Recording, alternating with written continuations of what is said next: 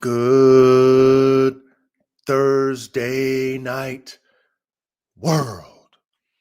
And welcome to another episode of Lab Talk with the Dog God, aka the Coach, aka the Elon Musk of high performance working dogs. That is me. That is I. And I am him. 1, 2, 3. Said hike. That's right. We back. We are back with another one and another one and another one. Big salute to my brother Ready with that pole position. Big salute to my brother Ready. Big salute to my brother Cooper. Cooper with that second place. And big salute to my brother B. Bikaria. B. Bakaria. If I pronounce your name wrong, my brother, please don't take it as disrespect.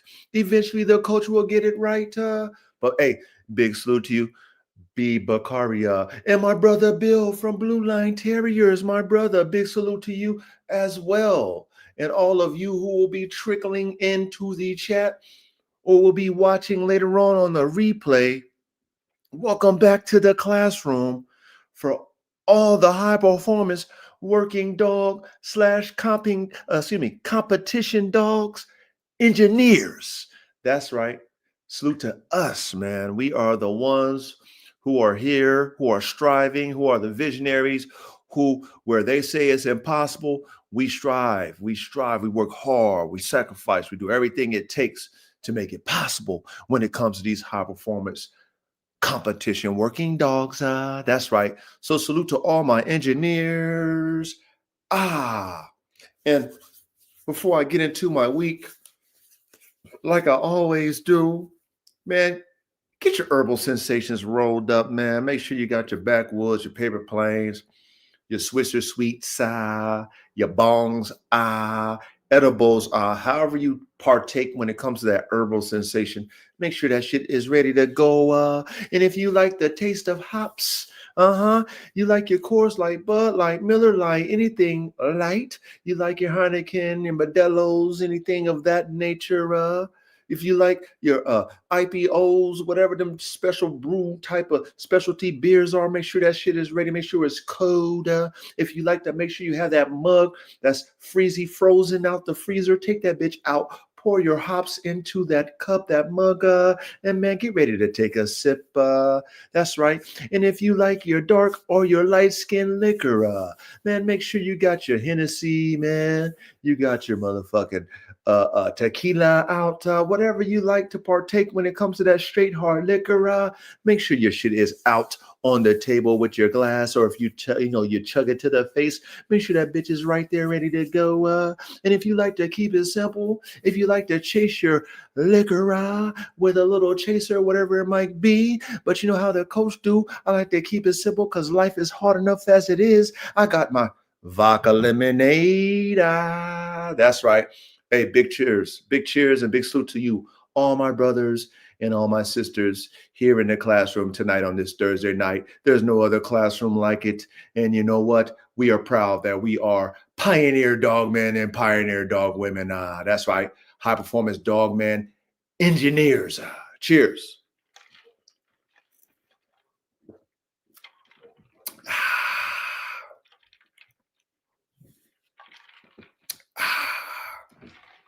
Ooh, that was good, man. That went down just right. Caveman. Big salute, caveman. Yeah. Hey, we're going to have a good topic tonight. Let me put that topic in the ticker, man, before I get started on my week, man. We got a great topic. Shout out to last week's classroom, man. We had a great classroom. Shout out to Caveman. You know what I mean? Shout out to Reddy. Shout out to all you guys in the chat. Shout out to Chris, all the guys who participated in the chat. Because, you know, as the high performance working dog engineers, you know what I mean? That's what we do. We the super dog man computer. I always said that to you guys. You know, all of us is a collective brain. You know what I'm saying? Even though I am the coach, I depend on my other coaches, right? I depend on y'all. I love y'all's participation. I pay attention in class, like I tell you guys to do all day long. Okay, it's a team effort over here. It's not a me effort over here. Okay, if it was a me thing, then I would stick to my one man band on my yard and how I take care of everything that I do on my day to day, which is very hard by myself. But like we talked about last week, if you want something done right, you got to do it yourself, right? However, when you got reliable teammates, right? You got reliable thinking men and women who have brains, who are creative, who have something to bring to the table. You got two ears. You got one mouth. I mean, shit. Let's hear double time. So, coach always have an ear to hear, and I love the fact that we are all smart dog men and dog women. We all bring something to the table. Because for us to advance these dogs to where we're trying to advance, it's a collective. It's not a me thing. It's a we thing. You know what I mean? That's right. So salute to last week's classroom. Salute to all the classrooms. You know what I'm saying? Right now we on 114 classes. Gosh dang, 114 classes. Damn it, man. You know what I mean? Nothing like it. But salute to last week's classroom. We had some great dialogue. It sparked, us to have, great conversation, this is what it's all about in the classroom. I mean, it's a thinking man's game in life. Y'all need to know that. Thinking man's game. When you work your brain, like how you want to work your body, you know what I'm saying, and get your body tight and take care, might want to get it chiseled up, dialed up, how much work it takes to get your body dialed up. Same thing with our brains, man. We got to do that shit to our brains too. So when we have dialogues where we have healthy debates, nobody disrespecting each other, nobody's belittling each other's ideas and thoughts. We're just talking. So it sparks ideas. And one thing about the coach, I'm all about the X's and O's. Okay. I always tell you guys to study. I always tell you guys to do your research all day. I always tell you guys to try things. That's what I always tell you to do because I live that. That's what I live. Trying it, figuring it out, trying it again, failing, trying it again, failing, trying it again until I get it right. That's what makes us elite at engineering, right? Because we always going to try to figure, okay, but that didn't work. Let's try to troubleshoot, break it back down. Shout out to Tony, the breakdown to build it up. Salute to my brother Tony for that one. We reverse engineer it, right? We're going to break that shit down. We ain't throwing it all in the trash. So when we have conversations and it sparks food for thought, you know what I'm saying? We don't, we're not here to, oh, you're wrong. That's not right. You said, no, that's not what we're here to do because no one is perfect. Okay. The collective brain is how we achieve the highest level because where I might think I'm right, you might say something that make me like, okay, well, shit, let me go do my checks and balances because that's what this shit is about, y'all. This shit is about checks and balances. That's what a good team is, right? You know what I mean? And the Bible says, shout out to Jesus Christ for this one, man. Okay. Where two or more are gathered, okay, in agreement. Okay, you got to be in agreement, right? There is the Most High in the midst, right? God, right? Because God is righteous, right? God is right. So when me and you as two or more, we come together and we, have the battle of the minds, and then we come to an agreement that makes sense mathematically, righteously, then there's the Most High. That's only God is only right. He ain't wrong. Okay, whether it's a minus on the spectrum of the answer sheet or it's a positive, right? So two or more, right? So salute to our classroom. We got a lot of smart dog men in this classroom, dog women. Even though I think we only have one female come in, and what I mean, salute to her. It's been a many moons, you know what I'm saying? I'm sure she probably watches, but she participated in the chat, so salute to her. But so far it's only us men in here, man. So salute to all of us who can have dialogue and not getting our Whitney. You know what I mean? We're masculine. We're masculine enough to not get into our emotions, man. When we have strong dialogue, right? Because we men, right? We're not here to belittle each other, right? But sometimes we're strong on our feelings on how we, do things or how we see things. So you present your argument with a masculine tone, and knowing that we brothers over here, right? We know it's not personal. It's not You know, we're not here to downplay each other's intelligence as dog men and dog women. That's not what we're here to do. We're men. We can handle that type of conversation. When coach has an aggressive tone, right? And he, hits that fucking, baritone in his voice as the coach. You might say a couple curse words. As men, we ain't saying like, oh, coach haters, oh, coach is trying to downplay me. Oh, coach is, no, that's not what we do over here. We understand, man, that's coach. We appreciate coach for keeping it 1,000 in the field, right? We appreciate coach for that real dialogue, that harsh tone when necessary, because we know what? We deal with them type dogs. At least I do. I deal with type dogs that can kill you, man. So I can't be pussyfooting around my dogs.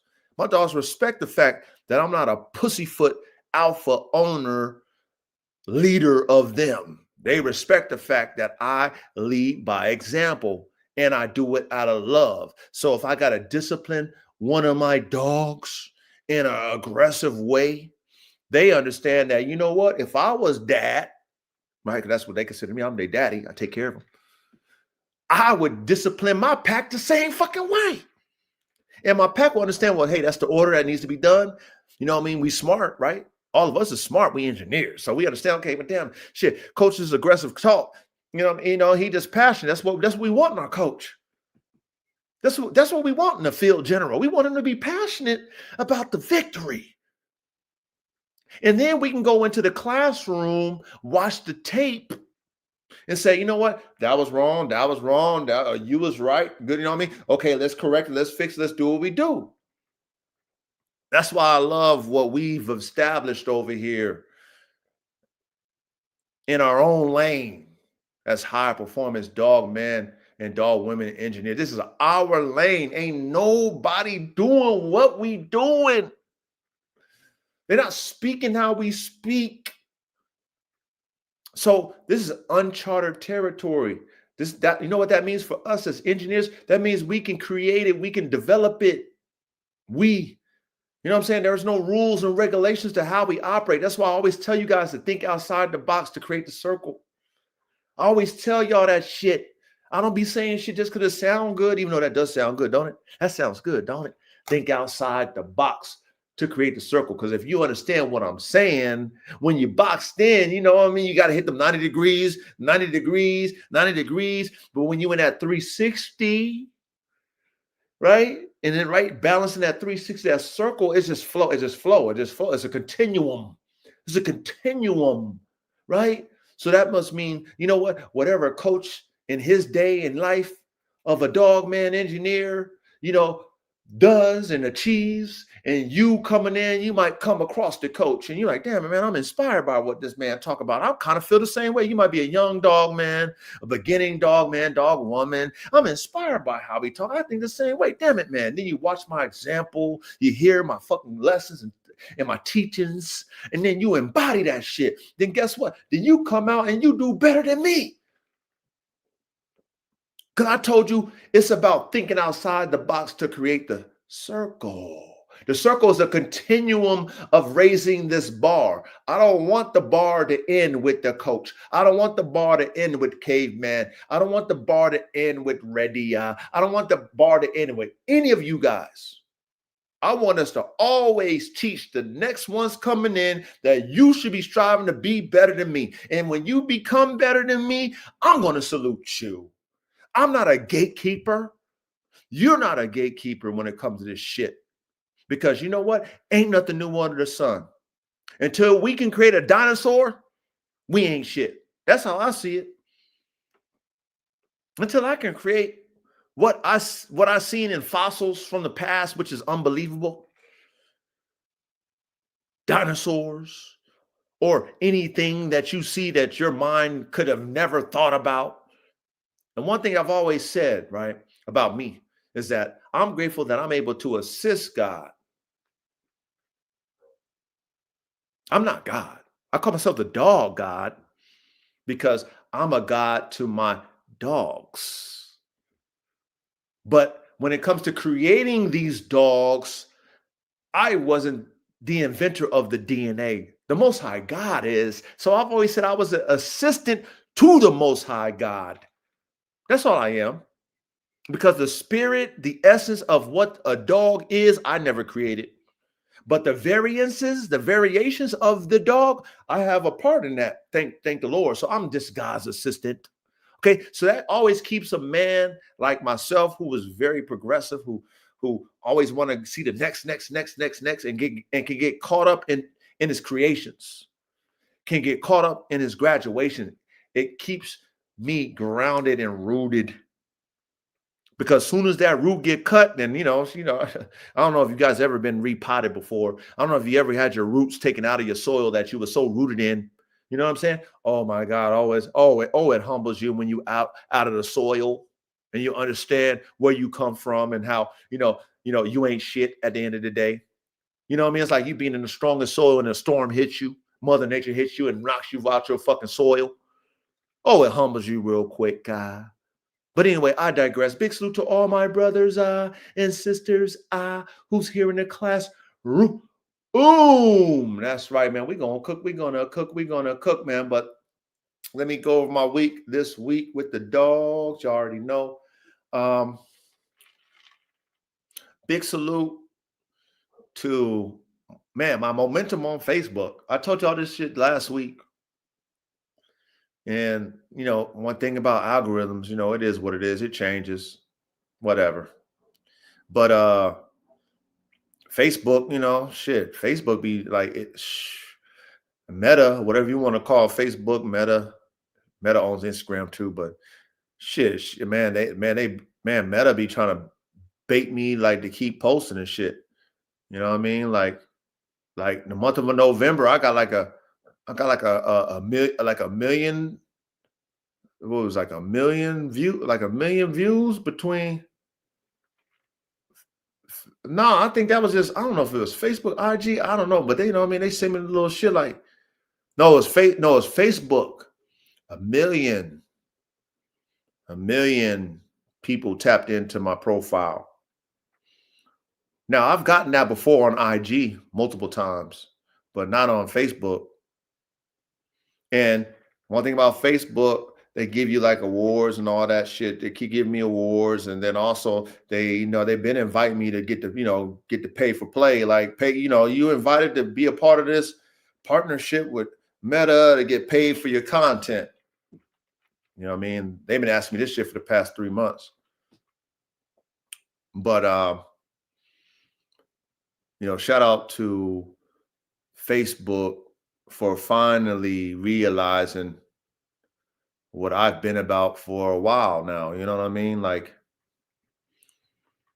of course, controversy sells, right? You already know how it works, man. It's the world is so fucked up and backwards, right? Anything negative and controversy and want to bring all the fucking boo-hoos out and the naysayers and the haters out, man. That's the shit they want to promote because that brings the most people out. Then they can, promote.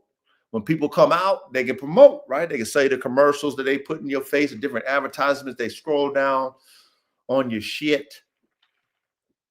And one thing about me as the dog guy, aka the coach, and my dog program is that because my dogs look so good, it makes you stop. Because my presentation looks so good, it makes a hater, naysayer stop. Then when they stop, then they look at the likes and then they look at the fucking comments. Like I told y'all, they automatically go into the comment section and they find a crew in there. They find their homeboys and homegirls. They find their spirit, right? You know what I'm saying? They find their demonic, fucking low-level, hating-ass, envious spirits all in there attacking the coach. And the reason why they attack the coach, because that dog that made them stop, they don't got. You know how it goes, jealousy, envy. That's how it works. And my presentation is like my dog coming to their dog and pissing on their piss spot. The dog, when you walk your dogs and they are true alpha. They smell another dog and they piss on it. when they stop my fucking post, that's like my dog pissing on any dog that they ever had in their life, pissing on their actual dogs that they got. And then they go in the comments and say, oh man, there's a whole bunch of people want to hate on this nigga. Oh, I can't stand this motherfucker. But at the same time, because that's how the algorithm loves the engagement. It just rewards me. It just keeps pushing me. Man, so this week I got an extra 200 followers. My shit going crazy over there on Facebook, And then on Instagram, I just posted a little thing on my stories. Y'all follow me, y'all fuck with me. I posted a thing on my stories showing y'all how my menu is still going ham. 600 something thousand views, 2,300 likes and shit, shares in the hundreds, all the shit. And what that tells me is that all the years that I've been doing me, not nobody else, me, staying in my own lane, not hating on nobody, not downplaying nobody, you know what I'm saying? Not thinking I'm holier than thou, greater than thou, always relating to people who want to relate to me, just being, being a coach, being the player coach, huh? I play for the team I own and I coach it. So I'm an example. And I stand up for mine because I know what I'm confident in who I am as a dog, man, because I got the dogs. I put the work in. I put the time in. I sacrificed everything, man. I'm still not where I want to be. However, to see finally that people respected me. I want to give him a shout out. I wish I knew his IG, man, but I got to give a shout out to this guy, man, and I'm gonna find out who he is. I'm gonna give him a shout out on the next show, man. But this guy, he's a game dog, dude. This nigga right here, man, excuse my language, I'm just keep it real. This nigga right here been hating on me for the past probably 2 years. He's one of my haters that follow me just to hate me. He always hate, always do that. So him and I have always gone back and forth. But I always, like I said, how I play cats is different. You know what I'm saying? I don't put my Whitney on it. I do the mirror shit. I know how I kill niggas is I kill them with the mirror. You know what the mirror is, man? Remember that Wicked Witch of the West? I don't know if it was the East, where she saw the mirror, she melted. When you see yourself. So I always show people themselves and shit. So him and I have been bantering back and forth for about 2 years. Anytime my shit pop up, because my shit pop up in his feed, and the motherfucker follow me. He follows me. So it's like, you follow me, but anytime my shit pop up in your feed, you see that I got the crowds. That's why I always tell y'all about going, being in the game, EA Sports in the game. See, motherfuckers only get into your comment section when they see all them 45, 50, 100 people plus in your comment section, because it's the peanut gallery. So he knows that I be flexing on my fucking shit when it come to AK, when it come to my XL Pitbull Draco line that I produce, all the shit. He's a game Pitbull guy. Ain't no such thing. Stop capping. Every day, you a liar. You all that shit. He one of them motherfuckers, right? Got all the, whatever, whoever. I don't know who he is, but him and I have been bantering back and forth. You know what I mean? Like I said, it's like me being in the game and you got a motherfucking heckler after you scored a touchdown and shit. Oh, you ain't shit, dog, man. That was lucky. You one of them type. He's always been one of them type. So this week, that menu popped up. That menu, right? My high performance, my original recipe, you know what I'm saying? Like Colonel Sanders, like coaches like Colonel Sanders with the original recipes, right? Coach put the motherfucking 6-7 lineup, future cook-ups. I got them. I got the recipes. They're all on deck. I ain't cooked them up, y'all. I just put them all in one post. Shit doing big boy, you know what I'm saying? Big boy numbers. You know what I mean? I like to show and tell too. That's one thing about this dog game that is lacking. The dogs, not the personality behind the dogs, right? Which I don't hate on. Do y'all as dog man. I don't knock on it. However you guys push your content, do it. I salute it. I'm not a hater. I don't hate. However, there's rarely anybody that come out like the coach. And it's always been about the dogs, not me. And my dogs continually do numbers, thousands of likes, hundreds of shares, etc. When them short content reels was going there, I was doing 500,000 views, 20,000, 30,000 likes. I was doing all that shit when that shit was going. That's how you grow. Is going viral. I've been doing that shit with AK. A lot of dogs. I've been doing that shit. Okay, so I've been a part of this whole viral shit. I've been in the algorithm, all the shit. But let me make a long story short with this gentleman here. So he get in my comment section, right? And he says some slick shit like he always do. You know what I mean? And I responded to him like this. I said, hey, you couldn't help yourself, huh, hater? I said, see, I knew it. I knew that you couldn't help yourself, hater. You know what I mean? I just did my laughing emoji and shit like that. And then he responded with the laughing emoji, right? He's like, man, I fucks with you. Which I knew he didn't. Why would you fucking follow me? And then be hating all the time. But of course, he don't like the fact that I stand on business and call my shit the fuck I want. But at the end of the day, you think I'm gonna back down off of who I am and what I am as a dog, man? I'm not you. I'm not that gentleman. I'm gonna call him a gentleman now because he admitted something I always knew. I knew you was a fan, nigga. Why would you follow me if you wasn't a fan? Okay, but because I'm doing something that you not doing, and regardless of what you doing with what you're operating in your content, my content keep getting fed into your feed. And when you see my dogs, my shit look top tier. My shit don't look Raggedy Ann. My shit don't look low budget. My dogs look top tier. I know how to take pictures. I know how to, I'm a conditioner. Y'all know what I do best, man. I make dogs and I condition dogs. I'm a conditioner.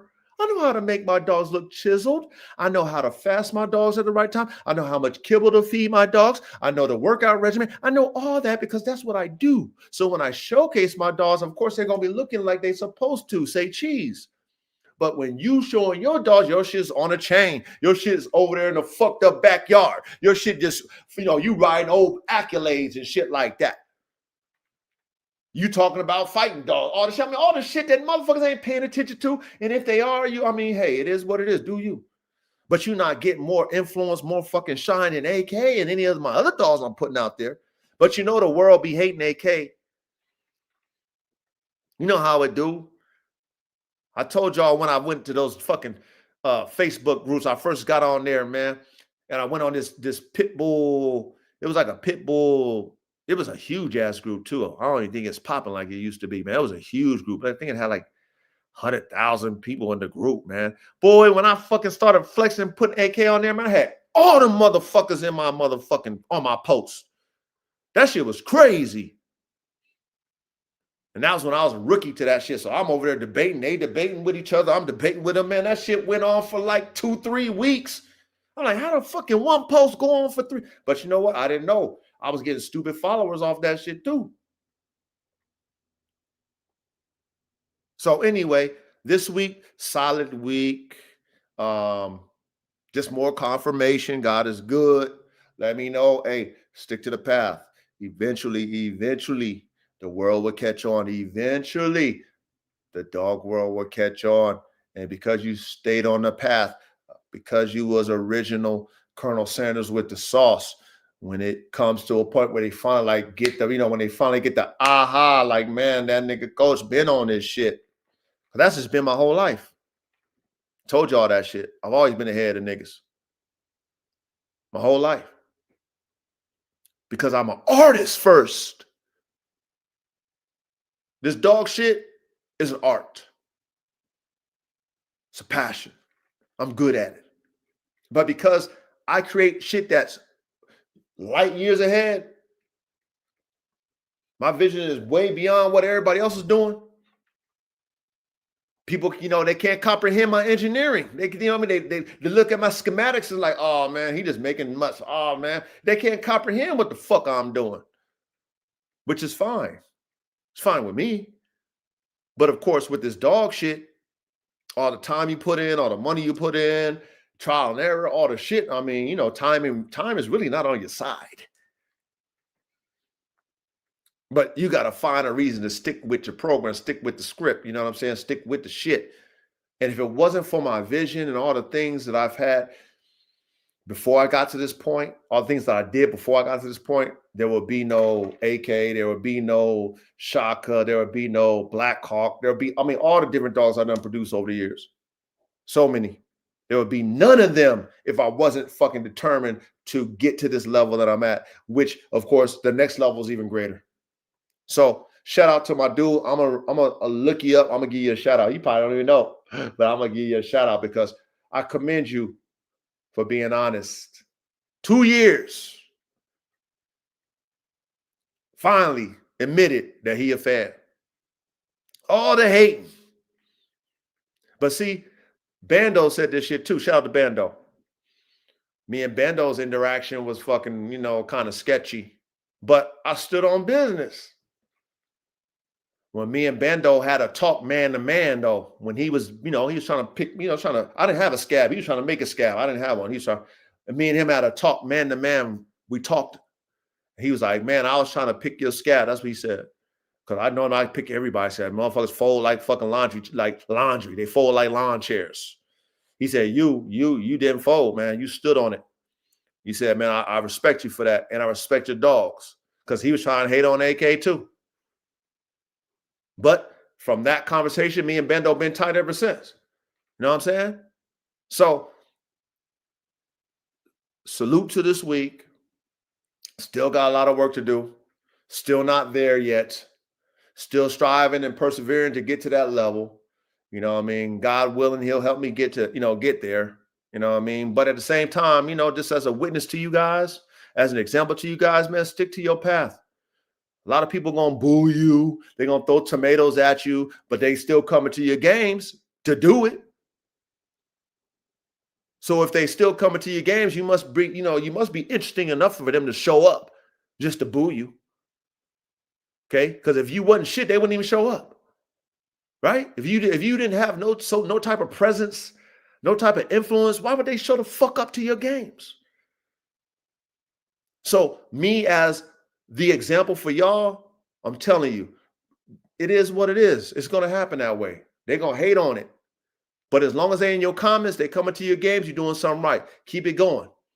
You know what I mean? You know how the coach do it? Sounds good, spectator, with the laughing emoji. That's what I do to these motherfuckers. And I let them comment and go crazy and shit and have their own dialogue with each other because they're not doing nothing to me. You at my games. I did not go to your page. I didn't go to none of your posts. Matter of fact, when I do go to your page, you ain't got no posts where anybody coming to. Nobody come to your games. You know what I'm saying? You come to my games and my shit's cracking. My content doing numbers and the peanut gallery's there. So of course you want to talk to your motherfucking haters and commentators and naysayers. You want to talk to your like people that's like you. Of course you want to, because that's the only way you get your shine. That's the only way you get your pats on your back. But your dogs don't get no pat on the back. You put a dog menu out, it won't do no numbers like my dog menu just did. That I show y'all. So that when I speak with some type of level of authority, I speak with some type of level of smarts when it comes to these dogs and breeding, then y'all can be like, yo, coach, he can talk like that. He do the numbers. Look at his stats. He does not fluffing. He's not fluffing the numbers. He's not just talking because it sound good coming out of his fucking mouth because that's what everybody else do. They talk and it sound fucking good. No, look at coach's stats, motherfucker. He do this shit. He do it. He done it. He did it. He's doing it. So I digress. Big cheers. Big love and respect. Big salutes. And I'm going to go ahead as I take a sip of my vodka lemonade to curb the edge. I'm going to go ahead and drop this link. I'm going to go ahead and put the banner up. Hey, we're going to have a great cook up tonight. Okay. But I'm going to drop the link in the chat. Now, if some of you guys are on the vertical and some of you guys are on the horizontal, because you know there's probably 2 lives going, which is really the same live. You might not see each other. That's just kind of how, until StreamYard figures that shit out, you know, it is what it is. But just know, Coach sees your chats. Okay. So, you know, if you're participating, I will add it to the playbook. You already know. We'll put it up if you participate. Don't trip. But just know, if you're not seeing everybody, just know that there's 2 lives going, because StreamYard has a vertical, which I guess if you're on your phone, you can see everything in a certain type of way. I don't know what it is. Some new shit. So just bear with it, okay? You know what I mean? But we all are here, EA Sports in the game. And boy, oh boy, we're going to have a great classroom tonight, like every classroom, man, we have, man. One of a kind, where you can come and learn some shit, Ty. You come and learn, man. That's one thing that I've noticed when it comes to the podcasts, plural, that are out here today. Because I go through all of them, man. I'm just, I'm a student of the game, man. I go to all the games. You know what I'm saying? That's why I'm the coach, man. That's why I'm me. I go to all the games. I go, I'm a student, man. I take notes. Like I tell y'all, take notes. So I go to a lot of different breed podcasts, and I love to learn about dogs, man, because I'm really engulfed in what I do. I really want to create next level, high level dogs. So I want to learn from everybody. I'm humble. I'm a student. But what I've noticed is that there's not a lot of classroom type shit where motherfuckers is teaching you shit. It's a lot of interviews, which is cool and great. And salute to all my brothers that do interviews. Brother Joe, who does interviews in WA County Corso. Salute to Brother Joe. If y'all ain't follow him, follow him. Salute to my man, All World Doberman. You know what I'm saying? He does some dope ass interviews and stuff like that. So it's a lot of interviewing going on out there, right? Which is fine. Okay. But with me, because I'm such a fucking student, I want to learn about what's happening now, what people are doing now, what they're cooking up now when it comes to making dogs, especially performance dogs. You know what I mean? And a lot of guys don't really want to talk about their sauces and formulas to current, because, they're dealing with competitors who might steal their swag and their sauce. And I respect that. So I see from that window. However, there's not a lot of content where you can come over there with your notebook, your pen and pad, listen and be like, ooh, or damn, I tried that, or ooh, I didn't think of that. Okay, cool. And where you can come and, learn some shit. That's what I feel that the dog game is lacking. And that's something that I came on live to do, is teach, give back. You know what I'm saying? I'm not going to hold the information back from y'all. I want you guys to pay attention in class, take your notes, go and do your own research, then go into your lab, cook it up, apply it, see what it is, troubleshoot it, do it again till you get it right. I want y'all to do it that way, because that's the way I do it. So again, salute to our classroom, because we one of the few that every Thursday night, we here to teach, man. And there's always going to be a few of us that's here, because most people don't have the attention span. They don't, you know what I mean? Their brain just get fried and shit. It's too much. It's too much. Oh my God, too much information. Oh, they shit. They blow a circuit and shit. Blow a fuse. It's done. All power out. They want to laugh and shit. They want to, they want to be entertained. Over here is not about entertainment. Entertainment is not going to help me produce a next level dog. If I want to produce a dog greater than an AK, entertainment is not going to help me do it. If I go to your podcast and you entertaining, or I'm going to your podcast and, I'm just hearing about what you used to be, all the shit, cool. However, I'm not getting nothing from that. Me, me. So I find myself scrolling through a lot of different people content. This is me. I'm just talking for me because I'm looking for the gamer that's giving me game. And before I let the qualified panel up, next week I got a classroom for you, man. And I came across an individual who's top tier in Malin man. And we're gonna have a classroom with him as far as his content, and it'll be a great classroom. And Inquisitive Dijin, my brother Inquisitive Dijin, I heard him in the chat. You know what I'm saying? And the brother mentioned one of Inquisitive Dijin's question, man. So shout out to you, Inquisitive Dijin. Great dog, man. Dog minds think alike. You know what I'm saying? That was my first time coming across that gentleman's content. And my brother Inquisitive Dijin was over there asking questions. And of course, he be participating in our chats. He's an engineer too. So that's why I love that confirmation. I'm like, oh, that's my brother Inquisitive Dijin over there in the chat. And my man over there commenting on Inquisitive Dijin's question. But we're gonna do a show on that particular content. And I was so grateful that I bumped my head on his page because he's a teacher. He's a teacher and I'm a student, man. I just want to get better and better and better, man. I just, what I'm saying? It's never good enough for the coach in the field, man. I'm trying to get better and better. I don't care what level I'm on. I'm trying to go higher and higher and higher. That's right. But I digress some, and I'm going to go ahead and put this link in the chat, and we're going to cook, man. We're going to cook. That's right. So let me go ahead and do that right now, okay? Let me go ahead and do that. Big salute, Tony. Man, we got everybody up in here. Verde, my brother Verde. We got Rock Solid in the building. Man, we got everybody in the building, man. Hey, Inquisitive Dijin. Hey, Inquisitive Dijin. You going to know when we had that show. I'm going to do it next week. Inquisitive Dijin. You going to know, man. You be like, oh, man, Coach found him too? Yeah, Coach, man. Shit, I'm a dog, man. So I'm a real engineer type shit. Elon Musk type shit. That's who I am. Never stop learning. So let me go ahead and find my link, and we gonna cook, man. Okay, where my link? Where my motherfucking link at? Hold on.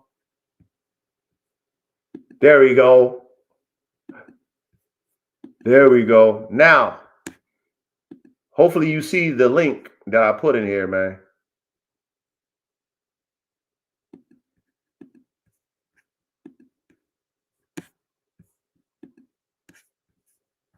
Hopefully you see that damn link.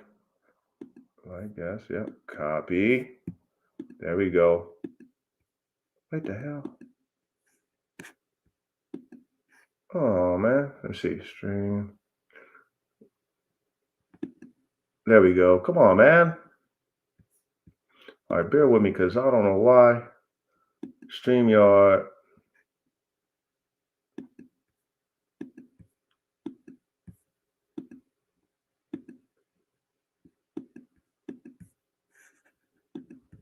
Why is StreamYard doing that shit? Hold on. Bear with me, y'all. Back forward search. Okay, guess. That's right.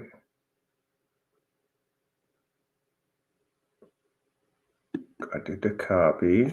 That's right. That's not why I want to share a referral link. Get that shit out of here. Oh, here we go. We're back. StreamYard. Man, come on, StreamYard. You always be switching shit up. All right, so I dropped that in a link. If you see it, click it if you qualify, man. Click that damn link when if you qualify, you know what I mean? Click that damn link. If you qualify to come up here, man, we're going to cook tonight. We got the assistant coach. She's coming to help us too. Ready? Salute, coach. Salute, ready? How you been, man? I've been good, man. How that dog you got, man? Getting more ferocious. Yo. Hey, man. Made it. You made Salute, it. caveman. Salute. Everybody good. We living, man. You know, hey, God is good. You know what I mean? Just trying to strive to walk that straight and narrow path, but also be successful at the same damn time in this fallen world we live in. You know what I mean? You know what I mean, K man. You know that's right. Word. What No, dog is that in that picture, caveman? That's one of my female band dog pups. Yeah, that joint look good. what's the mix in that, K man? That's the Dane XL Bully. That's actually one of my calls. I took that picture to send to somebody else, Hmm. and I So, didn't K, have a picture. were you able to keep at least one of your bull herders? No, I got no.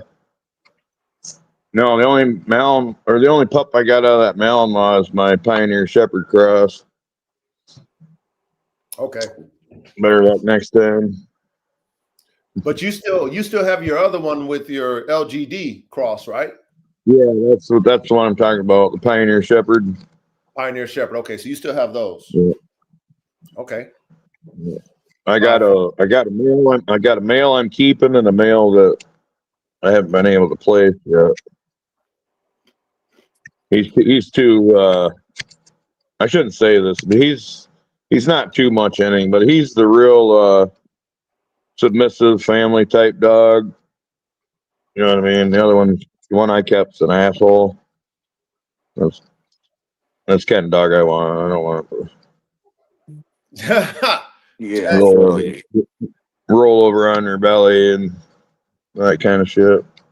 hey, Yeah, K man, that's a two-edged sword having a dog that's an asshole. I own two of them on my yard, and Yeah. that's They make hey, the best ones, though, don't they? hey, it's a love-hate relationship, man, with them damn Yeah. dogs, man. I'll tell you Yeah. that. Oh yeah, good working dog will drive you nuts, especially if you're not keeping them busy all the time. right. Man, They'll be barking, they'll be tearing shit up, they'll be escaping, they'll be doing something if you don't do something with them. Yep. exactly. But if you don't ever hear from them, they probably ain't worth a fuck. Yeah, I mean, that's unless true. some breeds are Yeah, exceptions to that rule, but not the kind of dogs. We're talking about police, military dogs. yeah. Correct. That's Yeah, the ones they want, K man. They want them assholes. Them super assholes. Word. You know what I mean? Was it going to challenge you every now and then? Yep. So, okay, so check this out, gentlemen.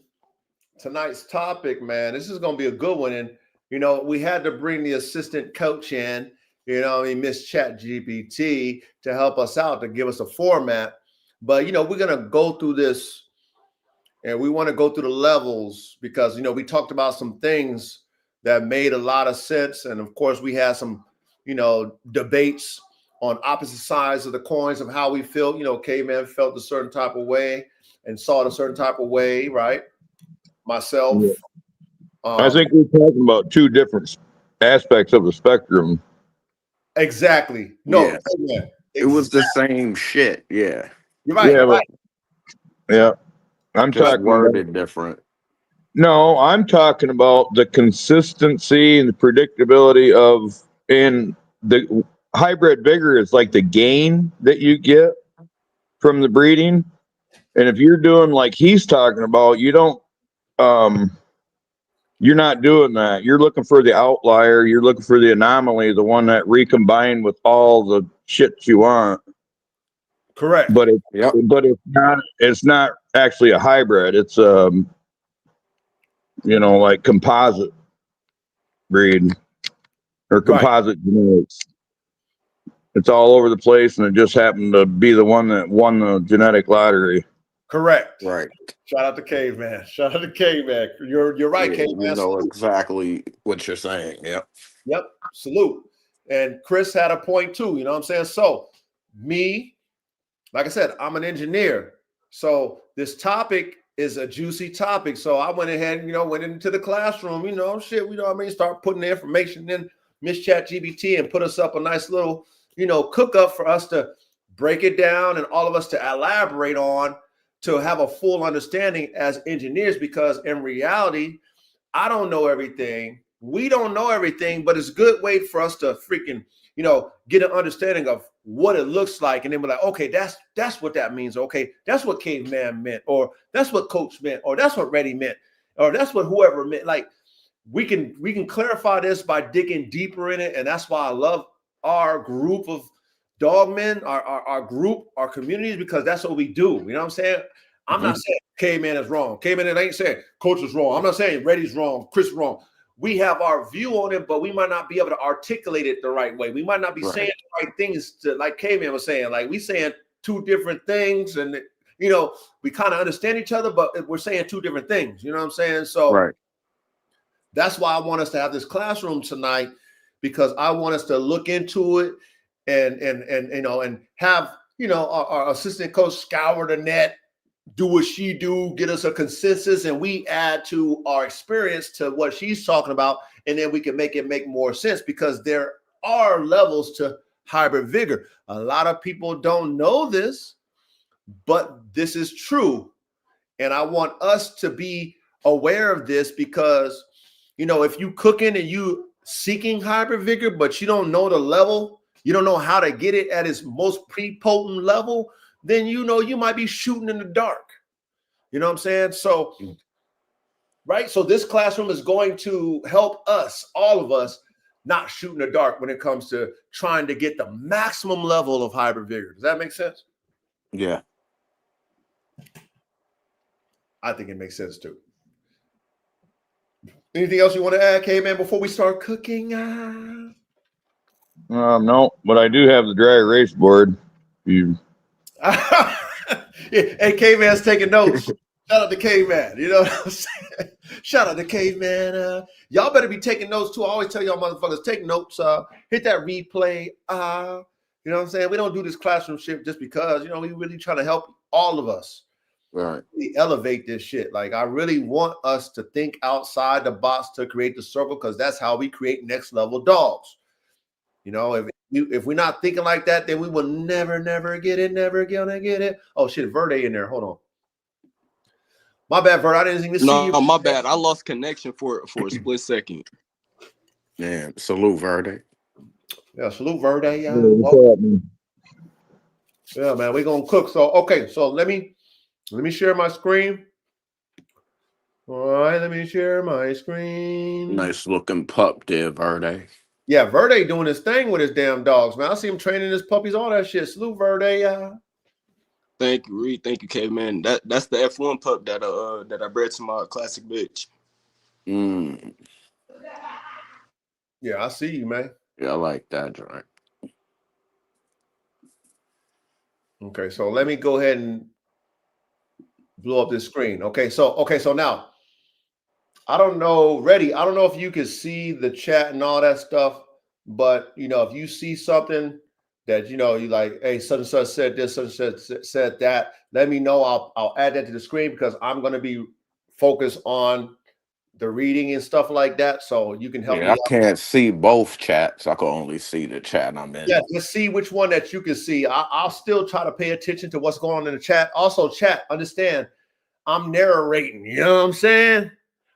So I'm doing the narration, then I'll stop, and then you guys can chime in as I'm asking the panel the questions. You can chime in and add whatever you guys input in on this, and then whoever is tying into what we're talking about, the subject matter, I will add it onto the screen so that the world can see it, even though whoever's watching it live or whoever's watching it afterwards, they can watch the chat, they can see your chats. But I will, if you're saying something that's tying into what we're talking about, I will implement that on the screen. However, I am the narrator. Okay, so I'm going to be focusing on the reading part of it, but at the same time, Reddy, if you see something, you want me to add in there, I'll make sure I'll add it. Okay. All right, bet. All right, cool. Team ball over here, man. We're playing team ball. That's all we're doing, Reddy. Yep. Okay, so it says over here, right? So I put this curriculum together, and shit. Shout out, to our assistant coach, man. She's solid, man. She's gonna give us some basics, a little outline, and we can do what we do. We can use our brain and add to it. So So she said, below is a clear breeder level breakdown of hybrid vigor, heterosis in dogs, arranged from the least to the most potent levels of hybrid vigor, followed by exact breeding strategies to achieve each level, including how to reach the strongest possible hybrid vigor. Okay, so remember how we were talking about that to a degree a little bit last week? Okay. Right. That's why I wanted us to cook on this, because this is something that we should understand fully. And then once we understand it fully, then we can know how to navigate and use it as a tool. Okay. Right. And then we can also understand that once we set a level, we can see, if we achieve that level or not. Mhm. We need to know what it is first. Okay. Yeah. So that's what this classroom is about, y'all. All right. So here we go. Hybrid vigor. Levels from weakest to strongest, right? Hybrid vigor increases a genetic diversity between the sire and the dam increases, okay? Less related equals more heterozygosity, right? Yeah. Okay. Yep. Good. Okay. Equals stronger hybrid vigor, okay? Now, level 1, minimal hybrid vigor. Description: this occurs when two dogs are very closely related genetically. Examples: full siblings bred together, parent times offspring, closely line bred dogs, 2 times 3, 3 times 3 on the same ancestry. So that we learned what that meant, right? 2 times and within the third generation, the second, in the 3 in the third generation. So that's 2 of the ancestors in the third or in the second, 3 in the third. That's what that means. You know what I'm saying? And that's when how we were talking about horses and how theirs is like, if they're not close within the first 4 to 5 generations, then that's considered an outcross because they're related. Okay, so that's what we already talked about this in other classrooms. So if you want to know what the 2 times 3 is, 3 times 3 is, man, go back, man. We done broke this shit down already. Okay, so we don't have time for all that. Now, potency. When the potency on the minimal hybrid vigor, very low, almost no hybrid vigor. Inbreeding depression, risk is high. Reduced fertility, small litters, weaker immune response. Okay, how to accomplish: heavy line breeding or inbreeding, tight family lines, pure preservation breeding. Okay, so do we understand? Panel, ready, caveman, chat. Do we understand the lower level of hybrid vigor? How she explained it to us, breeding that way. Do we understand anything that you guys can add to that? Yeah. Don't breed family members so tightly or at all. You gotta outcross, bring in another breed to bring in healthy genetics To produce the to vigor, produce the vigor, the hybrid vigor, right? To the produce, high hybrid vigor. correct. And remember, all breeding techniques are a part of our breeding formula and our recipes. Okay, so line breeding and inbreeding is required. Okay, however, like she was saying, closely anything within that first generation, that second generation, and that third generation repetitive. If you did that from an outcross, right, from an unrelated, then you inbred or line bred in the third. Let's say you inbred in the second, and then you line bred in the third.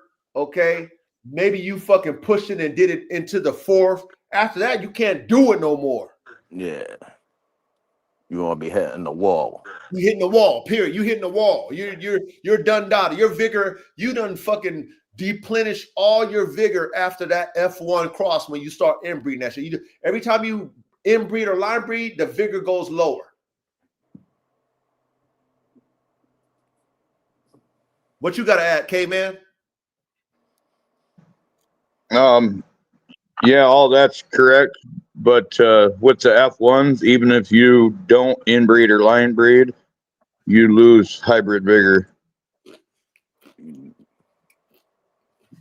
What do you mean with the F1s? You lose hybrid. How are you going to lose If you hybrid? breed, if you breed two F1s, you lose Oh some of the yeah, hybrid vigor Yes. correct. that Yes, you you are got correct. from the original. You are correct. Hopefully, you Even guys. though you're gaining diversity in your line, but the individual dogs lost out. Facts. Okay, now that's true to a degree. We're gonna learn that too. We're gonna learn that there's a caveat to that. There's a flip side to what you just said too, K man. So we're gonna learn that Yeah, too. right, because they're all different. Correct. Correct. Yeah. Some are going to be elite, some are going to be trash, some are going to be midsy. Yep. Yep. All different tiers. That is true. All right. So hopefully you guys understand level one. All you guys in the chat paying attention in class, taking notes, really, using your mental awareness and listening. Hopefully you guys understand the minimum hybrid vigor as we just broke it down. So let's go to level two, right? Level two is low to moderate hybrid vigor. Description: the parents come from the same breed and same family, but are not closely related. Examples: same breed, but no recent shared ancestors, 5 to 7 generations apart. Hey, excuse me, 5 to 7+ generations apart. Okay. Two separate but similar bloodlines of American Bulldog, American Pit Bull Terrier, Malinois, etc. Shout out to ChatGPT. She know we was talking about all them dogs. That's why she did that for us, man. Word. You know what I'm saying? That's why I love this. You know what I mean? She pay attention in class. That's what we got to do. We got to pay attention. She know we talked about these dogs. All right, now potency. She know we talked about potency. So here we go. Low to medium potency. Enough heterozygosity, right? Yep. Yep. Right? To improve vigor slightly. Good balance when breeders want to preserve type but improve health.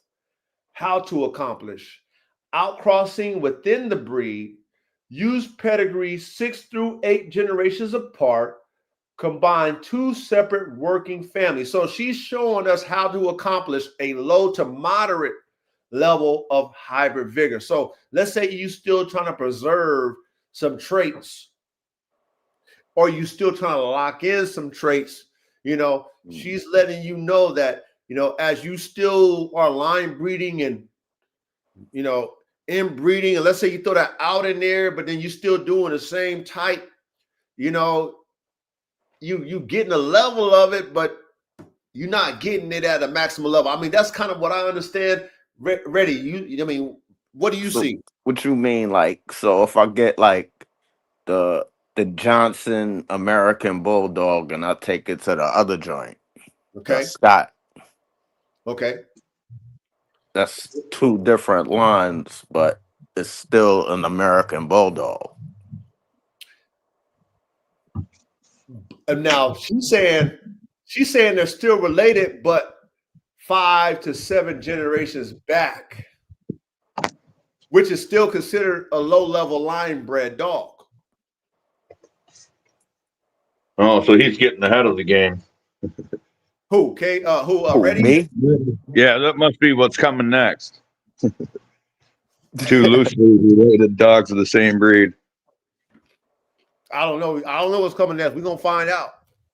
Or you're talking like I got a regular Scott American Bulldog, and then my boy got another Scott American Bulldog from the same litter as me. No. Separated by 5 or more Separated. generations. Yeah. No. That's not what. No. You Okay. don't? So And then I took it to the Johnson. no. Look. Hold on, y'all. Listen, y'all. She says this. She says description: the parents come from the same breed and same family, so consider line bred, right? But are not closely related, so it can't come from the same litter. Mm. So she gives us an example. She says, same breed, but no recent shared ancestries, 5 through 7 generations plus generations apart. So nothing related until 5 to 7 generations plus apart. Damn. So That would be a low to moderate hybrid vigor. If nothing was related until the 5th generation, that's considered a low to moderate hybrid vigor because it's still line bred, right? Remember how I told y'all how the horses are line bred? Huh? Loose line breeding. Correct. There you go, caveman. Loose line breeding. That's a term. But do you follow that, Reddy? yeah, I'm trying to understand it. Okay, Reddy. Remember, think about it like this: like how we thought about how the horses are when we talk about horses and how they all come from the same fucking foundation, Right? right? And for them, because they're all line bred related, all of them, their hybrid vigor, because the gene pool when they started it was so broad on purpose that when they started to get closer and closer and closer and closer and closer and closer, then they say, okay, because they're still all related, but they're distant cousins. If they're not related past the 5, if they're not related within the 1st to the 5th generation or the 1st to the 4th, then once they're not related in the 5th, or excuse me, if they're not related and then it become related in the 5th, that's called a line. That's called an outcross in racehorses. Right. You see what I'm saying? Yeah. So that's what she's telling us a low to moderate hybrid vigor is in a dog. Is that if they're not related until it gets to the 5th to the 7th plus generations, then that's a low to moderate hybrid vigor. That makes sense. Okay, so chat, hopefully y'all paying attention in class. We breaking this shit down for y'all. All right. So y'all can understand the potency level of your vigor. Because like I said, a lot of people talk about this shit, but they're not engineers like us. See, we want to break it down so we can build it back up. We want to break this shit down so you have a comprehension of what the fuck you're doing. It sounds good when it come out your mouth. Well, I'm getting hybrid vigor, but what level of hybrid vigor are you getting? Do you even know? You even comprehend? Did you study? Did you try it? But I digress. So that makes sense. Okay. You see anything in the chat? Anybody say something? Let me go and look at the chat. Look at the chat. Make No, sure. I don't see nothing on my side. Okay. Yeah, I don't see nothing on my side either. Okay. Let's keep it going. All right. Salute, K-Man. Salute, Ready. Appreciate y'all's participation like always. So all right. So level 3, moderate hybrid vigor. Okay. It says outbred with breed. Description: 2 dogs are from the same breed, but from genetically distant populations. That's interesting. Example. that's what I just said. Yes. Oh shit. Hey, what did K-Man say? I think K-Man must have fucking read the shit. K-Man must have read the shit before. K-Man, why you cheating, K-Man? Stop cheating, K-Man. Been reading this shit 45 years. K-Man's over there fucking cheating and shit. That ain't even tell you got the cheat sheet. No, K-Man. Nah, that's ill, man. So examples, just like what you said, Ready? Salute to you, Ready. Johnson American Bulldog times Scott American Bulldog. Show line German Shepherd times working line German Shepherd. American Pit Bull Terrier Eli line times Jeep Red Boy line. Max diversity within the American Pit Bull Terrier, right? Potency, medium. Okay, noticeable increase in stamina, immune strength, body size, and recovery. Good for working performance without losing breed type. Okay, how to accomplish this? Breed 2 different strands of the same breed. Avoid overlapping pedigree for 6+ generation. Genetic COI, which is coefficient of inbreeding, under 5%. Now, what can you guys add to the level 3, which is called moderate hybrid vigor? Anything you can add to what we just learned? No, pretty good.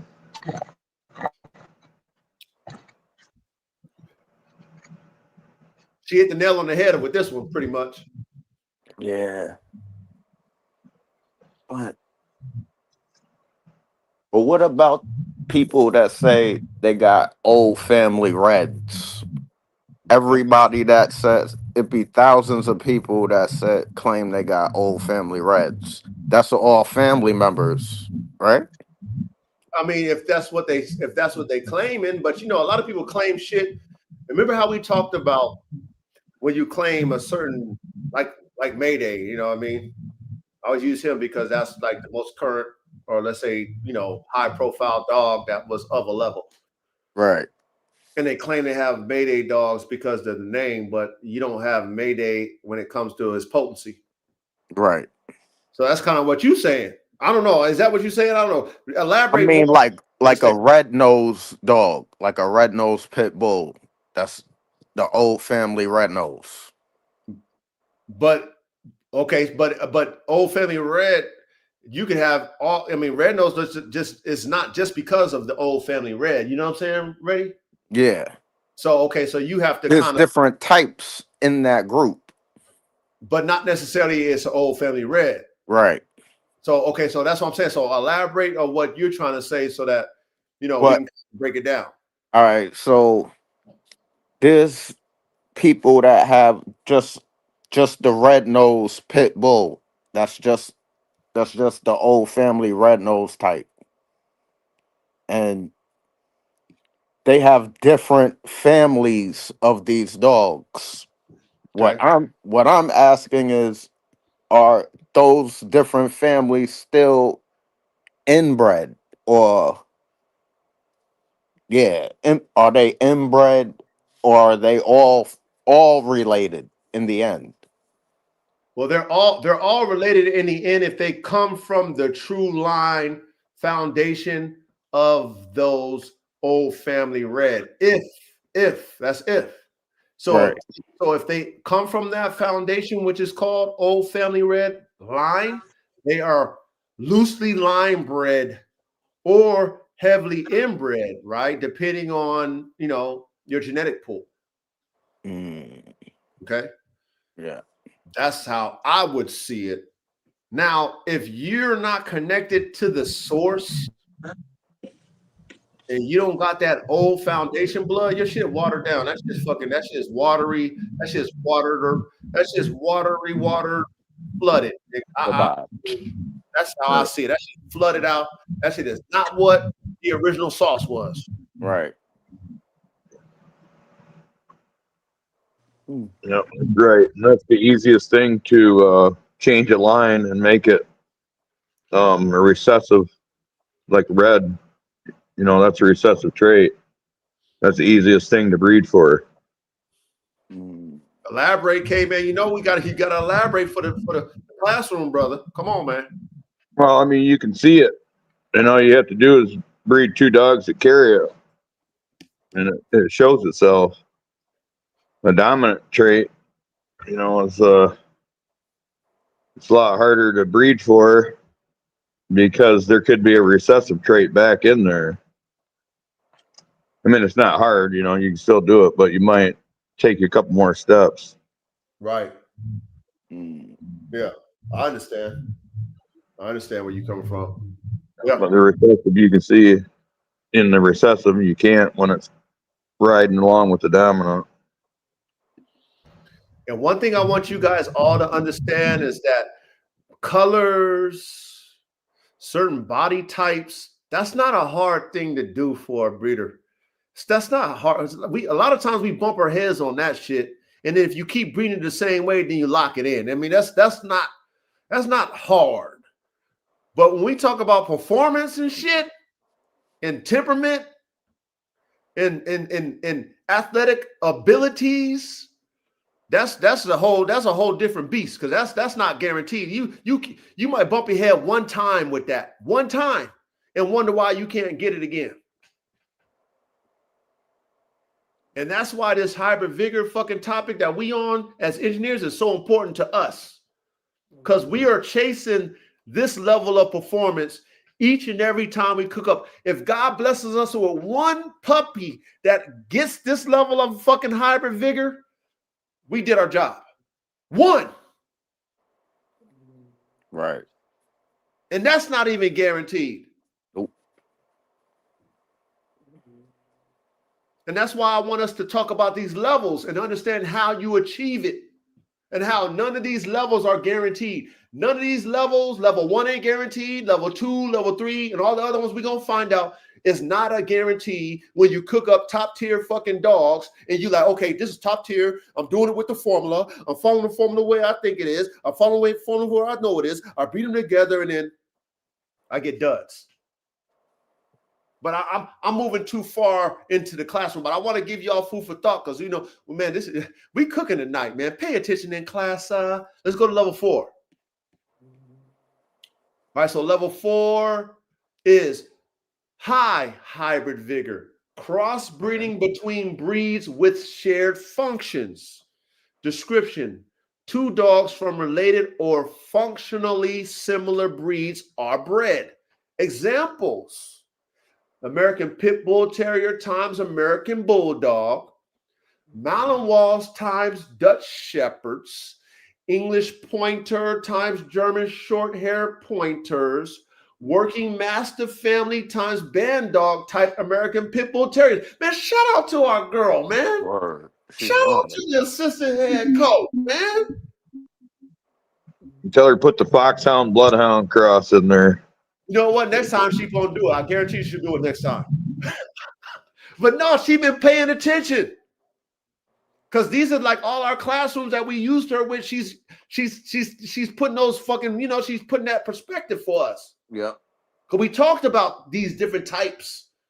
Okay, next time she's gonna have the Kangal in there. She's gonna have all kind of shit, the hounds and shit. Shout out to Miss ChatGPT. But anyway, let's go to the potency. Potency. High potency. Big improvements in muscle mass, stamina, temperament balance, structural soundness, immune strength. Okay. She says this is where band dog programs and designer working dogs succeed. Uh-oh. I like that. How to accomplish this, she says. Choose breeds with complementary work traits. Facts. Okay, that is facts. We talk about that. Max traits. We talk about that. Avoid breeds with overlapping weak points. That's common sense. Mm-hmm. Pick parents with strong health, drive, and temperament. Maintain genetic distance, but functional compatibility. That shit makes sense. That shit makes a lot of sense to me. Come on, ready to elaborate, caveman, elaborate. What y'all got to say about this? Gotta breed 2 different breeds that do the same job types, and to get the strongest, the highest level of hybrid vigor. That's what I think. That makes sense to me. Yeah. Something like taking lighter, faster, athletic dog and breeding something a little bullier to give it a little more power and bite at the end of the trail. Like a hound or a band dog or a protection dog. Right. Yeah. But you see how as we climb the levels, it's more genetically diverse.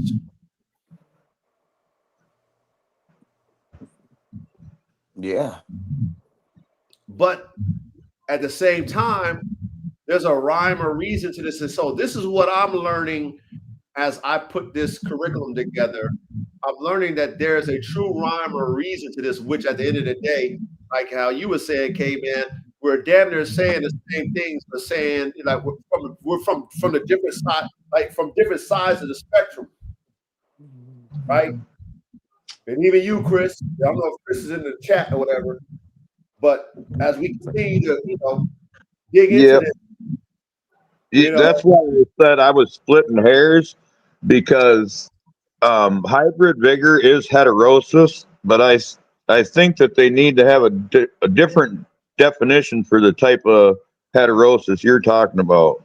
Correct. And she breaks it down in here. So she shows me my perspective, and then she showed me your perspective. She showed me Chris's perspective. You know what I'm saying? Because there's levels. All right, so my fault. Go ahead, ready?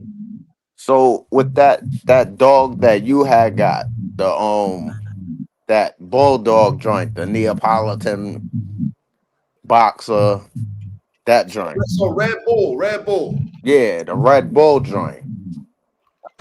How what yeah. They just put any Neos in there then. Nah, hold on. We getting ahead, but I love your mindset. I love y'all thought. That's why we gonna get to that.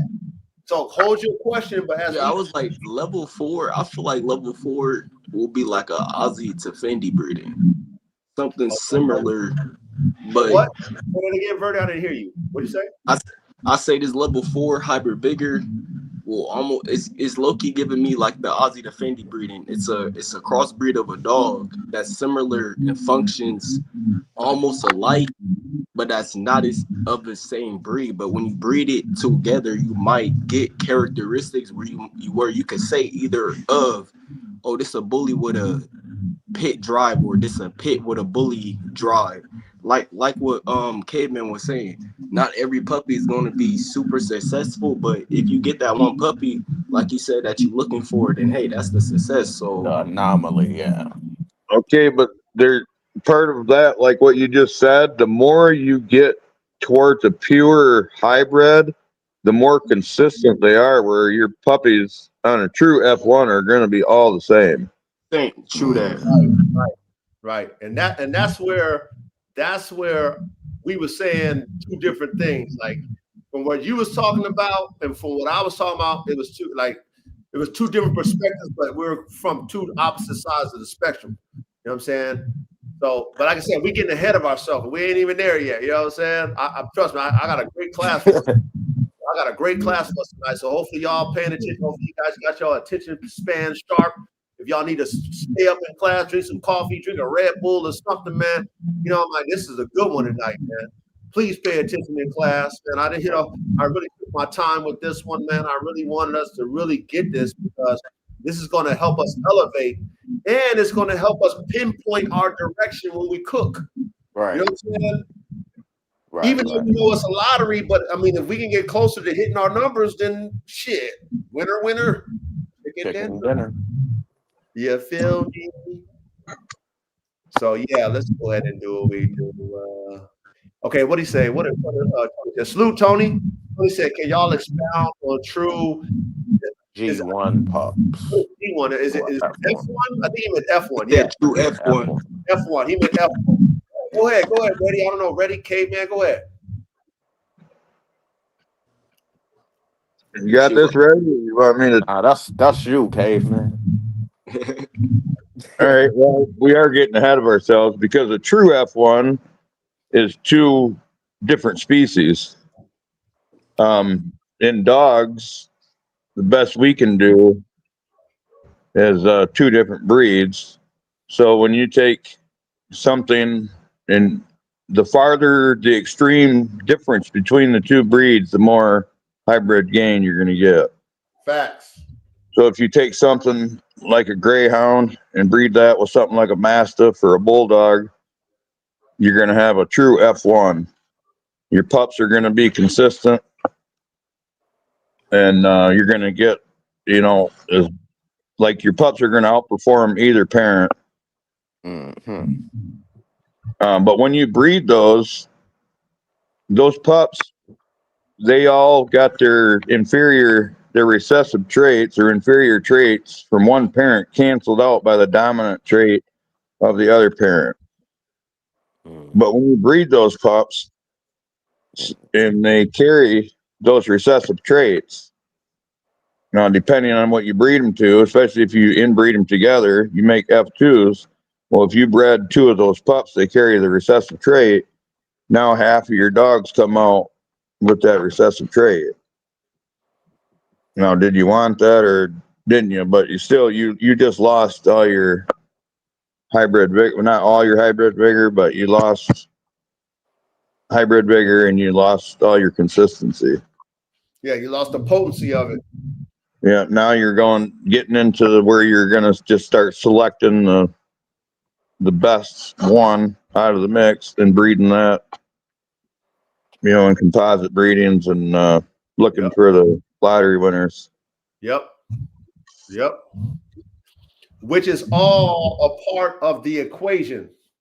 That's why we don't throw inbreeding out. We don't throw line. We don't hate on inbreeding. We don't hate on line breeding. We don't hate on outcrossing. All of it plays. You know what I'm saying? But there's an art to it. As an engineer, you know what I'm saying? If we're competing, that's why I say if you're a competitor, you're gonna try different shit. You're gonna get into your bag. You're gonna mix shit up, try different stuff when you're a competitor. Okay, you're not gonna stay just fucking this worked for me last time. But then when you compete and somebody outshines you, out fucking does you, and you still doing the old fucking formula, you gonna get fucking left behind in the dust. Right. That's why we gotta try all different genetic combinations, breeding combinations, breeds, breed types, all this shit, because we never know until we fucking try it. Yep. But I digress. Let's go to level 5, man. Salute, K-Man. Salute. Ready, salute, Tony, for that question, man. Let's go ahead and hit level 5. Level 5, maximum hybrid vigor. Okay, this is what this is what I like. I like maximum. I want to max my shit out. Okay, crossbreeding between unrelated breeds. So this is where I was like going off on it. Like this is where I was thinking, Caveman, and I understand now where you were thinking, and I'm getting ahead of myself, but this is what I was thinking, okay? Okay, because this is what I do. So, crossbreeding between unrelated breeds. Description: this is the highest possible level of heterosis. Breeds are distantly related with non-overlapping genetic background. So that means that there is no related anything in any part of the generation. Does that make sense? Yep. All right, cool. Example: American Pit Bull Terrier times Border Collie. Very unrelated equals massive hybrid vigor. American Bulldog times Presidio Canario. Moderately unrelated because we know that there might have been, that's why I said she's so smart, there might have been a pit bull thrown in the presser, you know what I'm saying, and then washed out over the generations, okay? Yeah, those dogs are cousins anyway. Right. That's why she said, that's why she let us know. Moderately unrelated. So we got, we respect that because we're not dummies. Now, German Shepherd times Boxer. Diverse working group crosses. Mastiff times cur type dogs. Band dog foundation. Okay. Potency, very high. The strongest hybrid vigor you can create. Okay. The strongest hybrid vigor that we can create. Results include extremely strong immune systems, increased size and structure and soundness, increased fertility and litter size, high athletic output, high longevity potential, ideal for creating F1 band dogs and hybrid working dogs. How to accomplish this? Crossbreed 2 totally separate breeds with different ancestries.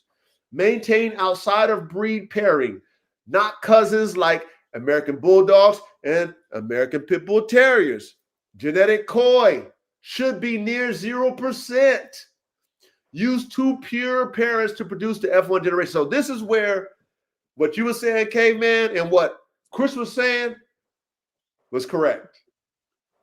When you take 2, let's say at least 3 generations in, they're related. Pure.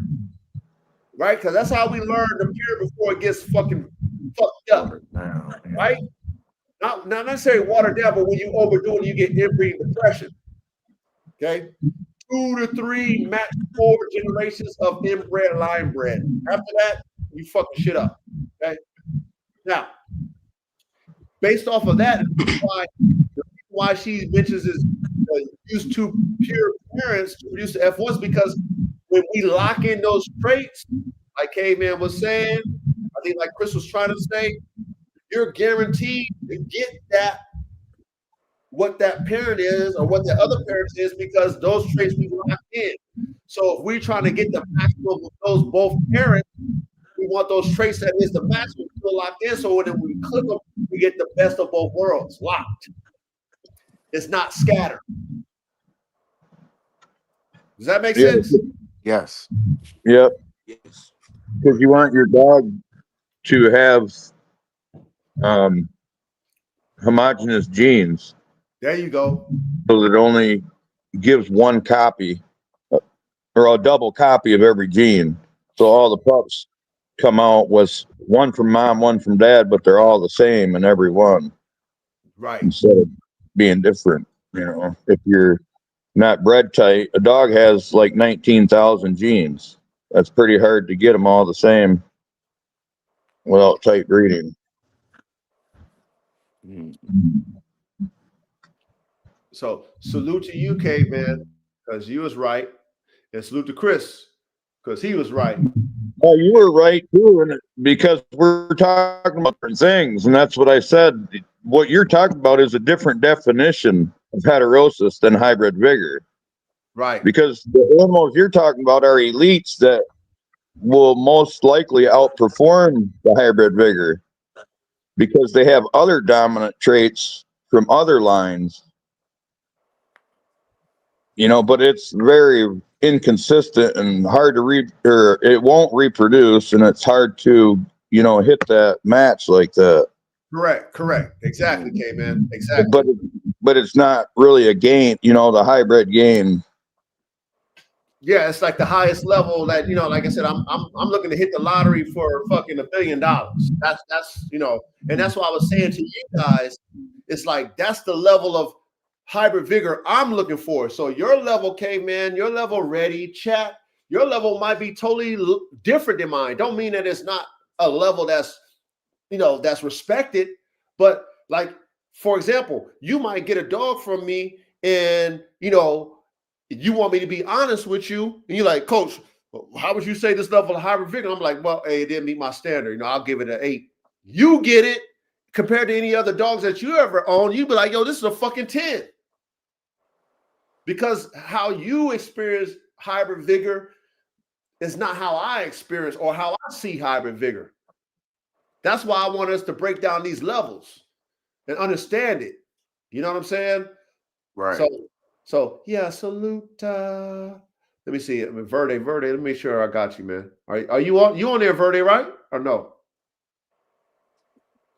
Verde, are you in the group or on the panel? Maybe not. Oh man. Thought I saw. I see it's I bubble. see it says remove. Hold on. He's on there. All right, cool. All right. So let's go to the next one. All right, anything y'all want to add to this before I move? Ready? You want to add anything, Caveman? Are we good on level 5? Yeah, but it brings up a topic that I want to talk about sometime. Maybe something you can research. Part of why this is the way it is genetic crossover.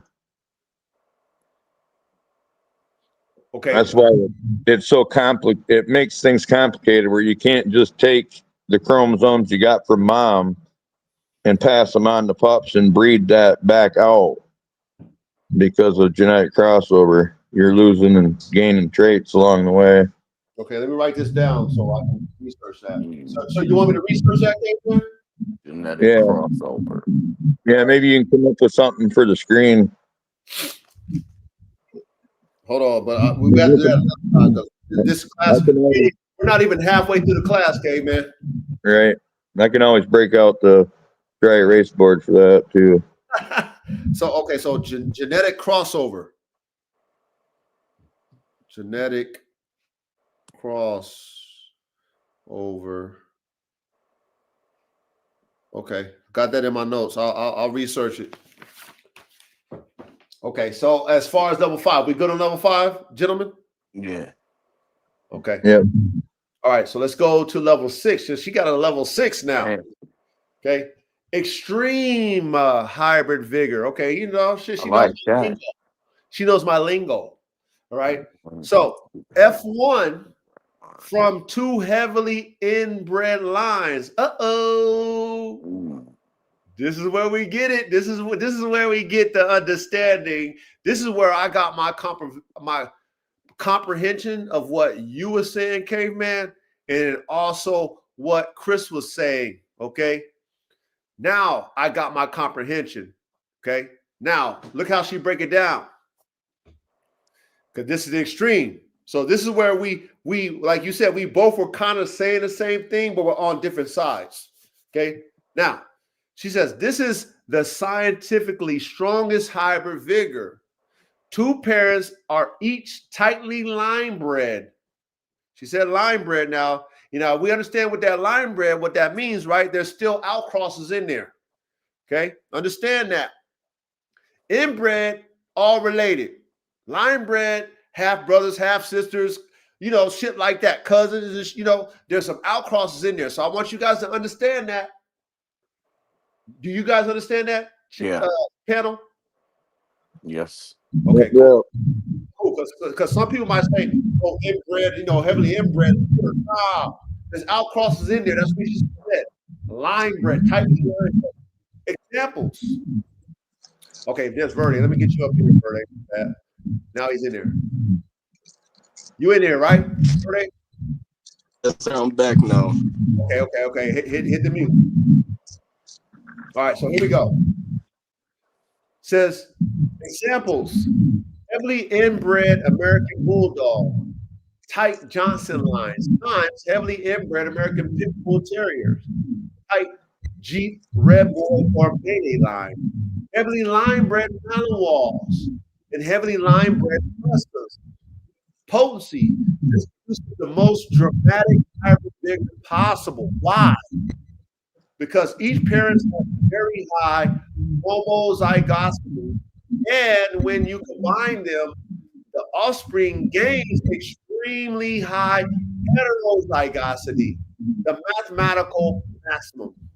Results: tremendous work capacity, very high pain tolerance, excellent immune system, faster muscle development, big jumps in athleticism, stronger joints and connective tissues, high sperm count, larger litters. How to accomplish? Take 2 unrelated breeds or 2 unrelated strands. Ensure each parent is line bred / inbred 3 times 3, 2 times 3, etc. Okay, make sure you understand what she telling us though. You know, she's telling us where to do it safely at in the 3 to the third, 2 to the third, right? So in the third or the second, top or bottom. That's what she's telling us. Okay, related. Cross them to create the F1 hybrid. Don't line breed the F1s. Okay, hybrid vigor collapses when you line breed that, which we know, right? As soon as you go ahead and do some line breeding, you lose the hybrid vigor. This is the strategy used by elite band dog programs, some military working dog programs, livestock breeders for 50 plus years, hybrid wolf dog breeders for vigor and longevity. Does that make sense, y'all? Yeah. What can y'all add to what we learned about the extreme hybrid vigor, the ultimate level of hybrid vigor? What do y'all add? Yeah.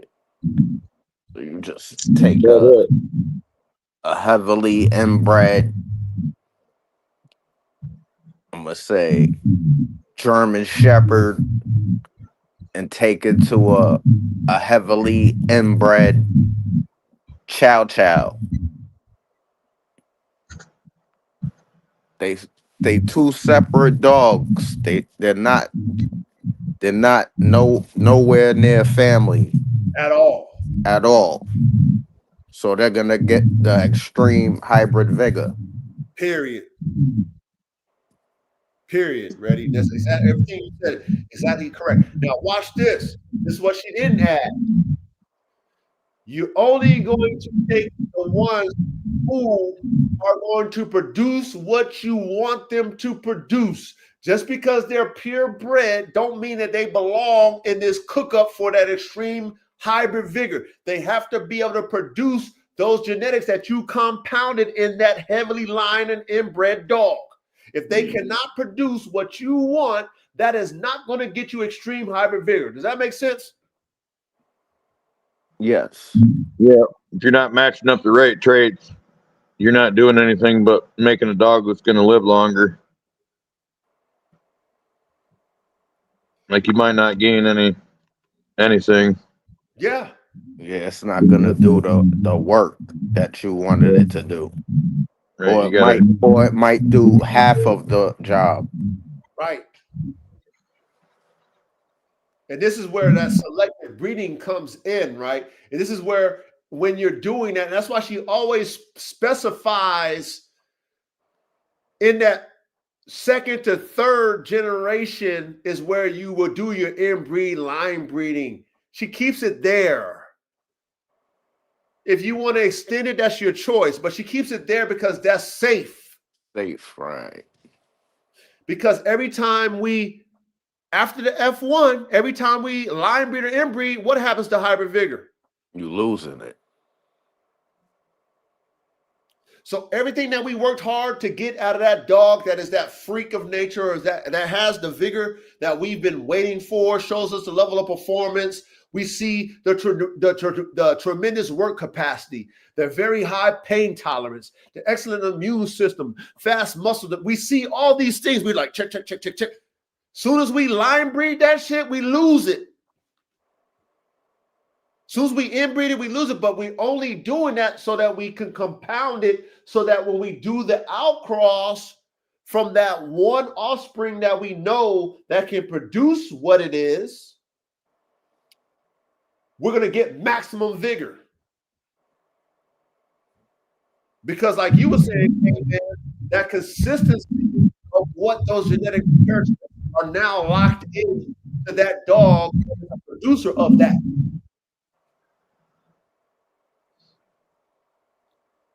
So we know that lock that in, let it, 2 times tight. And we done seen those characteristics come out there. Maybe it's not nature, let's say like, but it's still at a high level to where we like, okay, we still got it. It's we still see it. part of that too is when you're inbreeding and line breeding to lock in the traits. When you line breed, you need to, just like you would do in an outcross, you need to pick an animal from your line that has all the traits you're looking for and complements a trait that you lost, in your line.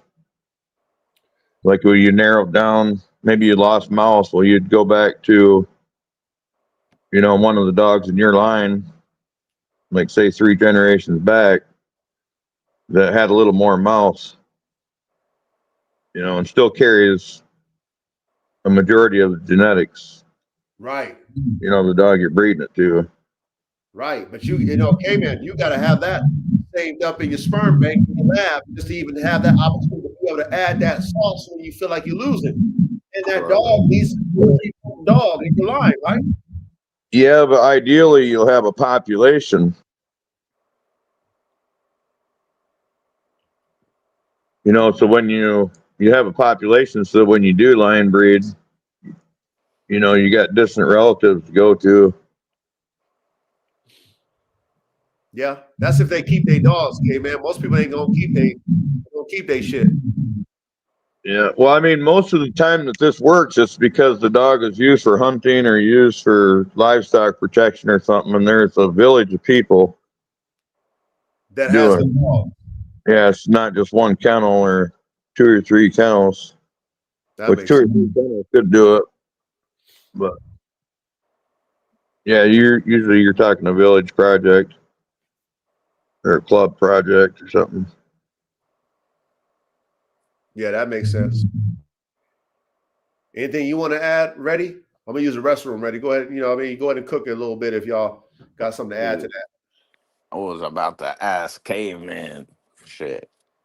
So what if you got like a dog like I guess like AK and shit, right? That always throws himself, and then you get another dog from another breed that like a female that always throws herself, and you bring them two together. Yeah, What you gonna get? that's the ideal situation. If you're matching up complementing traits. So in this cook up with AK, what are you trying to make? So like Or what are you AK, trying to add AK, and to? like a type of hound. All right. Yeah. Yeah. That would be a good, I mean, that's been done lots of times. To probably go after bears or some shit. Yeah, they use it for hogs and bears, mountain lions, stuff. You run into problems sometimes if you're trying to run a pack of them, especially if they haven't been raised together. They get pretty aggressive at the end of the trail. Might start fighting at the tree. Mm. See, I heard that some people use the Staffordshire Terrier or the Amstaff, Yeah. because they could run in packs. Yeah, some of them can. I mean, a lot of the pits used to get along with dogs, and the bulldogs, especially, they got along. The dogs and animals, they just did what they were doing because they were trained to do it. No, that makes sense. You know, they could distinguish.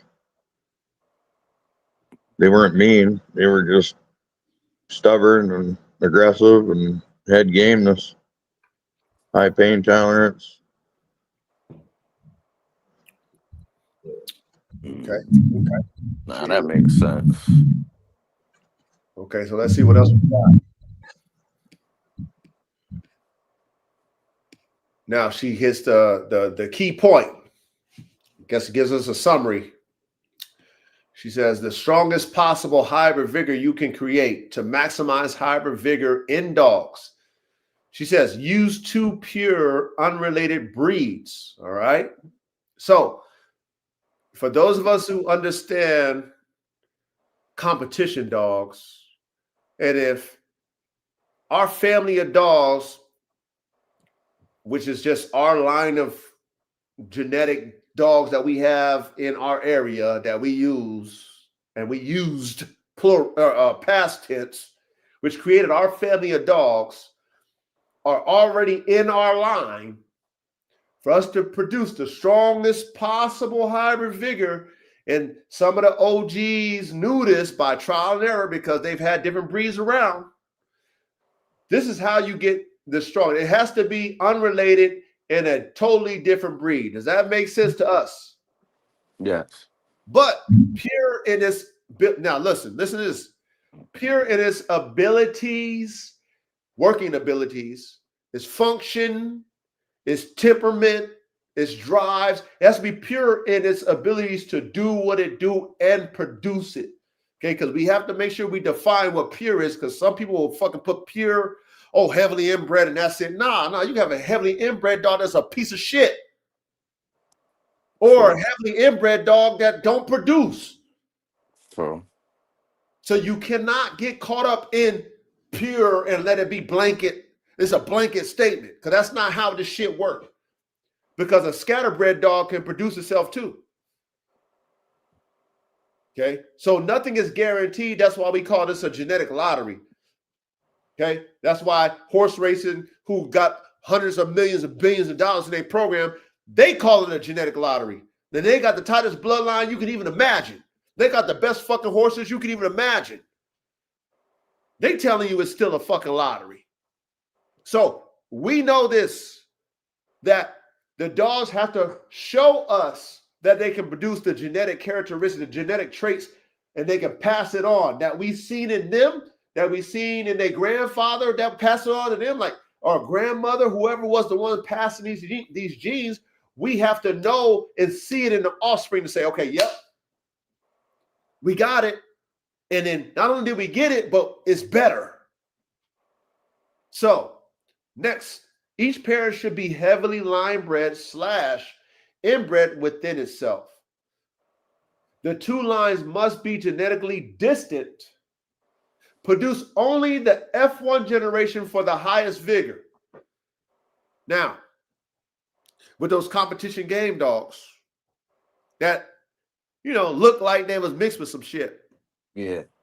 That were grand champions and all the shit. Now, he as a person who will understand this shit genetically and mathematically, I can see why they would throw the F1, because if you throw the F1 in there, just putting on everybody's shit. Why would you not do that? I wonder if this was being discussed like this when they mixed the terrier with the bulldog. Of course it was. Yep. Caveman, of course it was. Hold on. Or I the wonder if this terrier was with the discussed. mastiff. Watch this, Caveman. Ready, chat? I wonder if this was discussed when those individuals was creating all the different breeds that we have, when they were mixing all those dogs, and they were like, oh shit, look what I got. What if we mix fucking another dog with it? What can we get? Oh shit, what did we get? What if we mix another dog? dog? Yep. Come on, y'all.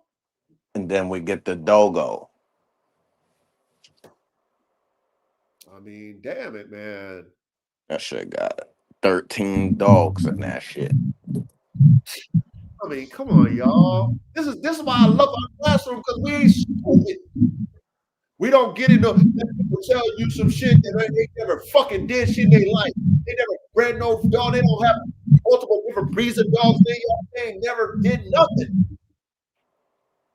But they trying to tell us competition dog. They trying to tell us, oh, mud this and mud that. Motherfucker, what? Every dog created by man is what? Yep. Every competition dog is a composite breed. Even when they finally produce that solid ass breed type, and they want to make it better when it starts to have that genetic, or what do they call that, inbreed compression, what do you fucking call that shit? Because your gene pool, they're dealing with that with the thoroughbred horses right now. They're dealing with that right now.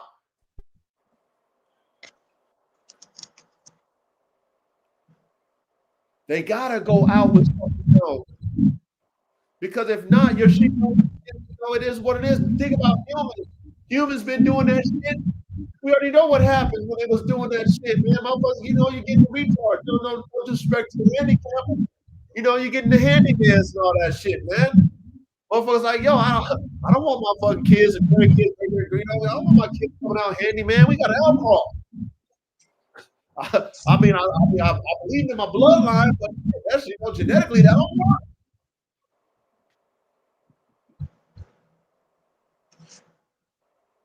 Now, she says, produce only the F1 generation for the highest vigor.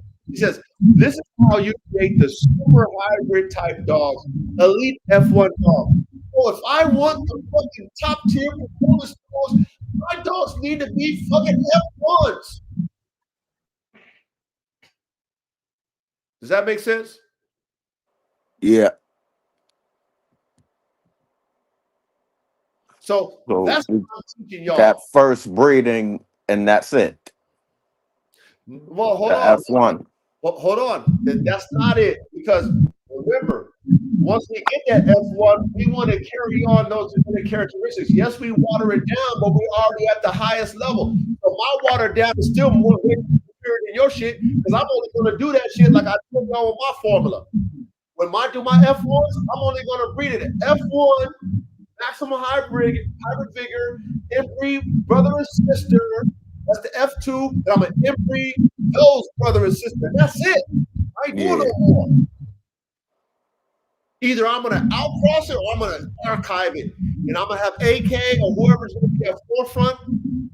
Whoever's the forefront, I'm going to do AK with a whole nother bitch from a whole different family, not related. And I'll do the same thing. Guess what? If I ever want to take that male semen from that first AK breeding, from the three fucking or the two inbred AK, 1, 2, 3, third generation AKs, stud. I keep that semen, and I do that with a whole different bitch not related to AK, and then I want to line breed it. Then I line breed it. Then I'll get a level of vigor, but it won't be maximum vigor, but I'll still get vigor on both lines. Does that make sense? Yes. Let's learn the level of vigor, but it's not the maximum vigor, but I'll still get vigor. That's why I say we got to be in class, understand how to do this. Yeah, if I love a certain version of this AK cross, and I tighten it up, like this is good enough. The F1 was good. Okay, it was way too much. But I contained it by bringing it together 2 times. I like lowered the frequency where it's manageable. But to you as a consumer of this dog, you ain't never seen no dog like it. Because I fucking bred it for the vision. You didn't know how I was doing. You're not aware of this shit. You game goofy to this shit. My F1s, all my F1s is with my team. Me and my team got all the F1s. Nobody got the F1s but me and my team. You know what me and my team do? We all them F1s. Because those F1 breedings inbred to each other is still gonna be better than most people. That shit gonna be level. That's gonna be level fucking 5. No, excuse me, that's gonna be level 4. Because my shit was already a level 5.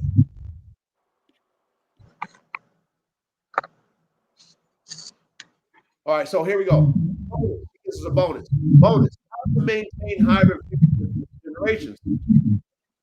She goes, hybrid vigor drops when you bring hybrids together. Notice.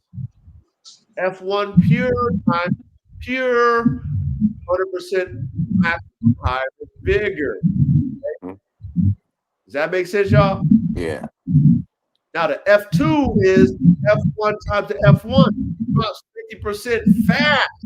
So when I take AK skins to each other, that's going to drop 50% bigger. F3, red down, 25% bigger.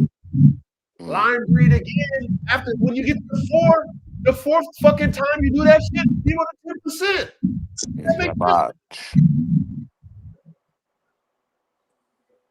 Hopefully y'all paying attention in class. Because like I said, a lot of y'all motherfuckers. Go ahead, K-Man, go ahead. No, finish because I'm bringing something else up. Go ahead. Okay, along the lines of maintaining hybrid vigor, the best way you can maintain hybrid vigor and maintain a long-term breeding program is with 3 purebred lines bred in rotation. You breed make F1s, and then you breed those F1s to the purebred of the other breed, and then you take the offspring of that and you breed that back to the pure breed, the first, and then you breed those offspring to the number 2 purebred, and you just go round in a circle. That makes sense. Not maximum, but you maintain a high amount of vigor, and you still maintain diversity. But they're not related, though. Yeah, you always got to keep bringing in new unrelated stock. Bread that's not related to that. Yeah, they can't be related, okay, man.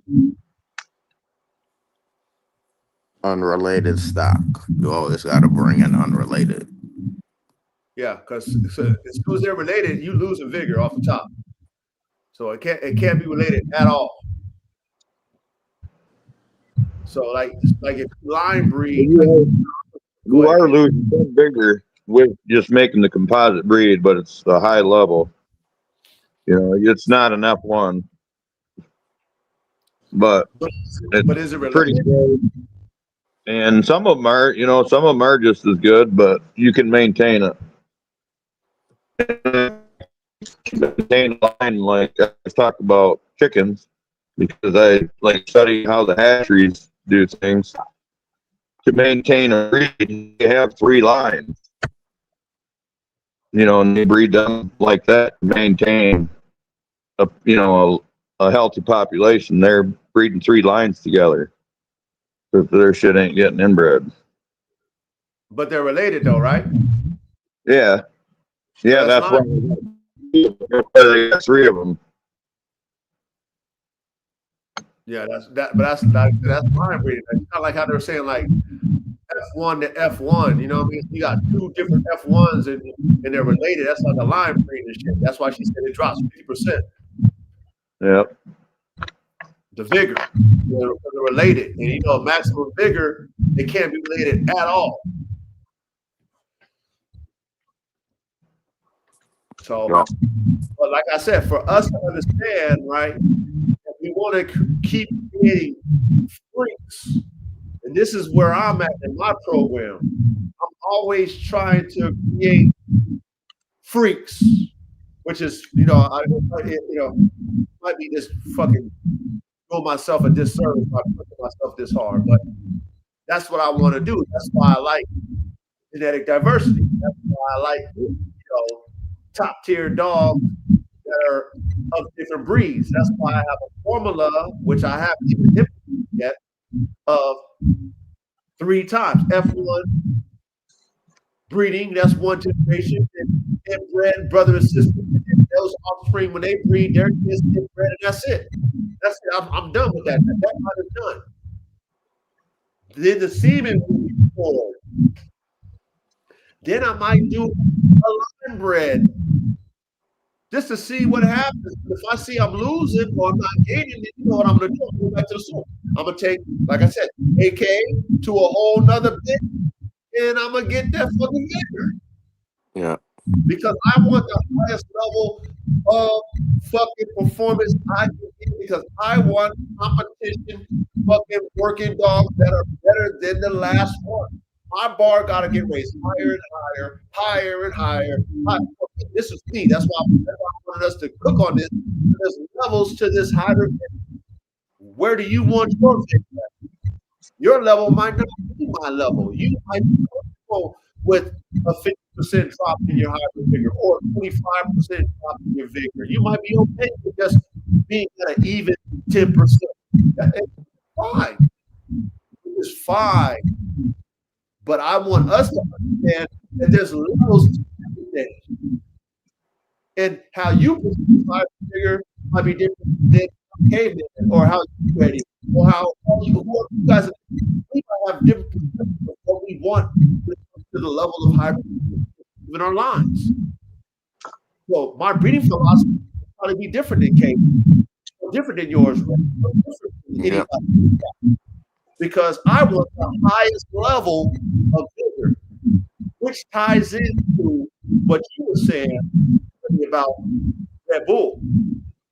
Yeah. I don't know if Red Bull's parents was a pure German boxer or pure American Bulldog or pure Neapolitan. I don't know this.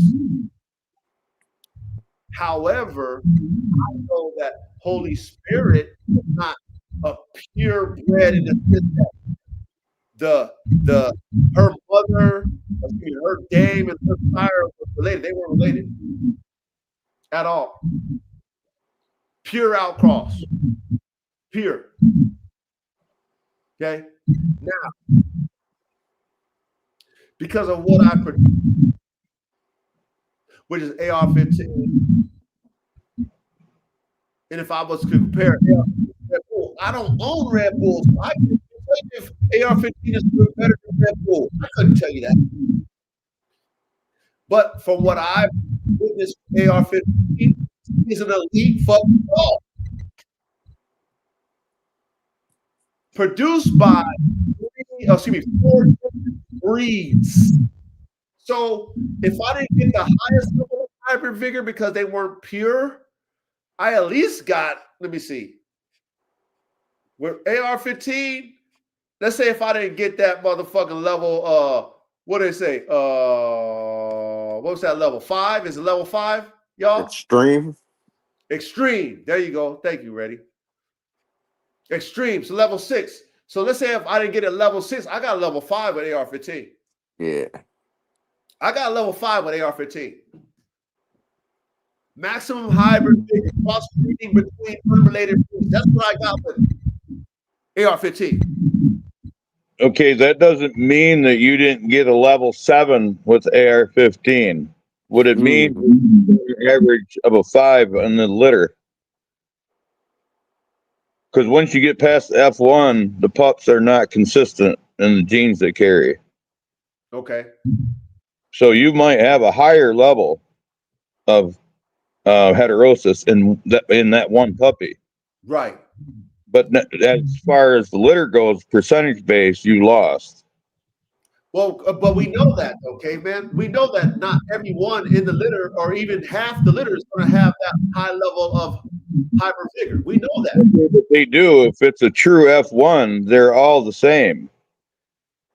They're exactly the same, or not exactly, but they're almost exactly the same. Like you got to scientifically study them to find the difference, because they only got 2 copies of every gene, not 2 from each parent. Each parent doubled up because they were inbred, line bred. They only carried 1 gene, whereas a dog that's not inbred, line bred carries 2 genes. Okay. So you got 4 different genes to match up in 2 mixed dogs or 2 scatterbred dogs. Right. And Okay. times the 19,000 genes. Okay. So this is where I get confused, because when we're talking about competition animals, if the dogs don't make the cut, then I don't give a fuck what their genetic fucking profile says. If you're not performing at my level and only one of them is performing, even though your genetic profile is saying what it's supposed to say scientifically, then you don't meet the cut. And you deal with that with dogs all the time, because you have a litter of 6 and maybe only fucking 2, and then only 1 is the superior, and then the other one's kind of like 3rd place. All the other ones we throw in the trash. Right. You see what I'm saying? Like, that's why they say with horse racing it's a genetic lottery, because they breed like that and they expect it to be scientifically what it is. Then they put them on the track and they don't perform. So that's what I'm saying. It's like with competition animals, we only judge the competition. Yeah, the genetics say what it say, but if you not presenting that genetic profile in performance, then I don't give a fuck what the profile says. What are you doing in competition? And we know it's hard to get high-level competition dogs that, let's say, once that dog and that family sets that standard, that's the standard that we need the other ones to beat. Either you can meet it or beat it. And that is a hard thing to accomplish for anyone who produces competition animals. When you have that in your family that sets the bar so high, you're like, wow, Hall of Fame. It's very hard for that the next generation to beat it. I don't care how many in the litter. It's so hard for those animals to beat it. And like I said, we learned that with There's some wind in the background, I think. I think that's caveman when he got to put on mute. But you follow when you crossover, that's going to explain a lot of what you just said. Okay, so I'll definitely cook on that, caveman. For real. I'll go ahead and research that. For sure. Research that. Check out the Punnett square and meiosis too.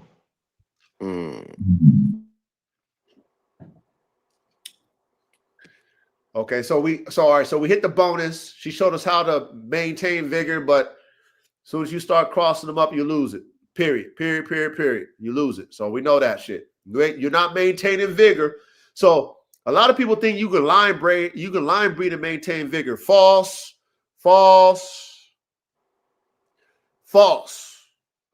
When you line breed, inbreed, all you're doing is compounding traits. That's the only reason why you fucking do that shit. Don't ever speak vigor when you line breeding and inbreeding. Don't you ever speak that. Because we know once you start crossing that F1 into each other, and making them related, vigor is you're subtracting vigor. Let's hear what she says again. Bonus. How to maintain hybrid vigor in future generations. That means they're related. We talk about generations, they're related. She says hybrid vigor drops when you breed hybrids together. Does that make sense? Ready? Yep. I know K-Man know this. Chat, hopefully y'all paying attention. Okay?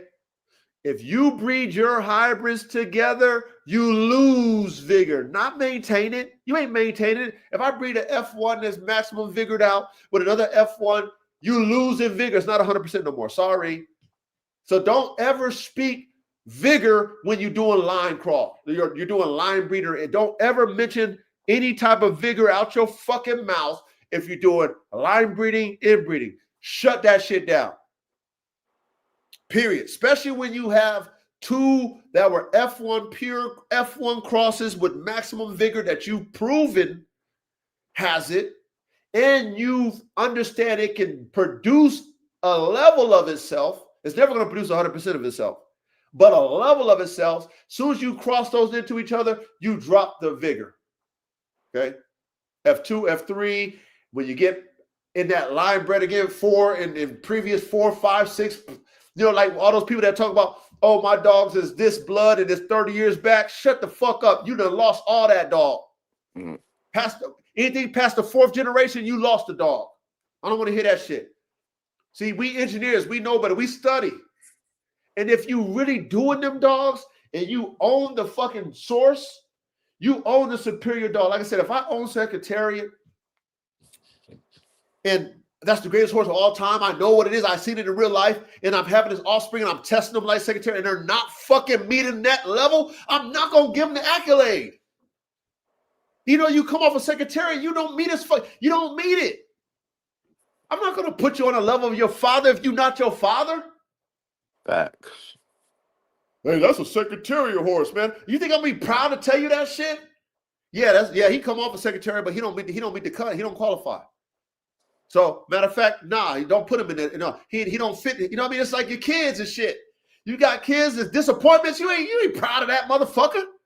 Yeah, that's my son, but he ain't like us. He ain't like me and his brothers. It is what it is.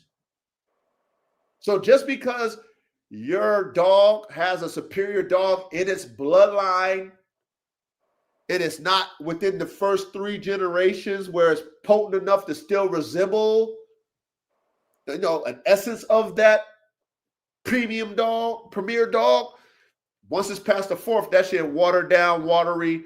That shit's watery, water. Okay? So stop it. Anyways, to keep vigor high, she says, always bring in new unrelated purebred stock or keep producing F1s. Avoid breeding hybrids to hybrids unless stabilizing and breed. That's what we just said, right? Yep. Please pay attention to class, y'all. Please. Ain't no class like this teaching y'all this shit.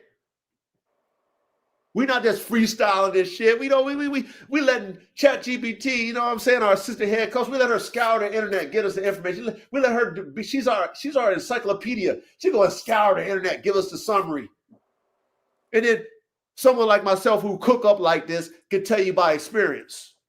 K-Man who does all type of different breedings of shit. With plants, all kind of shit. K-Man is a connoisseur of all the shit. He do the shit. He add his input. Ready, he a student of the game. He add his input. Okay, we give you this shit from a real perspective, right? We taking you outside the box when we talking over here, right? So pay attention, please. Don't get caught up in people that talk because it sound good. That's what the world is, full of motherfucking talkers. Oh shit. Okay, so she goes, which of course I'm not worried about that. So here we go. The next one. She says, okay, so you get much stronger hybrid vigor from breeding 2 heavily inbred lines of the same breed, as long as the 2 lines are unrelated to each other. Okay, this is fundamentally genetic principle used in livestock, working dogs, in hybrid programs. Okay, so that's what you were saying, Caveman, and Chris was saying. Okay. So she says, why heavily inbred times heavily inbred equals stronger hybrid vigor? Okay. Hybrid vigor, heterosis, comes from increasing heterozygosity in the offspring. When each parent is heavily inbred, each parent becomes highly homozygous. What is it? Zygotes. Zygotes, right? Lots of identical gene pairs. If parent A is a homozygous for trait X, and parent B is homozygous for the opposite trait X, the F1 offspring becomes man. What is that, Reddy? Heterozygous. Heterozygous, okay? Big X, little x, at nearly every gene. This produces maximum heterosis. But this only works if the two lines are not related. They are inbred to different ancestors or different gene clusters. If both parents are inbred but share ancestry, you will not get hybrid vigor. You will just be continuing the line breed. Does that make sense? Yeah. Anything y'all can add to that?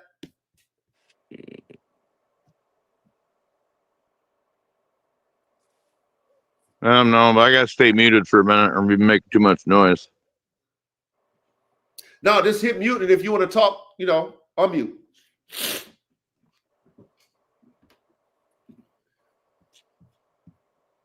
So we good on that?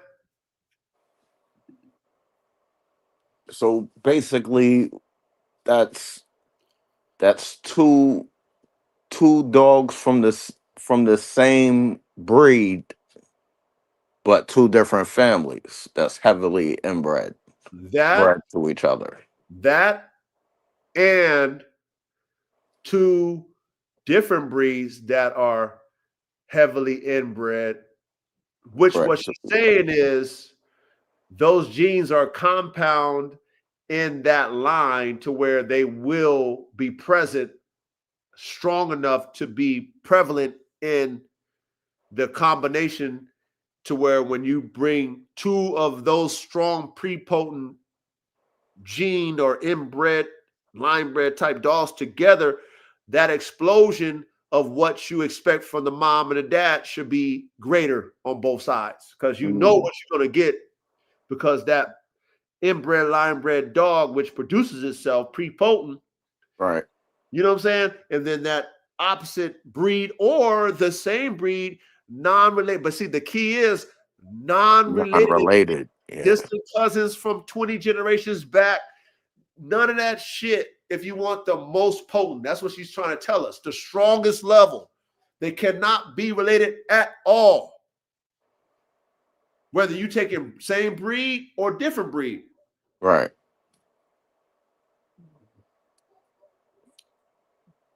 So the Rogue Wolf, what he said. Let me see what my brother said.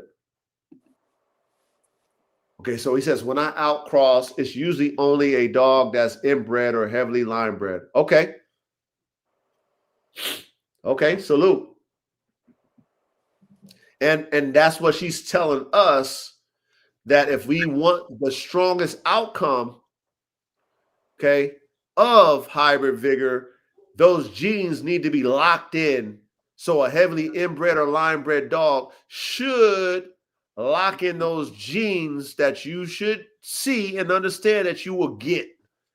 So that makes sense if you're dealing with, let's say, an outcross dog or a scatterbred dog that you don't necessarily know what you're going to get. And then you breed that to another breed that's scatterbred and you don't know what you can get. So that consistency of vigor might not be there. So I get that. And that makes sense. So excuse me, coach, can that be necessarily in the way of like taking a F1 to an inbred bitch then? Elaborate what you mean by that. Taking an F1 to an inbred bitch. What you mean? So say you take a so from what I just got from F1 is crossing two dogs that is not the same Or for genetic. unrelated. Yeah, that's not related, but far as dog wise, so it's like if you take a bulldog to a pit bull, that's considered to be a F1. Correct. So if I take that F1 to say an inbred bully bitch, would that give me hybrid vigor, or would that wash the vigor out completely? Well, if they're not related, you'll still get hybrid vigor. Yeah, that's the composite breeding I was talking about. And also, what you're talking about, when you were inbreeding two dogs, or you're making an F1 out of two dogs of the same breed, you got to make sure they're not compounded on any genetic defects. Right. Like, you don't want to make an F1 out of two dogs that carry hip dysplasia. You want to Facts. breed in a dog like a greyhound or something that doesn't carry that gene. Facts. So once Yep. again, like breed away from its weak points, breed more for strong points. Yes. Okay. The hybrid vigor is to cancel out any inferior or recessive trait with a dominant trait. Yeah. Yep. Okay, so let's go. She says, let's see. Okay, so she says, what happens if the two lines are not inbred? Okay. Two unrelated but not tightly inbred lines of the same breed will still give you a moderate hybrid vigor, but they do not have the same degree of homozygosity. Their offspring will not gain the same level of heterozygosity. The hybrid vigor is weaker compared to the inbred times the inbred strategy. This is why professional breeders say hybrid vigor is greatest when two unrelated inbred lines are crossed. This is called line cross or knit cross. Okay, so I heard of the knit cross with racehorses. Remember when we did that master class ready? Yep. And they talked about knit cross. Now, reason why we heard the knit cross is because every racehorse is related. Every one of them. Okay. So even though, and then we're going to get into this too, because we talked about Secretariat on the last show too. So we got to break, we're going to break Secretariat down. We talked about Mayday, we're going to break Mayday down. That's why this classroom is going to be a great one, man. Hopefully y'all paying attention, man. We're going to get deep into the science of this shit so we can understand it. But the knit cross, that's what that means, because even though that's an outcross, it's still line bred. Yeah. Which is low-key, heavily inbred to a degree. So they was never gonna get past Secretariat. I mean, Secretary is a true freak. That's just a true freak. Ain't nothing like it. I mean, that's just a true freak. Period. It's a true freak. But even how that came about, which we'll learn, is that's a Nick cross. It's a Nick because Secretariat is a line bred horse. All horses are line bred. They all come from 3 sires, and I think they use 3 sires and 30, I think like 30, 35 different mares. That's the bloodline. And then whatever they added from Japan and shit, or whoever they added into the stud books from Japan and the other places that they added, the outcrosses that they wanted to add to the line because they had some horses. Oh, we'll add you into the stud books. But other than that, they all related. But let's carry on. Strength comparison. Okay, same breed only. Weakest hybrid vigor. 2 unrelated but not inbred parents. Good diversity. Moderate heterosis. Strong hybrid vigor. 2 pairs from different lines. Mild line breeding on each side. Low moderate vigor. Strongest hybrid vigor within a breed, right? Heavily inbred line A times heavily inbred line B, as long as the lines share no close ancestry. They cannot be related whatsoever. This produces the maximum heterosis possible within one breed, not counting crossbreeding. Now, within a breed, if you do it this way, you can produce the highest level within that breed. But that does not supersede if you added a whole different breed. Once you add a whole different breed to that pure fucking hybrid vigor F1 whatever, and then you add a whole different fucking purebred to that, you're gonna get maximum. No, extreme. She said extreme, right? Is that what she said? Yep. Extreme vigor. Okay, so there's levels to this shit. That's what we learning tonight. Levels. So weak. So you're gonna get weakest hyper vigor if like a stray dog get a hold of your shit. But see, look, I can't say that because what if that stray dog is prepotent? But what if it doesn't have inbred parents? But see, this is where you gotta experiment because you can have a heavily inbred fucking dog that don't produce itself. Facts. This is what I'm saying. Like nothing's guaranteed. Or you can have a mutt hit your dog and you have the best dogs ever. It's a That fucking too. mutt. Yeah, that too. It's different levels, sides and shit. That's why I love the class that we did, the master class to comparing the race horses to fucking competition, high performance dog breeding because they done it all.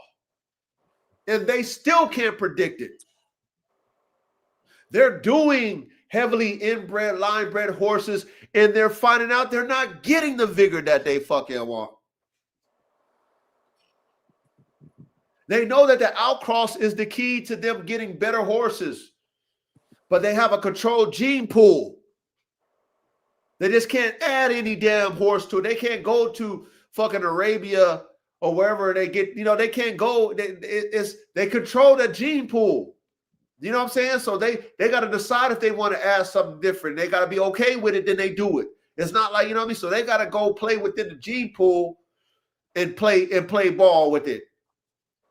You know what I'm saying? But it's still not guaranteed. That's all I'm telling y'all. None of this shit in theory is guaranteed. It's still a theory. But because people do it and because we're dealing with dogs, for the most part, horses, they might have twins, but most of the time they have one horse. Yep. With dogs, we can have 12, 15, 26. Never know. So we can test them and shit. And if one, that's why I tell you guys, if we get one dog out of that litter that's fucking superior than the grandparents, parents, that's a success to me. Yeah, that's a win right there. Yeah. One. Because with race horses, that don't even happen. A lot of times that shit just be mediocre. It is what they might win a few races. It is what it is. They throw them in a breeding shed. Hopefully they produce something better. That's how it goes with race horses. And it take mad long to have the baby and the shit. And buku millions of dollars. Yep. So we in a good spot because we can have a whole litter. And if you testing all the dogs, you know what I mean? And you have patience and you wait till a year, whatever, and you get to see who's going to be what, then you have the strongest chance of really getting that dog. But then even if you get that dog, it might not, it's like Secretariat. He wasn't he's a freak, so he wasn't a producer. His sons didn't do shit when it came to productions. But I digress. Let's keep going. Real world dog examples or example of dogs. Example of moderate hybrid vigor. American Pit Bull Terrier Jeep line times American Pit Bull Terrier Red Boy line. Neither heavily inbred, moderate hybrid vigor. Does that make sense or no? I don't know if y'all understand. You know what I mean? I don't know if y'all paid attention in class, but she's giving y'all a little game about the lines times each other. She says, neither are heavily inbred, moderate hybrid vigor. Example of maximum hybrid vigor. Type Michael Myers inbred American Pit Bull Terrier times type Mayday inbred American Pit Bull Terrier. These two litters carry different genetic clusters extremely vigorous F1s.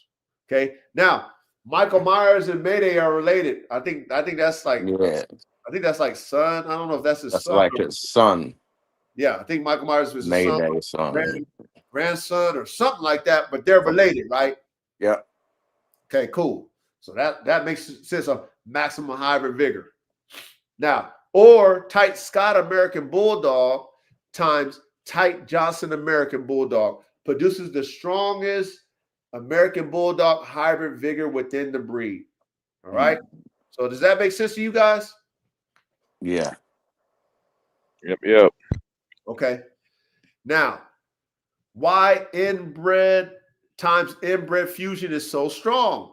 Because each parent is a genetic brick, very uniform. When you smash two different bricks together, they mask each other's recessive weaknesses. They fill in each other's gaps. The offspring have fewer expressions of negative recessiveness. They display superior performance, vigor, strength, and health. This is the same principle used in agriculture to produce super crops and hybrid pigs and cattle. This is what you was talking about, This is K-Man. what Caveman said. Yep.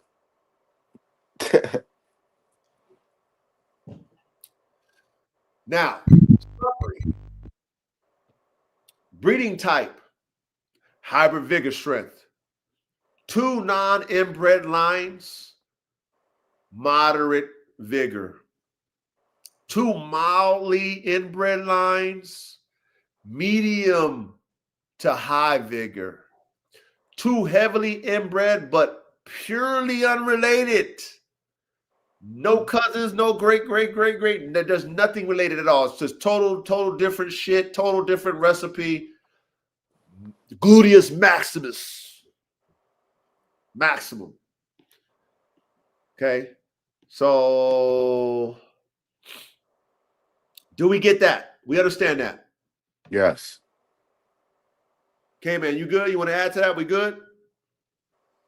Yeah, so pretty much what I got was, so it's like if I was to take a dog that's been inbred, let's say 5 to 6 generations in, to another dog that's been bred 5 to 6 generations in, I can achieve more maximum hybrid vigor compared to if I was to take a dog that's been line bred or outcrossed for, let's say, 5 to 6 generations in compared to another dog that's been bred like that.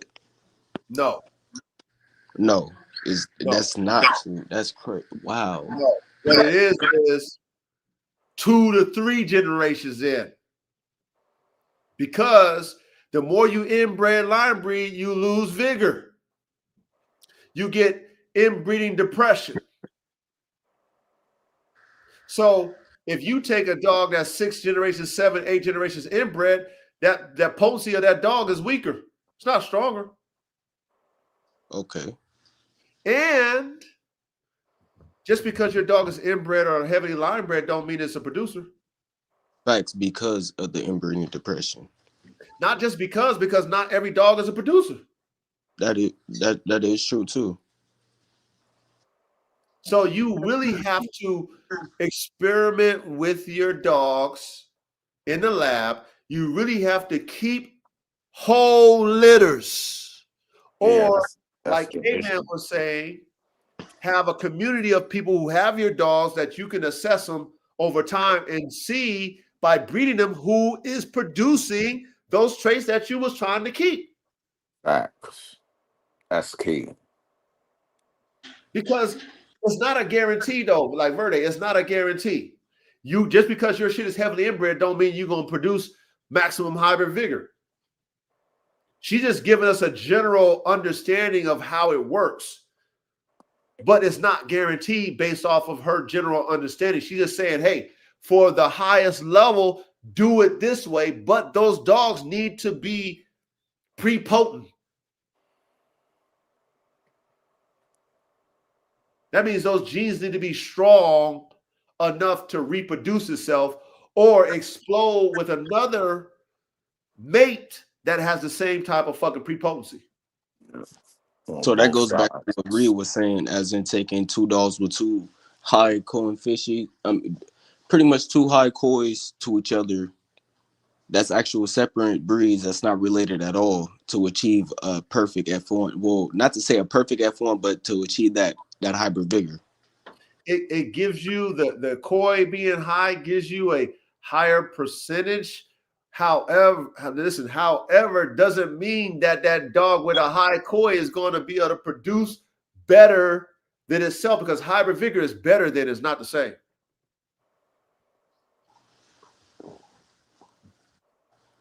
So that's why I say it's like you might have that dog on paper and looks wise that like, oh, this is the one.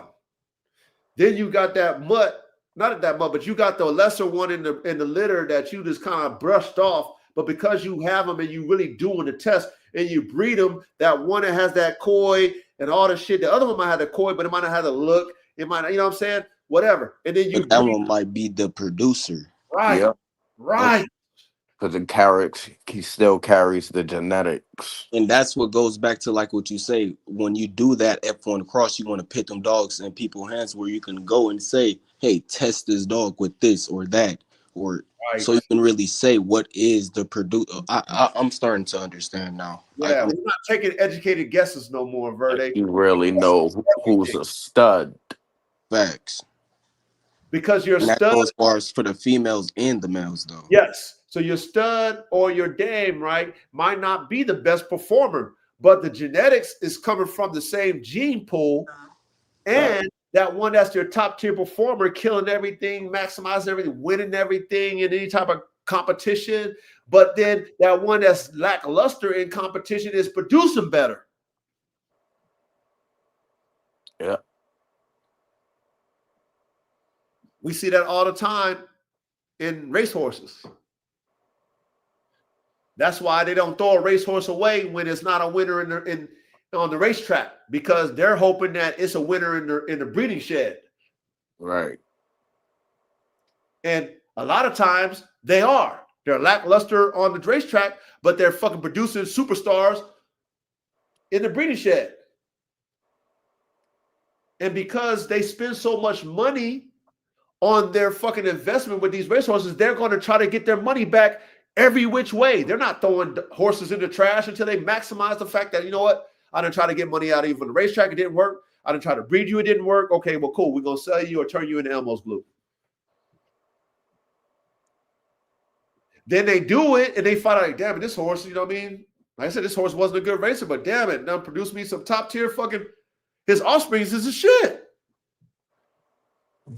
So it might have made me a couple million on the track, but it's making me fucking $100 million off the stud. Facts. Does that make sense? Yes, sir. Okay, that's why I say, you know, you gotta be in the lab and cook, y'all. You gotta cook, man. If you ain't cooking and trying your shit out, you never know. If you just judging a dog off of his performance and thinking this performance is gonna make him a top tier breeder, I mean, you really not really into this shit the way you're supposed to. You know what I'm saying? Like you ain't never really was in the lab and, like I said, damn near threw a dog away and that dog blows your mind with its production. You ain't never had that happen before. Okay? Because once you have that happen, then you start testing everything. You believe in your genetics. Yeah, you believe in the dog when it comes to competition when we competing, but when it comes to breeding, it's a whole different playbook. It is. Believe in your genetics. All right, so hybrid vigor requires both high genetic differences between parents, high genetic uniformity within each parent. Most people only think about number one, but number two is just as important. Okay, so she says most people only think about high genetic differences between parents. They don't really think about number two, which is high genetic uniformity within each parent. Okay. She says, this is why livestock breeders always use heavily inbred sire lines times heavily inbred dame lines that are totally unrelated to each other. This gives both the diversity and the maximum predictable benefit. Let's break it down. She says, if parents are not inbred, high diversity between lines, but low uniformity. You get moderate hybrid vigor because the parents are genetically variable. Their genes are mixed in random combinations. Offspring receive some heterozygosity, but not at maximum.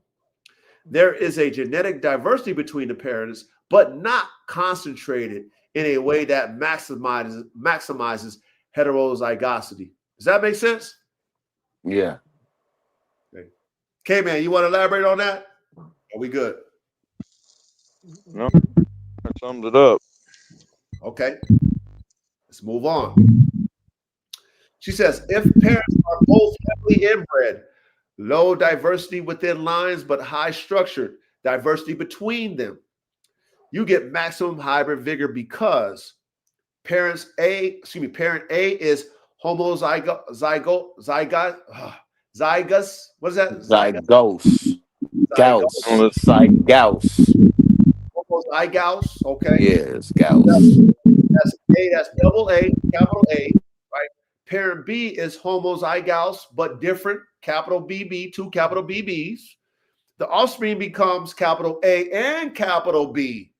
Maximum heterozygosis. So that makes sense right there. Okay, man, that makes sense right there because it's compounded on both sides. They're both capital A's.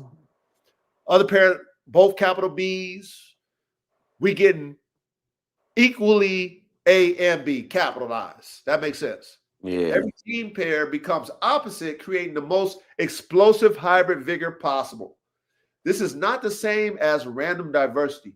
This is structured diversity and has created the biggest jump. That makes sense right there, y'all? Yep. I get it. Yup, you getting both double copies. Right.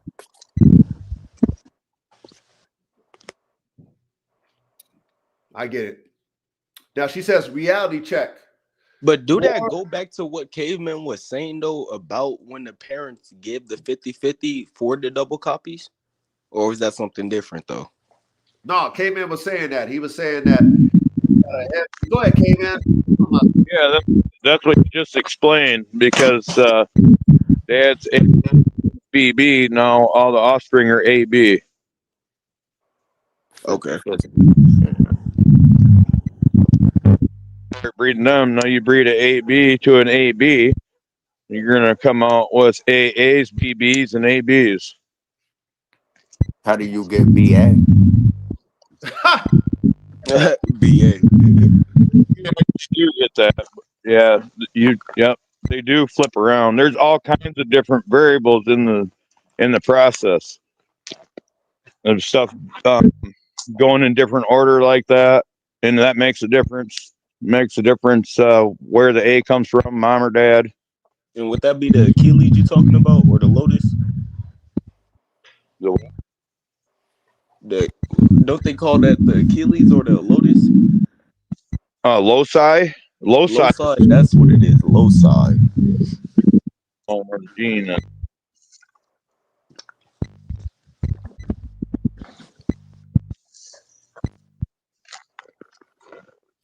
Okay.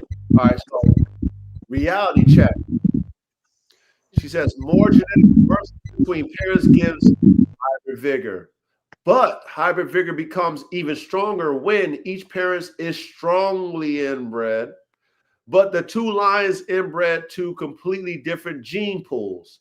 This causes maximum masking of recessive defects, maximum heterozygosity at every locus, maximum vigor size, drive, stamina, immune strength, stronger joints and connective tissues, faster growth, larger litters, better fertility. This is why F1 hybrids, Basset times Beagle times Bulldog times American Pit Bull Terrier times Malinois times Dutch Shepherd, etc., explodes with vigor. You see that? Oh yeah. Did y'all just listen to what she just broke down to us? All the people that want to talk about mutts, all that dog ain't shit, all purebred's the best, all the shit. What she just say? This is why F1 hybrids, if they're pure, pure, which means they're producing what that Basset is. Because in that village or in that country where that Basset hound comes from, it's a strong line of different working Bassets that they, that's line bred, inbred to each other over the centuries and shit. Pure. They all do the same shit.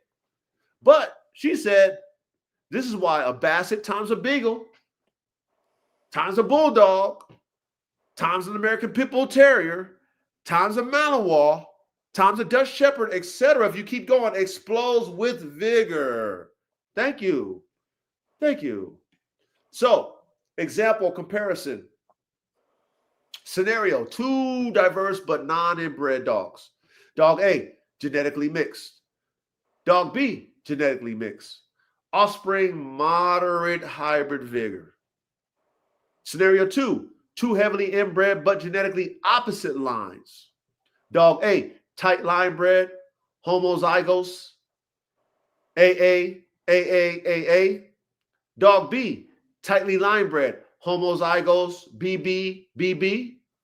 Offspring, complete heterozygosity, AB, AB, AB. Offspring, maximum hybrid vigor. This is why the latter is used in cattle, pigs, horses, chickens, elite working dog programs, band dog creations, military and police dog foundations. Okay. So the correct principle is hybrid vigor increases with genetic differences between parents and is strongest when each parent is inbred within its own line but unrelated to each other. All right. So let's see. Now I asked her about Mayday because, Mayday is a 4-way cross, right? Yeah. So I wanted to see how strong his hybrid vigor is. So she says, below is the clearest way to understand Mayday as an outcross. And then the breeding practices that consistently produces the highest performance competition animals, dog, horses, livestock. The principles are identical across species. She says, what is Mayday genetically? Mayday is one of the strongest composite. That's what you said, K-Man, composite breeds. She said, Mayday is the strongest composite outcross in American Pit Bull history. God damn. Shit. Okay. She said, he is not a line bred dog. He is not a tight family bred dog. Okay. Now, you see how we get little blurred lines when she said those two things? How we just learned how you get the strongest level of hybrid vigor? But then she tells us that he's the strongest composite outcross in American Pit Bull history. Yep. You follow where we going now? You follow? You see how we can't just depend on just basic theory until you try some shit and stuff that PT looked at it. Okay, well, shit. This is a composite. Yeah. I want to coin a phrase right on that subject right there, and proves there's more than one way to skin a cat. It's called performance-based scatter breeding. Elaborate. And I'm gonna maintain that that's the best breeding practice that there is, and it's time tested. And basically, what it is the daughters and sisters of the top performing male get bred to the next top performing male, get bred to the next top performing male. And over and over. Yeah. Randomly, no regard to who's related to who. Right. I like that. That's a composite outcross then, right, K-Man? It's a type of composite, but it's what I'm talking about is really scatterbred, and I guess it depends on how big your gene pool is. What I'm talking about is I'll use the coonhound as an example because they're tested, by the thousands. You could get a sister from the top performing trained Walker Coonhound. And when she comes of age, you find out who is the top performing Coonhound, whether it's a red bone, a blue tick, an English, black and tan, Walker, doesn't matter. You just find out who's the best, breed to him. And actually, I would try to go to a different breed, and as opposite as I could. Right. And I would just do that every time, which is basically what I do. But I mean, I don't go to that extreme and chase them across the country. Right. Test my go with local, but Well, that makes sense. Yeah. Okay. Nice. So ChatGPT says about Mayday, she says he is, with capital words, IS, a high heterozygosity performance hybrid created by combining multiple powerful but genetically distant families. Okay. So then she breaks it down for us, right? The Mayday pedigree equals structured super outcross. Okay. She calls this a super outcross. Now we know that he's got at least 4 different lines in him, right? We were talking about the 4-way outcross. Yeah. Right? We were talking about that last week. Okay, so she breaks it down for us. Key components: Red Boy Jocko, Bolio, Tombstone, some Eli Bolio influence from tent dogs. Okay, these families were not closely related, which means Mayday was genetically diverse, high heterozygosity, high hybrid vigor, extremely strong work ethic, wind drive durability, prepotent sire because he passed diversity and key traits. Now, when you hear this and how she was describing for us to get the highest level, they need to be heavily inbred dogs. Isn't that what she told us? Yep. But with Mayday, she calls him a super outcross. Mayday is not heavily inbred, is he? No. No. She just breaks it down. He comes from a four-way cross. 4-way. And they're not genetically related. She says he was genetically diverse, high heterozygosity, high level of hybrid vigor. Okay, so that's why I say, right? See, she's analyzing Mayday's attributes, Mayday's accomplishments, what people have said about him. She knows how he was bred because people talk about it. And so she has to give her summary about what he is. And based off of it being a outcross, she knows there's a level of vigor. But based off of Mayday and who he was as a super dog, a one of one, she has to give him a high level of hybrid vigor. She's not going to say he's moderate, but based off of the, she gave us the basic formula of levels of vigor. If we would have put his formula combination before we produced him, we would probably say he would produce a moderate level of hybrid vigor.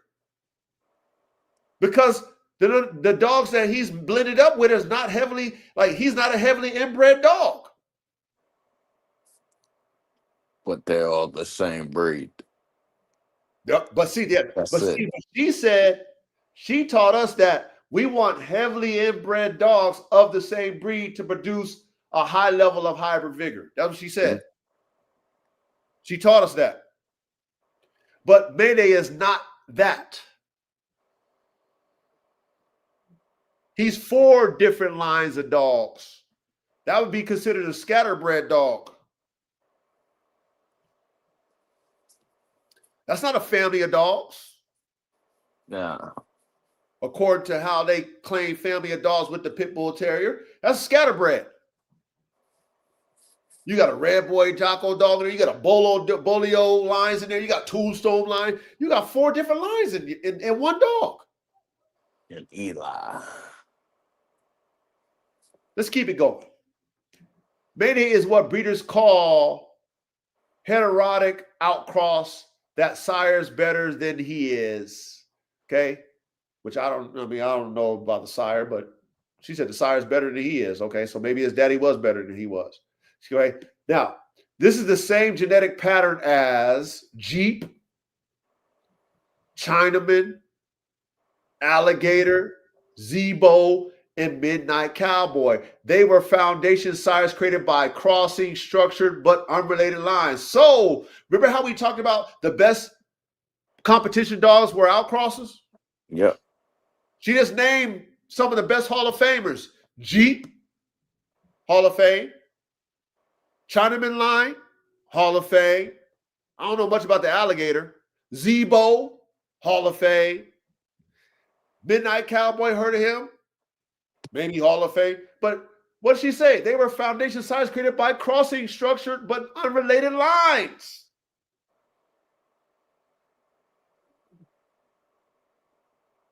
Yep. Let's keep it going. Okay. Please pay attention in class. Okay. Ain't nobody teaching y'all like how we teach it. Ain't nobody teaching y'all how we teach it. Right? Because we engineers, man, we really want to know. We don't assume shit. We really study. We really want to understand because we are trying to produce dogs like Mayday and Jeep and all them type of dogs, or any other the Malinois that we know, any of the top tier high performance dogs we want to produce. We want to know how and why these dogs were the way they were. The only way we got to know is we got to study. That's the only way we're going to know. We're not going to assume shit. Like most of these motherfuckers who talk dogs, don't understand dogs, never bred dogs, never bred their own line of dogs, never did an outcross, never did anything, never bred different breeds together, they never did none of the shit that I've done, never did none of the shit that Caveman done, some of you guys have done. But they talk like they're experts about how this shit works. Like they talk like, oh, why would they cross this breed with that breed? That don't make no sense. You know why? Because you don't know no better. You ain't never did it before. You don't know how these dogs was made. You don't know about F1s. You don't know about fucking the rawest, purest level of fucking hybrid vigor. You don't know how to get maximum hybrid vigor. You don't have no clue. But we do. And in this classroom, we teach you. Let's carry on. Number 2, what kind of outcross is Mayday? Mayday, high performance composite outcross. F1 type hybrid, she calls him. He is not an inbred dog, but instead the product of several unrelated performance lines combined with purpose. He fits into this category: multi-line outcross, high genetic diversity, high athletic potential, high pre-potency pass trait strongly despite being outcrossed. So, okay, this is what I was talking about. This is kind of what I was telling you, Verde, is that because you might have a heavily inbred dog, that dog is not pre-potent. You might have an outcross dog or a mutt or a scatterbred or whatever you want to call it that is passing on his traits. Like AK, he is an outcross. Don't come from heavily inbred parents, but he passes on himself. That's called prepotency. Does that make sense, y'all? Yep. Right. This is why I tell y'all pay attention in this classroom, man. Because you can get caught up in the language, but if you're not paying attention, you won't, you won't understand how to think outside the box to create the circle. Because there's truths in all of these things that we are learning, but until you put it in action, in actual theory, in actual fucking real life, you won't know the variances of them. You won't understand the nuances of how to achieve the level when you try something and it didn't work. You wouldn't throw the fact that, you know what, this is not a heavily inbred, so I'm not going to breed that because I'm not going to get maximum level. But you would try that outcross or that scatterbred and then throw it in there and find out that, oh, this scatterbred worked better than this inbred.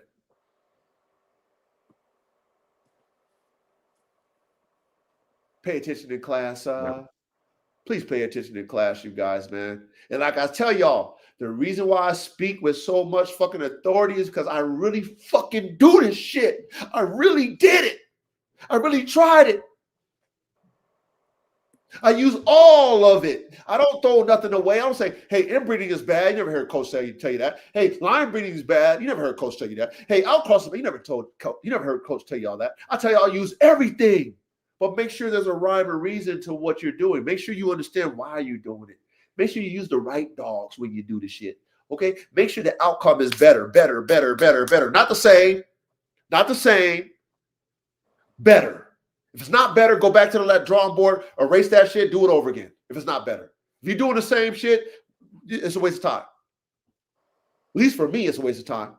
That's why I like those F1s. Because I want to see freaks. I digress. Now, which breeding practices produce the best competition animals?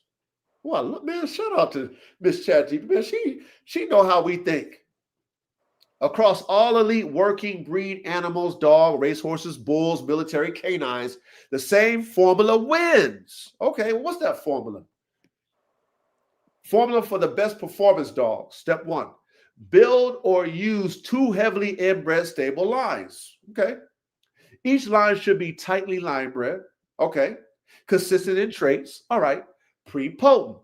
Okay. Now, listen, when she says that, she's giving us the surefire way to achieve it, okay?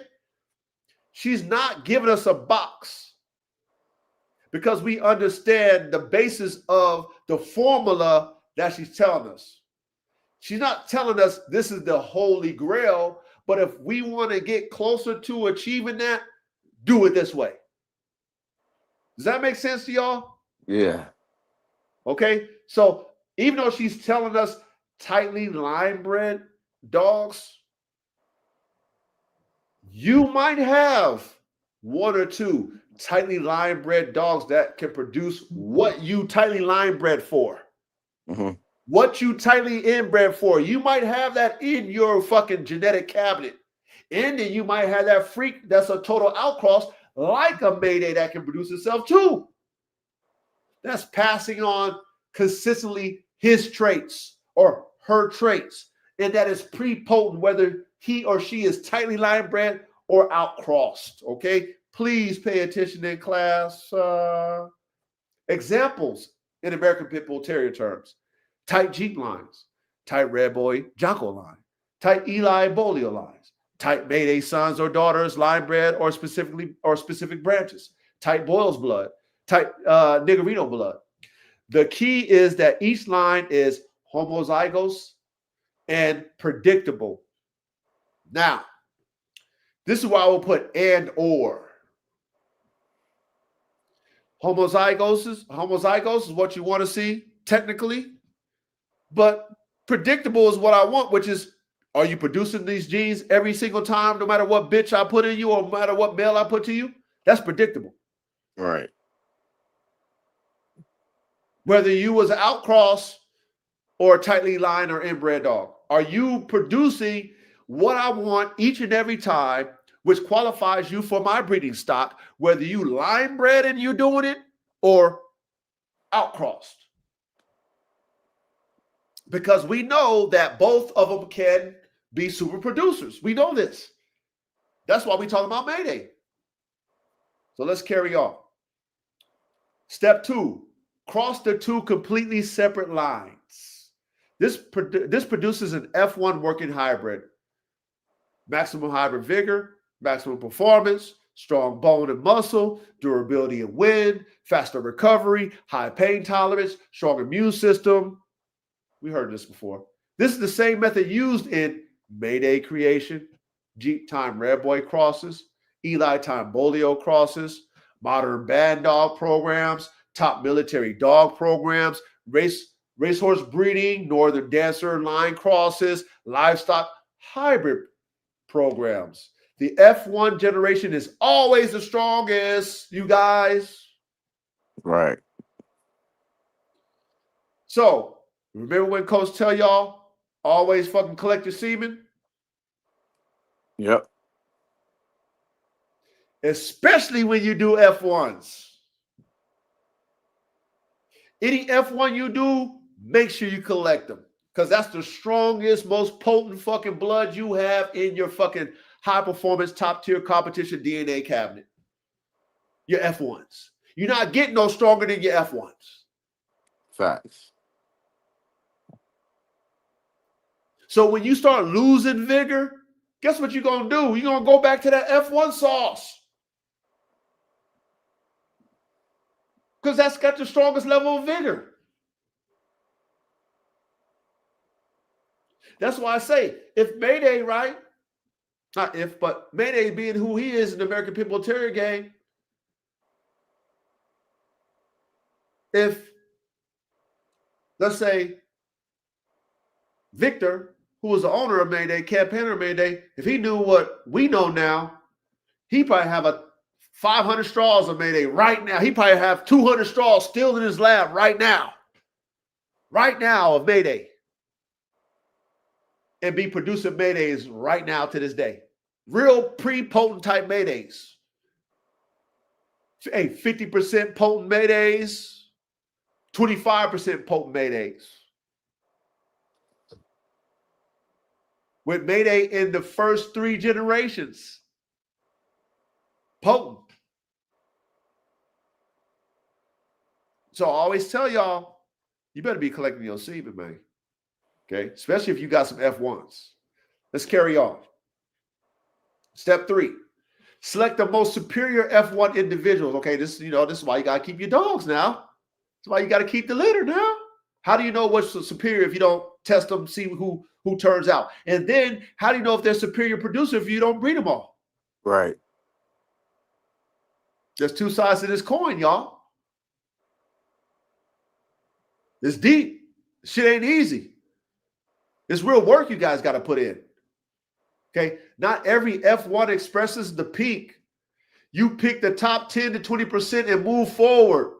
Okay, so that's like what we were saying about the litter. Just because I got that superior outcross don't mean the whole litter is going to show me maximum level of hybrid vigor. She said pick the top to 20%, top 10 to 20%. She said pick them.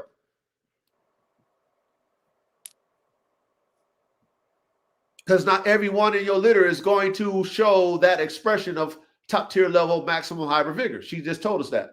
Not guaranteed, y'all. Step 4, light line breeding on the superior F1s. Okay, now she's giving us the formula now. To stabilize the hybrid into a type, you can breed F1 times top parent influence, right? So F1 back to the parent. So that's me taking AK back to his F1 daughter. F1 to cousin from the same cross. F1 the same line inbred dog used in foundation. Okay. Avoid heavy line breeding. It collapses hybrid vigor. I mean, shit. Come on, y'all. Don't let these motherfuckers tell you can keep line breeding and get vigor. Stop letting them lie to you. You motherfuckers they ain't really cooking. They don't have competition dogs. They don't have a level that they're fucking rating their dogs on. They don't have that Hall of Fame dog that they say their dogs is, and they're not comparing them to that Hall of Fame dog. Because if they have that Hall of Fame dog and they compare them dogs that's fucking watered down, they're gonna be like, yo, that it don't match. Like Secretariat. It don't match. Let's keep going. The absolute best performance method on earth. Okay, I like how she talking. If you want the strongest competition dogs, the formula is unrelated inbred line A times unrelated inbred line B equals F1. Select light line breeding. Okay. This is how the greatest producers in history came about, including Mayday, Jeep, Alligator, Chinaman, Zebo, and many modern bulldogs. Okay. So where does Mayday fit in this system? Mayday is the F1 hybrid produced by crossing structured but unrelated lines. Red Boy Jocko, high wind, high drive, Bolio Tombstone, gameness, durability, and intelligence, performance selection. He is almost a perfect example of a competition hybrid created by strategic outcrossing, balanced family, performance selection, line crossing, multiple stable gene pools. He is the temple for building a high performance line. Okay. So what she is telling us is that even though he's not a heavily inbred type outcross dog, she's betting his genetic production of maximum hybrid vigor because those lines were known producers of these traits, which is why she's telling us that the strongest level of hybrid vigor is from heavily inbred, line-bred dogs, because she's assuming that those dogs are producing those traits in the offspring. Does that make sense, y'all? Yeah. Yeah, She's assuming. definitely want to hop at that. Yeah, for sure. So because that should get you that level of reproduction in the offspring, which is a heavily compounded AA dog with a BB dog, and it's going to produce that. Mayday is not that dog. However, his lines are pretty potent enough from those 4 different lines that he is actually producing that, or he was produced because of that. And he showed that. And he actually produces a level of that in his many offsprings, Barracuda, Michael Meyer, who, I mean, you know, we can go on and on about some of the dogs he produced that was top tier. So understand what she's telling us. Don't get caught up in the theory alone. Understand that there's variances to this whole play. There's variances to it. There's exceptions to these rules. But based off the foundation, if you want to play it safe, then she's telling you how we can achieve maximum level of hybrid vigor by compounding genetics with heavily inbred, line-bred dogs, no more than 2, maximum 4 generations, 2 to 3 generations inbred, line-bred is good enough. Maximum 4, don't go past 4. But we're doing that for a reason, because we want those genes to express themselves in the offspring. That's why we do that. And if we have 2 inbred, line-bred, whatever dogs that are expressing those genes within themselves, and they express them in the offspring, we have a higher chance of achieving the max level of hybrid vigor. But every now and then you might get a dog like Mayday, who is none of the above. He's a composite outcross, like she said. But because of the dogs that was in his blood was so fucking pre-potent, he produces those genetic characteristics, which is fucking he's a freak. He's a freak. Yeah. He's like AK. He's like AK. So shout out to Mayday.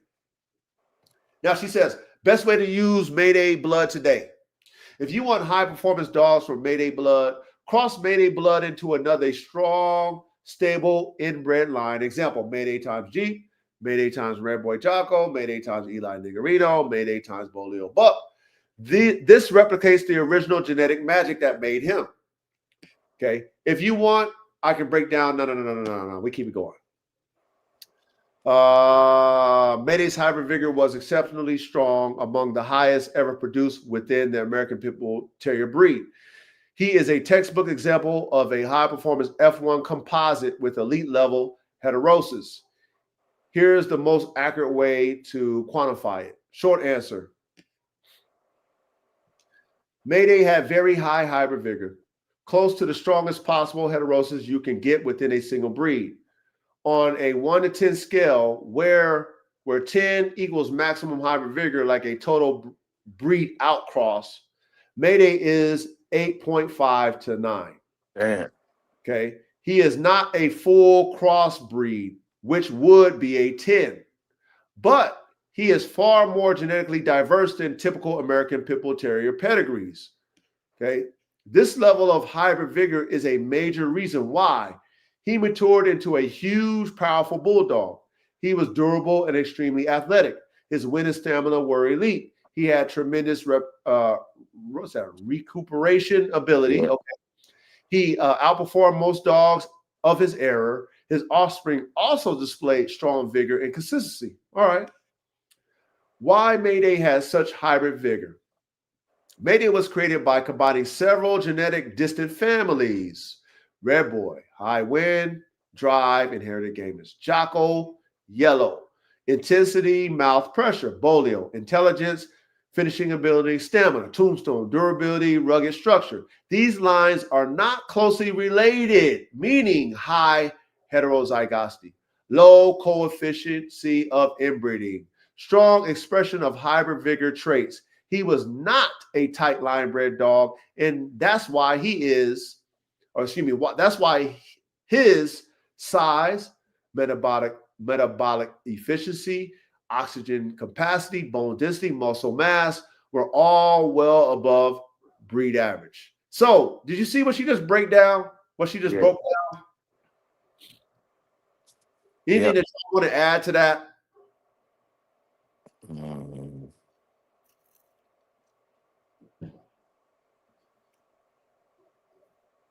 Shit. So he's basically was a superior dog. He had all different traits from the different lines. Yeah. Yeah. Still the same breed of dog though. Right. And still selected for all the same traits. Yeah. Yeah. They were all selected for pain tolerance and gameness and strength and all that. Yeah, they match straight. Which they were, so all four lines were pre-potent for that, but then you get like this line might be a little smarter, so he knows how to not get in trouble, not let another dog chew on him, so that makes him a little bit better. And then this other line adds a little more wind so he can go a little longer. Right. Yeah. Just a little bit of that. Hey, and she emphasized this. She said he was not a tight line bred dog. So think of it like this. If you was just to follow one side of the spectrum of breeding and say it has to be tight line or inbred, you would not think that it would be who he is, and not only that, who he's becoming his producer. They produce a lot of family.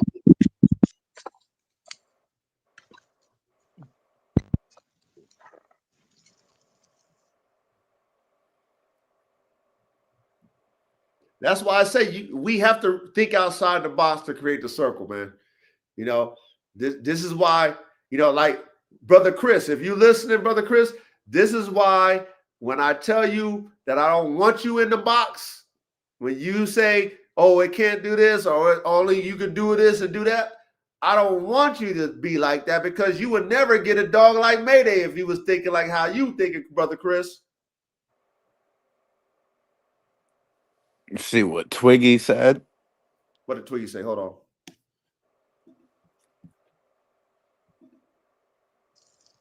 I'm going to maintain there's more than one way to do it, and every rule is made to be broken. Period. There you go. Thank you, K-Man. That's it. That's what I want us to think. All right, so Twiggy says, if your size declines in later generations, can you take two unrelated line-bred dogs lacking for the same reasons to add the hybrid vigor back? Or do you have to go for a dog fully expressing the size? Okay, so hold on. Do you understand what he's saying? I'll elaborate. Do you understand what he's saying, Reddy? Can you answer that?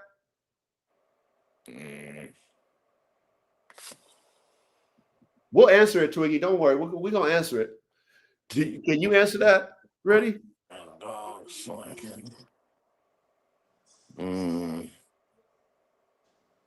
I'll read it again.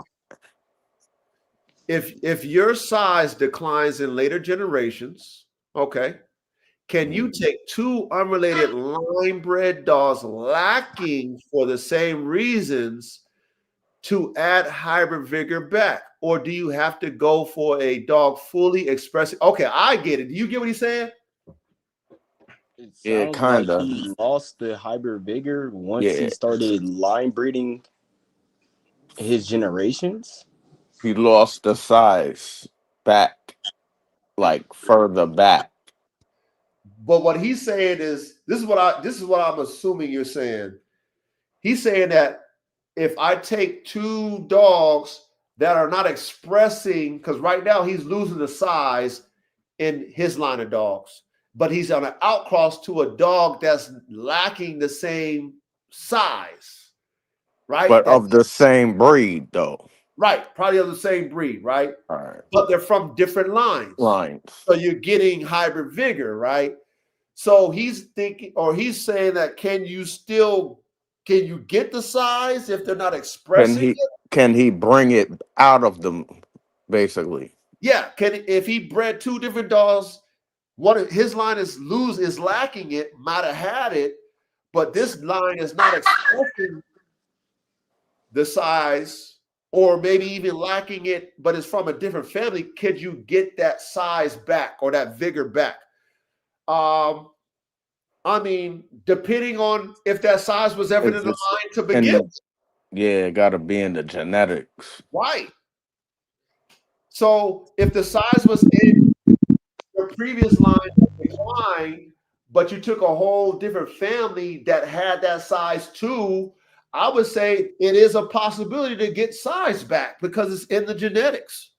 So pretty much it's like taking two runts to each other, but you know that got the genetic makeup behind it. Pretty much like the race horse. Hold on. When you breed it for that hybrid vigor, you feel me? No, that's correct. If it's in the line and it's totally not related, both lines have it in the genetic pool, there is a possibility for a level of genetic explosion, which should at least bring you some size back. Now, how extreme or how strong it will be, I don't know. Yeah. Because you want something that's expressing that size. What it means by that is, even though that dog might be small, but it's producing big dogs. Right. You want that to play out in your pairing of the two dogs. The dogs that you're pairing needs to produce what you want. Period. Now, if that dog that is not expressing it or lacking it does not produce it, and you're breeding two dogs, even though they're from different lines, and you're breeding two dogs from different lines, and you're going to get a level of vigor, but it's not the vigor that you want to see, which is I want that size back, then I wouldn't cook that up. Yeah. You want to keep running into the same problem. Yeah, you just like trying. Let's say you do get it, but it's not enough. Let's say it is bigger, but it's not enough. You know, like I wouldn't do it that way. If it's not giving it, I wouldn't do it. Then you would have to go for the dog that's showing the size that you want, or have that gene. How much has this been bred into the line? How many generations in decline are we? Is it one or is it four? I mean, that makes sense too. How far back? Yeah. I mean, the best bet for you, Twiggy, is will the dog produce the size that you're breeding to? If I'm lacking size, I'm going to a dog that's going to produce the size, whether it's the size that I like or not. Can I see the fact that it produces size? That's what I'm going to. He said, let's say 4 generations back. Okay, this is a hypothetical. Okay, now are we in decline, or are we selecting the smaller dogs because they're more game? No, he said just a question he thought of just to avoid future issues. And he's in decline. He says size declines in the next generation. That's what he said. Yeah. I'm gonna say, and I'm not positive on this, but I'm gonna say by the fourth generation you have fixed your genetic trait. Like you're breeding in the direction of smaller dogs, just like they do like a poodle. They try to make it a teacup.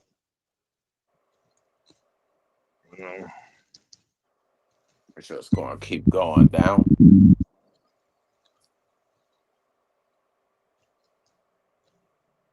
I would think.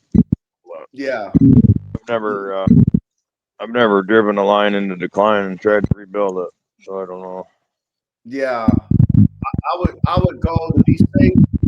If you know your blood is declining when it comes to size, then you need to go to something totally non-related that can produce the size that you want to see. You have to go in that direction. He said size declining because too tight of blood from sire and dam, but both of them are unrelated. Right. So that means you got to go to a sire or dame that produces the size that you want. That produces it though.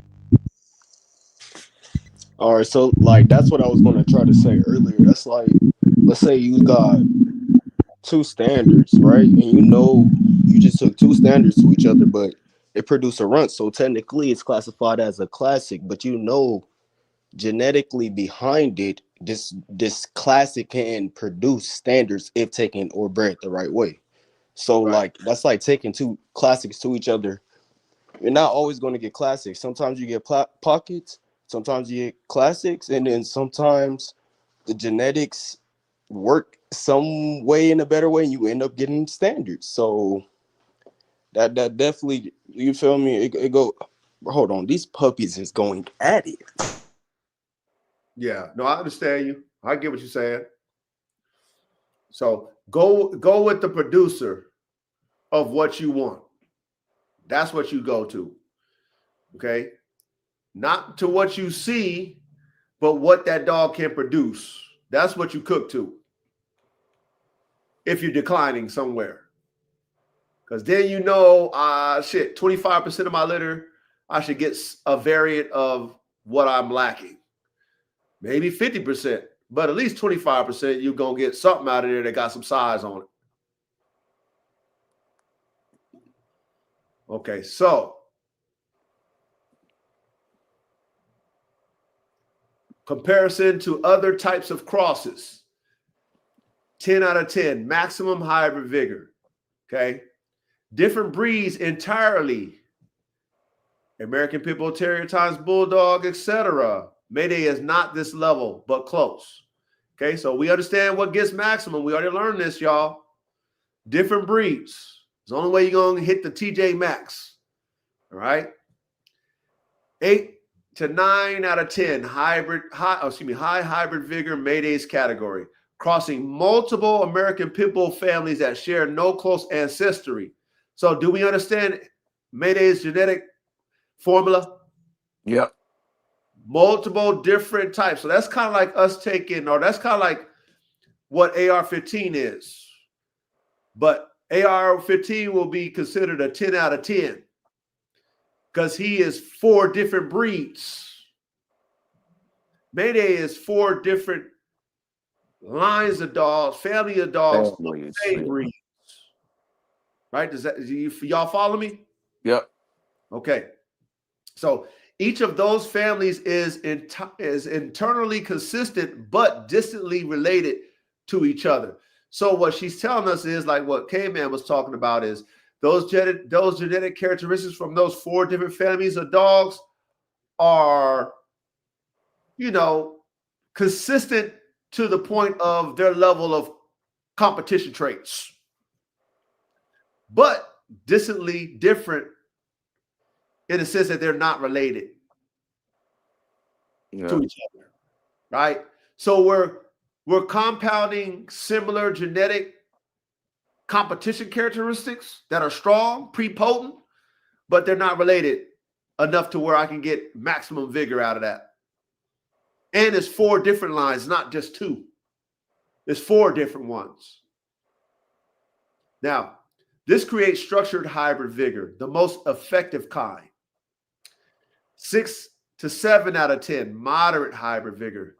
Typically, American Pit Bull Terrier outcross, Jeep times Red Boy, Eli times Bolio, etc. 3 to 5 out of 10 is mild vigor. 2 unrelated American Pit Bull Terriers, but from similar families. Okay. 1 to 2 out of 10, very low vigor. Line bred times line bred from same family. Okay. Mayday hybrid vigor was so high because of 3 key factors. Unrelated families were combined. No shared ancestors for several generations. Each family was prepotent. That's the key right there, y'all. Yeah. Okay. That's why I was telling you, if you were trying to bring back height, you need to make sure you deal with a dog. If you're going to outcross to it, it's prepotent enough that it's going to give you height. It's potent enough to know that those traits are going to come out, which she says, meaning each separate line brought powerful, reliable traits. Does that make sense, y'all? Yeah. Okay. Mayday was not just outcrossed. He was a composite, like what Caveman was talking about. Uh-huh. He carried Red Boy Jocko, 40 to 50%. Bolio, 25 to 35%. Tombstone, 20 to 30%. And some tent influences. This created a balanced hybrid animal, not a random cross. Okay, so what she is telling us is because Red Boy Jocko's blood was prepotent and you knew what you was going to get, it wasn't random that you added Red Boy Jocko. Bolio, you knew you was going to get from the Bolio lines, it wasn't random. Tombstone, you knew what, you know what I'm saying? So that's what she means by that. You knew that those lines were prepotent. That's why you cooked them all together. Yeah. Summary. How strong was Mayday's hybrid vigor? Stronger than almost any typical American Pit Bull Terrier outcross. Close to the maximum heterosis possible within one breed. One reason he produced so well. One reason his size, strength, endurance, and durability was elite. One reason the Mayday line became a foundation-producing family. I would classify Mayday's hybrid vigor as very high elite level. Okay. So now I wanted to bring up Secretariat so that we can understand Secretariat's level of hybrid vigor and everything that encompasses who he was and why he's a superior horse, and there was nothing like him afterwards, even his kids, whatever. Now, Secretariat is the what's that? Equine. Okay, thank you. Equine, equivalent of an elite F1 hybrid with extreme hybrid vigor. One of the highest vigor, highest performance animals ever produced in thoroughbred racing. To put it simply, Secretariat equals maximum hybrid vigor, 10 out of 10 for his species. He was not inbred. He was not line bred. He was the product of 2 genetically distant, powerful complementary lines, exactly the formula that produces the most dominant athletes in any species. Now, when me and Brother Chris was talking about Secretariat, okay, I mentioned that Secretariat is a product of a line breeding, even though he was an outcross. Okay. Now, because I did my own studying of thoroughbred racehorsing, I know this to be a fact. But at the same time, maybe not everybody studied like I studied. Not everybody did the work like I did the work. Not everybody do what I do when it comes to the studying and, you know what I mean? Like the studying. So when I say things, I just don't say it just because I just want to say it and it sound good. So being that I want to make sure I clarify everything, we want to break it down because it's layers to this thing, just like we learned about the different layers of hybrid vigor and how there's exception to every rule, like Caveman said. So even when it comes to Secretariat and how they breed and how they consider what is an outcross within thoroughbred horse racing, I want to break that down for you guys so that you can understand why Coach speak the way he speaks and teaches the way he teaches. Because I don't want y'all to be in a box. Because we will never continue the wave to create these secretariats and Maydays and AKs and these different dogs if we thinking in a box. So let's break down secretariat for us. Okay. Here we go. Why Secretariat has such extreme hybrid vigor? His pedigree was strongly outcrossed. Secretariat had an extreme low coefficient of inbreeding for a thoroughbred. His sire line and dame line were genetically far apart. Sire, bold ruler, speed, muscularity, raw power. Dame, something royal. Prince Quilio line, stamina, heart, lung capacity. These two lines had minimum overlap, which means very high heterozygosity, maximum expression of hybrid vigor, superior heart, lungs, metabolic efficiency, excuse me, muscularity, musculateral. What's that? Ready? Musculoskeletal. Skeletal.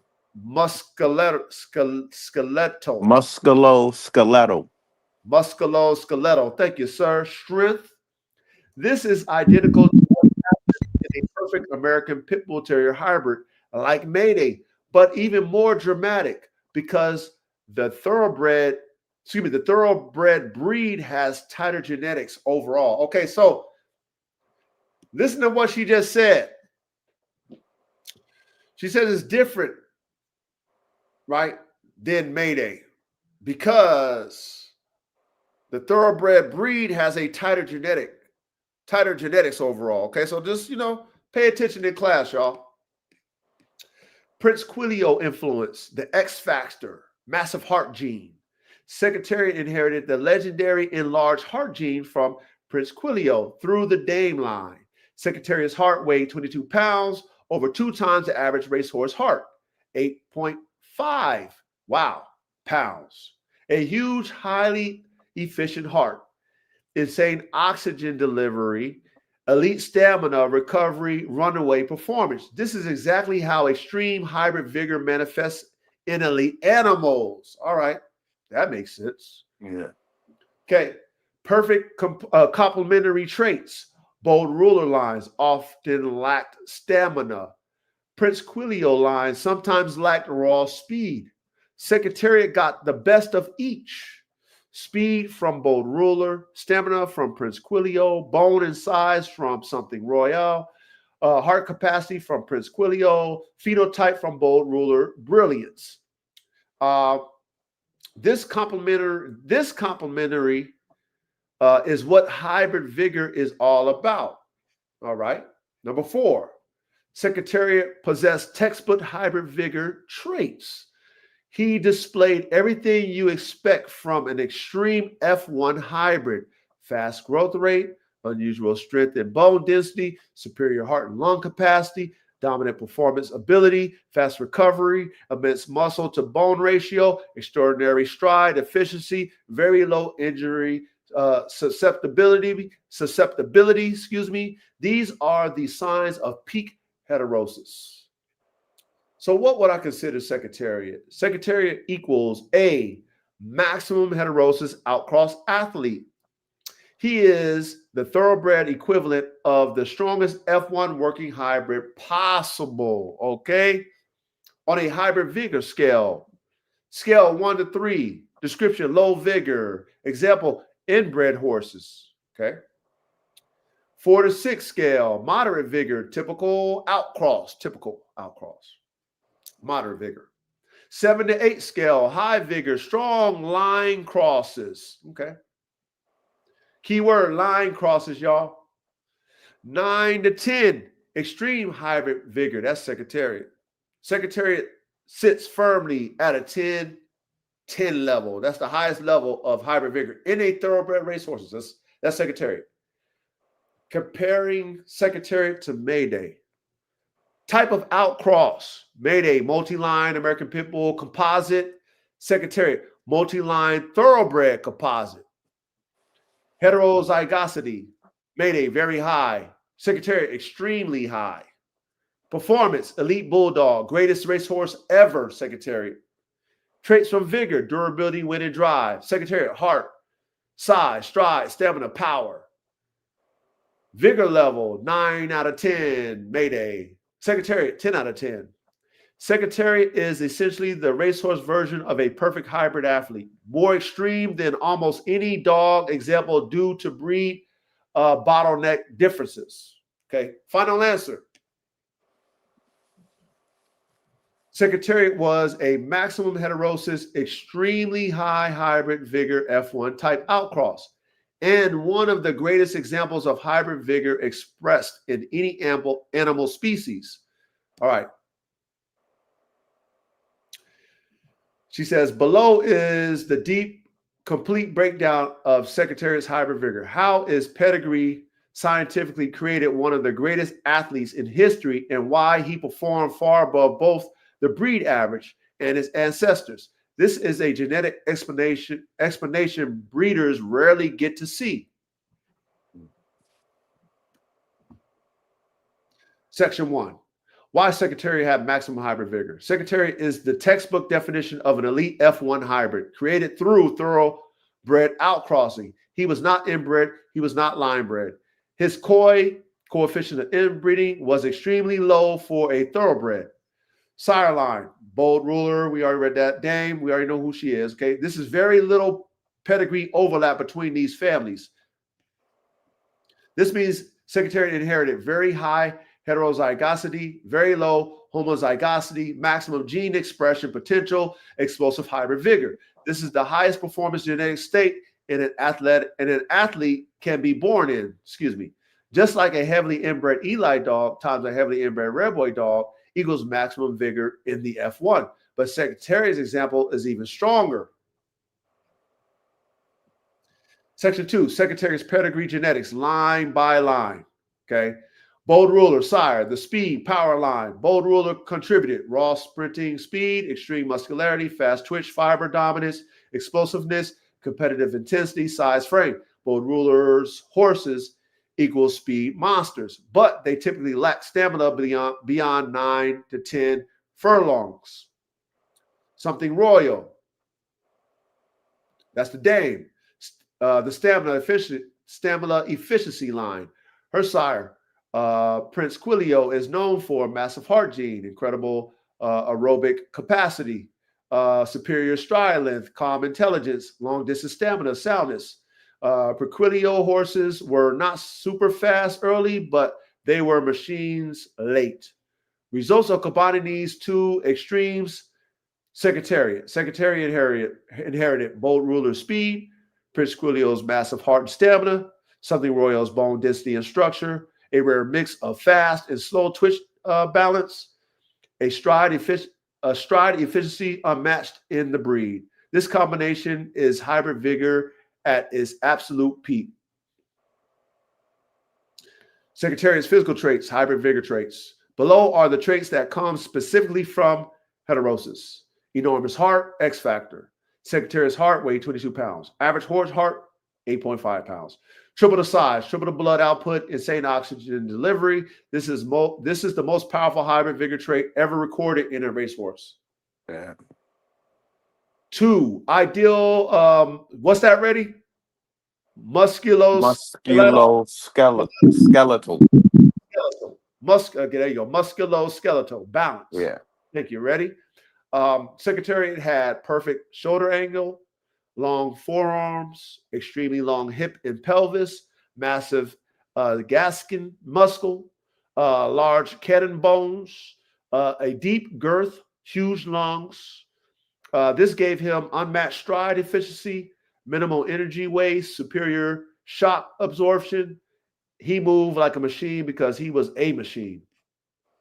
Number 3, superior metabolic efficiency. Hybrid vigor improves lactic acid clearance, oxygen utilization, ATP production, recovery rate. Secretariat recovered faster than any horse of his era. Stride length, one of the longest ever measured. Secretariat stride was 25% plus, or 25 inches plus, or 20, was that 25? Yeah, 25 inches plus. This is absorbed. It let him Absurd. absurd. Thank you. It let him cover ground faster with less effort. Hybrid vigor directly influences stride efficiency. Number 5, durability and soundness. Secretariat never had structural injuries despite enormous size and power. Okay, so we didn't need to go into the pedigree or whatever. So okay, here we go. This is a great one right here. Why Secretariat didn't reproduce himself? Okay, there's some people that believe that Secretariat reproduced himself, but they didn't do the work like the coach did. But shout out to ChatGPT. She's gonna tell us why. Hybrid vigor is not stable. F1 hybrids like Secretariat lose heterosis when bred forward, which we learned tonight, right? Yep. Okay, great. When Secretariat times random mirrors equal offspring get half of his heterosis. Nothing guarantees inheritance of heart size. Nothing guarantees inheritance of stride efficiencies. Secretariat was phenotypically extreme, but genetically highly heterosis. Genetically variable, not prepotent like an inbred sire. Okay, so Secretariat was not like Mayday. Secretariat was not like AK, okay, which is prepotent. Does that make sense? Yeah. All right, let's keep going. This is why elite F1 athletes like Mayday often do not reproduce themselves perfectly unless bred strategically back into stable lines. Now, and that's why she said like Mayday, because he does produce himself. Section 6, how you would recreate a Secretariat type athlete. Oh, I like this one.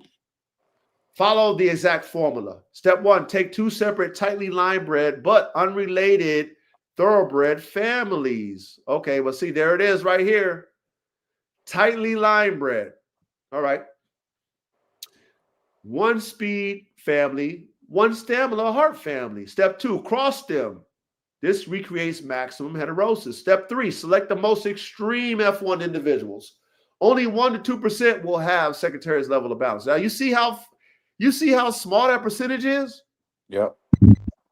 Yeah, make sure you use the speed as the mare. Right? That's what they did, right?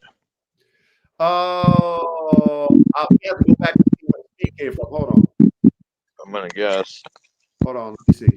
It's the basic principle of breeding, power over speed. Okay, so something royal, stamina, efficiency, bold rulers. That's not what they did. Stamina was the stud.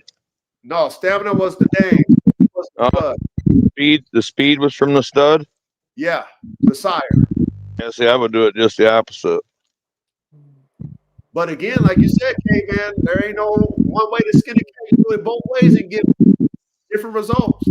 Yeah. You know what I mean? And that's why I always tell y'all try it all. I tell y'all all the time. We don't think in the box. We try it all. Like you said, you might have did it one way, K-Man. I might have did it another way.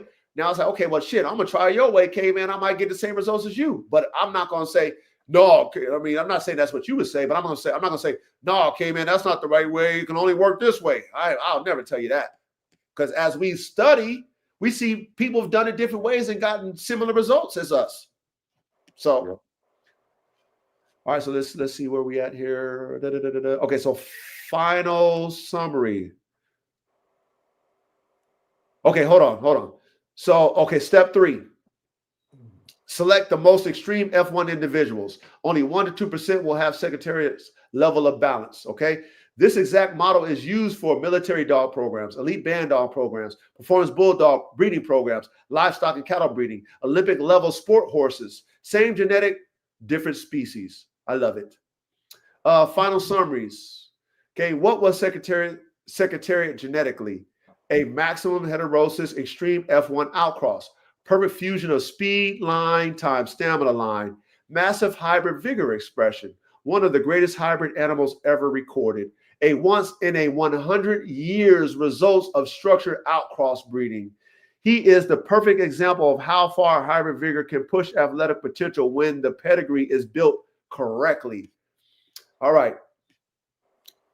So I asked her, because I know that all thoroughbred racehorses are related. It's a level of line breeding. So because I know this, I studied it, I asked her to, fact check it. And Brother Chris, this is what I was telling you about Secretariat. Even though he's an outcross, you got to understand the mathematics of how what they consider outcross when it comes to thoroughbred racehorses, which, if all of you have watched my class, I broke all this shit down. Reddy remembers this shit. I broke all this shit down. So that's one thing y'all need to understand about the coach, man. Okay? If we got a topic, I might be foggy in it. We gonna do what we doing tonight with it. So that I can be clear, we can all be clear, and we can leave the huddle like we got it. That's what the coach do. I'm not downplaying you guys, but at the same time, I'm not over here freestyling shit either. If I speak it, it's either because I did it or I studied it, or both. So let's see if Secretariat is a product of line breeding. Okay. Now I asked her. I asked her if line breeding Secretariat. She said, "This is a great question, and you are thinking at the correct genetic level.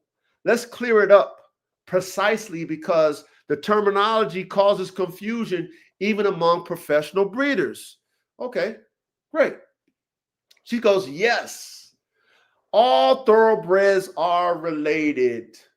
Okay. The breed was founded by only 3 stallions: the Darley Arabian, the Godolphin Arabian, and the Burley Turk. Ilery Turk. Okay. And about 35 foundation mares. Now, ready, because I know you was in that classroom. Didn't we learn this? Yep. Okay, cool. I just want to make sure that you guys understand that we've already taught this.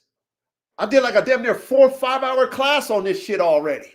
Okay? So when I speak about this shit, it's not just because, oh man, I guess coach wanted this act like he knows everything. No, motherfucker, I really studied this motherfucking shit. I do this shit. I take my time on Thursday nights to teach. Okay? So now I'm about to show you. Here we go. Because of this small genetic base, she capitalized it.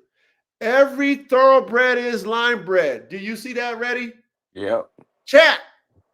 Do you see that she said every thoroughbred is line bred? So even Secretariat, who is an outcross, which she's going to break down for us, she's going to show us, is line bred. Okay, carry on, coach. At least on a long-term breed-wide scale, okay? So you are 100% correct that all racehorses are related. All racehorses carry some degree of line breeding. No thoroughbred is a true outcross in the way a mixed breed animal is. Does that make sense, y'all? Yeah.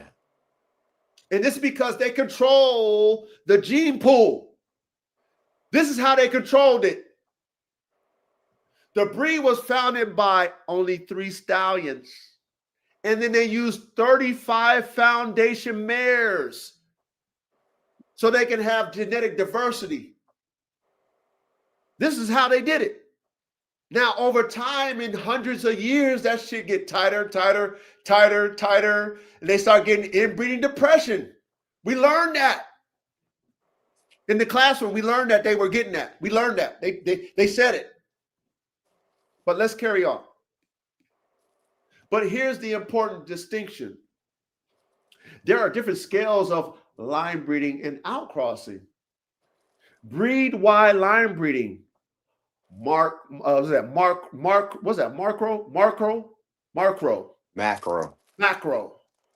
line breeding. Okay. All thoroughbreds are line bred when you zoom out 8 to 20 generations. Damn. Okay. Now, they all descend from the same ancestors. So yes, it's line breeding. This is not what breeders mean by line bred. Okay, here we go. Number 2, pedigree level line breeding, micro line breeding. This is what matters for hybrid vigor and performance. A horse is considered line bred only if the same ancestors repeat within the first 5 generations. Now, didn't we learn this in the classroom? Ready? Yep. Yeah.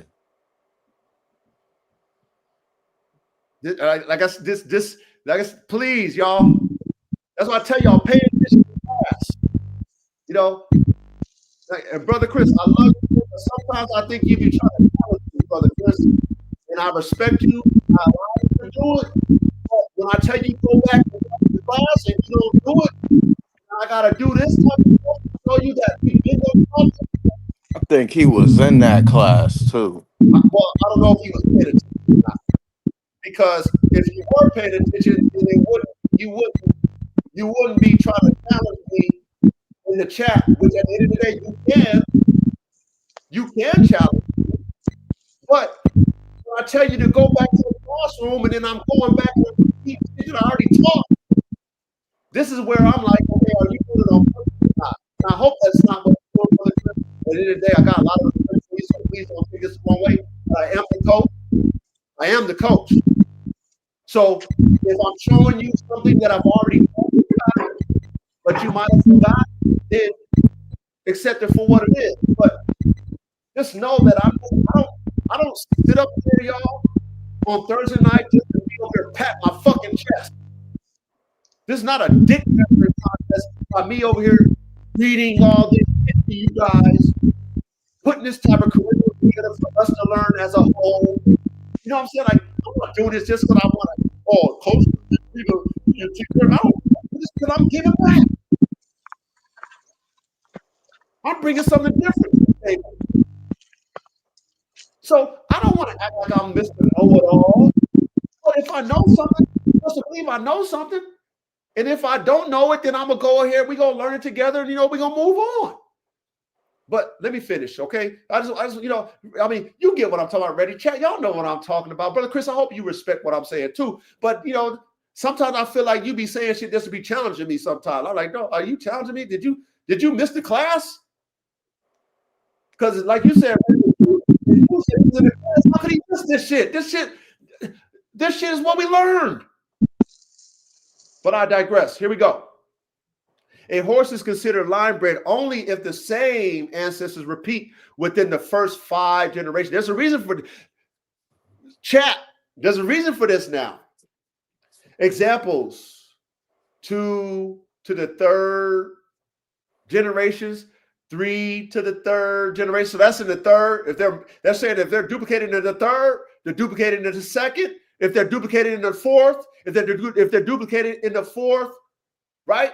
They're saying that if there's ancestors related, then that's line breeding when it comes to thoroughbred horse racing, because they're all related anyway. Yeah. This is why their formula is this. And then when it's not related past the 5, then they call it a fucking outcross. Because they're still related even past the 5th in thoroughbred racing. Okay? This is their definition of an outcross. If they're not related past the 5th. In dogs, if they're related past the 5th, it's line bred. That's a great grandfather or great uncle. That's line bred. They're related, but not in racehorses. Not in racehorses. Carry on. This type of line breeding increases homozygosity, predictability, consistency, but reduces hybrid vigor. All right. Number 3, pedigree level outcrossing. What Secretariat actually was. Okay. Secretariat pedigree did not repeat the same ancestors in the first 5 generations. So he went even back. Not 4, but he wasn't repeated even in the 5th. So what that means in thoroughbred racehorse, that means low COI, coefficient of inbreeding, high heterozygosity, strong hybrid vigor. Even though he belonged to a line breed overall, his individual pedigree was an outcross. So, because he wasn't showing any relation 5 generations in, they consider that an outcross in thoroughbred horses. If there was relation in the 6th generation, they would still call that a Mayday line in today's dogs, would they not? Yep. Oh, that's a Mayday line. No, Mayday is 5 generations in. Maydays is fucking 10 generations in, all the way back to the 20th generation. He's 10 times Mayday. That's what they would call a fucking line bred Mayday dog today. But not in thoroughbred horse racing, they don't call it that because they know that all their horses are related. They know this, but they have to find a level of heterozygosity. They got to find a level. So how they get it is, as long as they're not related, 4 to 5 generations back, that's hybrid vigor in their gene pool.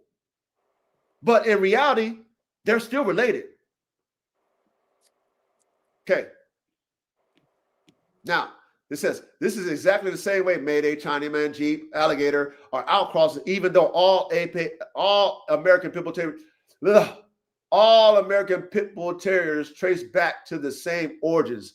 Now, when she says this is not true. And the reason why this is not true, because we know, as we learned, those dogs that came over from seas, they were not related. Nope. So we know that this is not true, even though she's thinking in the right. She's thinking the right way. But we know that thoroughbred horses, their stud books is not the American Pit Bull Terrier stud books.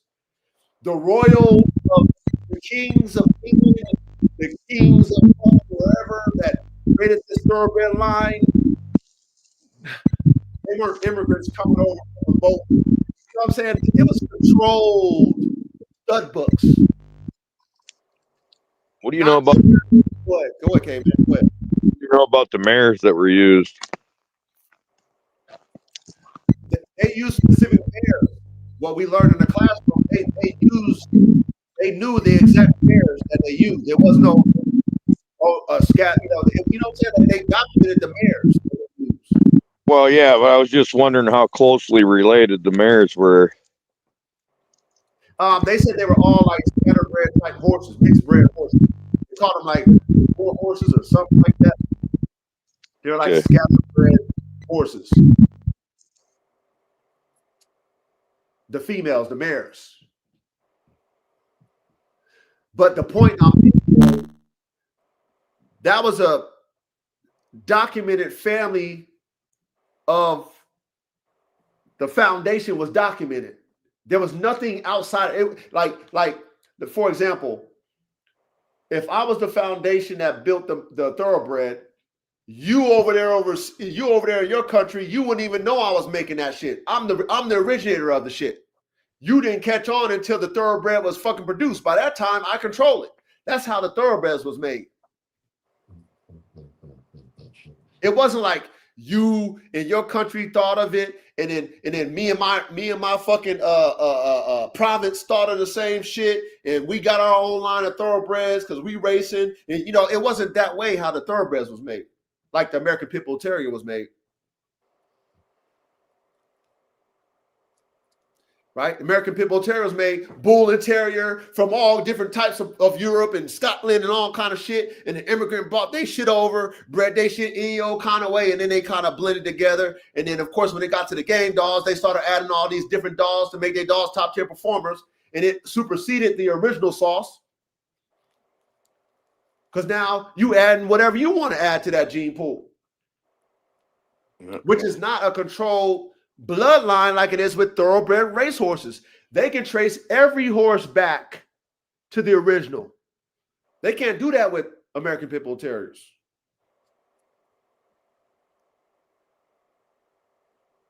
So just want you to understand that ChatGPT, she's assuming that these all go back to 1 or 2 dogs. That's a fucking lie. We know that shit is a lie. We already found out the origin of the American Pit Bull Terrier. Yeah. So we know it don't come. It's not 2, 1 bulldog and 1 terrier, and then they just kept hell no. Or it was a control one, where they got like how they did with the racehorses, 3 different terriers and 35 different bulldogs with different families, and they monitored it and built it. No, that's not how the American Pit Bull Terrier was made. Let's keep going. So, was Secretariat a line-bred horse? Breed-wide, over many generations, yes. All thoroughbreds are.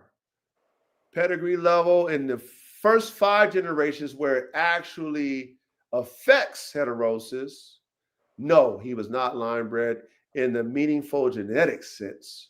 He had incredible low duplication of his ancestors. This is why he had huge heart, blah, blah, blah, blah, blah, blah. These are hybrid vigor traits. True. So was Secretariat an outcross? Yes. In every genetic way that matters for performance. Secretariat was a near perfect outcross between 2 pedigree unrelated families, bold ruler line, speed, early maturity, Presquilio line, stamina, bone, and heart. This produced maximum heterosis available within thoroughbred breed, which is why he became the most dominant racehorse in history. Salute. Final answer. Most accurate genetic explanation. Secretariat was a breed-wide line-bred, thoroughbred, and at the same time, a pedigree level outcross with extremely low inbreeding, which produced maximum hybrid vigor for his species. This is not contradictory. Both are true on different genetic scales, which I understand, which I taught in our master class. Okay. This is why he was a super hybrid, not a typical racehorse. Okay. So let me collapse the screen. So do we get that, y'all? Yep. He was a freak. Period. And with racehorses, because they have a formula that they've predicted, their hybrid vigor or their outcrosses, as long as they're not related within the first 4 generations, that's considered a pure outcross. And then they have moderate outcrosses if they're not related in the 3rd generations. See, just like we broke down, they got that in thoroughbred, which we've taught in the class already. Go back and watch that master class that I did on how thoroughbred racehorses compare to competition, high performance, working dog breeding. Watch that class again. Watch that class again if you guys forgot. But we already taught this. So, I mean, damn, did we beat this one up, y'all? I mean, shit. I mean, god damn it, man. Did we kill this one? I don't know. Hell yeah. I don't know. I think we were very thorough. I think we understood what Caveman was trying to say. I think we understood what I was trying to say. I think we understood what Chris was trying to say. I think we understood what you were breaking down. Ready chat, y'all was breaking down when it comes to hybrid vigor and the levels. I think we all understand what we all meant and how it all plays. It all plays, you guys. It all plays. Coach has always said to y'all, everything plays. We ain't throwing the baby out with the bathwater. Okay. K-Man, you're not wrong. Reddy, you're not wrong. Chris, you're not wrong. Chat, you guys are not wrong. But we got to come to a collective understanding. That's all we need to do. And because we are so open-minded to the understanding, we get it. You know what I'm saying? There's more than one way to skin a cat. There's different variations to the hybrid vigor. There's different levels to the hybrid vigor. There's more ways to cook up your vigor. You know what I'm saying? I mean, we understand this. However, there ain't nobody teaching it like we teaching it. So I hope that all of you who might listen to this later on, you guys are paying attention. You might go hit the replay. You might read what I read and get it. Maybe you won't. Maybe it'll go over your head. Maybe you don't believe it because you don't cook. It is what it is, but you can't say that we ain't taught it. Took the time to teach it. You can't say that we didn't do that.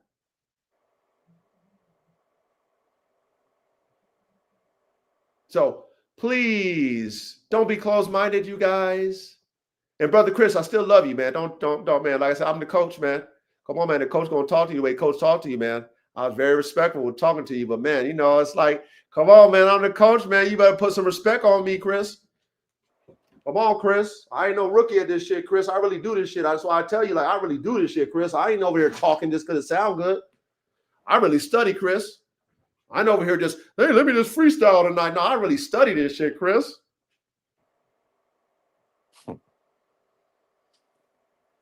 I got a dog on my yard that is not a heavily inbred dog. That's fucking maximum hybrid vigor. His name is AK-47 Chopper, and he reproduces himself. How can I explain that? How can you tell me, brother Chris, that a heavily inbred dog to another heavily inbred dog is going to produce only maximum hybrid vigor is only that way? How are you going to tell me that when I own a dog that's not produced that way? How are you going to tell Victor that when his dog ain't produced that way and he going Mayday? You see what I'm saying, bro? I can actually show you on paper how that happens. Go ahead, K-Man. Do that.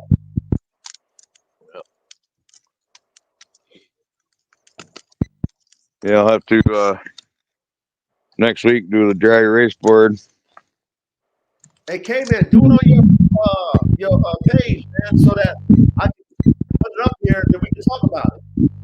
Yeah, well, I mean, we could have done it tonight, but we can't now. But I mean, I could do it live. Okay, cool. I work that out tomorrow. Then instead of my class, I was gonna do if we do a read that tomorrow, we're gonna put it together. Not tomorrow, but on next Thursday. Excuse me. You want to put it together? Yeah. But just let me know when you got it together. Whatever. Simplified version is AK's parents were hybrids that both carried a copy of what he is, and he got a copy of that from each of his parents. Like the AABB, his parents were like AB and BA, Right. and he got 2 copies of B. He got one from mom, one from dad. Well, that makes sense because his brothers and sisters, they never got that shit. Right. Yeah, because they're AA and AB and BA. Yeah, there's like it's not Yeah. He ended up by chance with 2 Bs, so therefore that's all he can throw.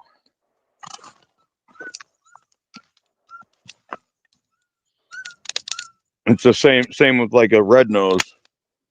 That's why I say that's the easiest thing to breed for. You can do it in 2 breedings, and then every other breeding after that, you'll have nothing but red-nosed dogs.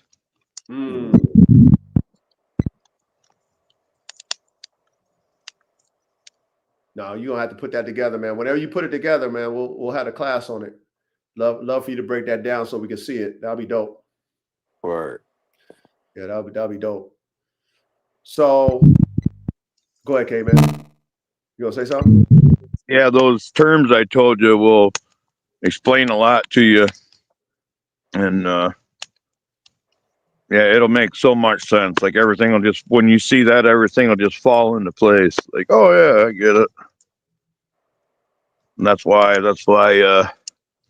you know, even like the AABB thing, you Yes. got to do that 19,000 times. You can't just make one Punnett square. That one Punnett square is only for one gene.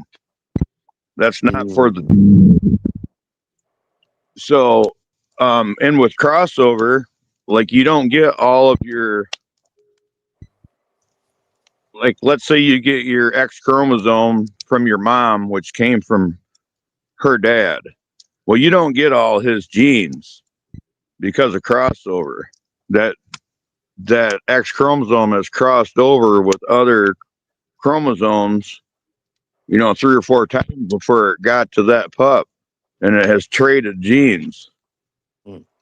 It's no longer complete. It's no longer what it was originally. That's why shit can't reproduce itself. Okay. That makes sense. Now watch this. Coefficient of inbreeding, right? Like for people who do show dogs like bullies, or for example, and they only looking for looks. And then, you get the dog that looks similar build wise, structure wise to the father or the mother that you wanted to breed for. So you got that, right? But because you only focus on that thing, that structure, that look, everything else can go by the wayside, and you could be okay with that because your dog is only used for its looks. Well, for me, as a breeder, because I breed performance dogs a high level, if that dog is lacking in vigor when it comes to its, functionality and its performance, that dog is a piece of shit to me. Yeah. But to somebody who just want that dog to look a certain way, that dog is fucking hybrid vigor. Because it produced itself, or it produced better than itself. Let's say it got a bigger head than its daddy or whatever, right? I got hybrid vigor because, I did an outcross in them, but then everything else is not what it is, right? Okay. That to me is a piece of shit. To me. Because I needed to check the majority of my boxes. It needs to be inside and out, frames, brains, and motors. So for us, you need to understand the level that you're playing when it comes to what you classify as experiencing and getting hybrid vigor out of your lines. Because like I said, some people's standards is low as fuck when it comes to their dogs. Yeah. It really is. And I give that example to you guys just off of me learning by experience when I get Big Bertha and I get Tigress, and Big Bertha visually is more of a superior dog to me. Me being a rookie at everything, the big picture, right? Me having different breeds from different breeders, and, me visually getting what I want and expecting the visual to match the internals, right? The phenotype to match the genotype, right? Just expecting it. And then finding out that it doesn't, right? Doesn't match. But because I wanted performance over visual, because that's who I am first, that's the whole premise of my program is high performance. Even though that dog looks so superior to me, I would rather it be, mediocre in looks, but higher in performance. Like Tigress. Now, Tigress is still a good looking dog, but not like, to me, if I compared her to her sister, I'm picking Big Bertha all day. Same daddy though, different mamas. Both were outcrosses. But my level of vigor to you, you might say Big Bertha was the better dog because of the way she looked, whether she died or not. Because she got the muscle. She probably damn near had more muscle than her daddy. She had a lot of things that was visually stunning. But performance-wise, she had the drive, but like I said, couldn't breathe. So what's the use of me having a performance dog? Or let's say, for example, I got cars. I go to the racetrack, that shit looking fast as a motherfucker. Like, it's looking fast. Everybody's at my damn fucking booth. They in the paddock. All the photographers taking pictures. The hype is there. They see me warm up and shit. They're like, oh my God. Oh, all the hype is there. Then we get on the track and I race and my shit blow up. You think they're gonna give up? You think they coming to the paddock to fucking cheer me on? No, they're like, damn, no. Like, damn, dog. They coming to clown. So for me, right, as a breeder, and what I expect when it comes to hybrid vigor is my standard is way too high. Bertha now is a piece of shit. I don't give a fuck how great she looked. That's how you guys see it. Now, if I just took her to the show, never let her do what she loved to do, she might have lived a little bit longer if I had her in the house, it wasn't working her. She was just in the house. But that's not why I bought the bitch. That's not what she was bred to be as a bulldog. Maybe the breeders bred that, but maybe they didn't care about performance.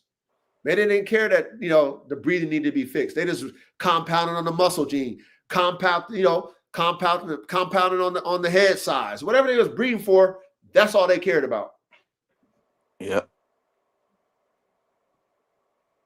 But one thing that I love about the game dogs is that looks didn't matter. It was all performance.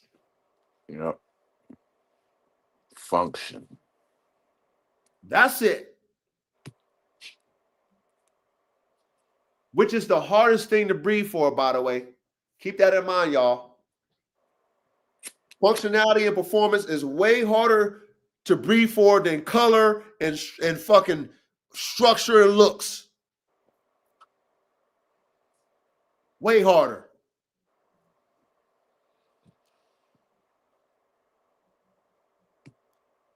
So please, okay? Please don't mix how we do things with how everybody else do things. Please don't take their level. Like when you listen to show dog guys talk about hybrid vigor, is not the same as us. Their breeding tactics is not the same as ours. Right? They're breeding different breeds in their shit to make their dog look a certain type of way. We breeding different breeds in our shit to make them perform a certain type of way. There's a difference.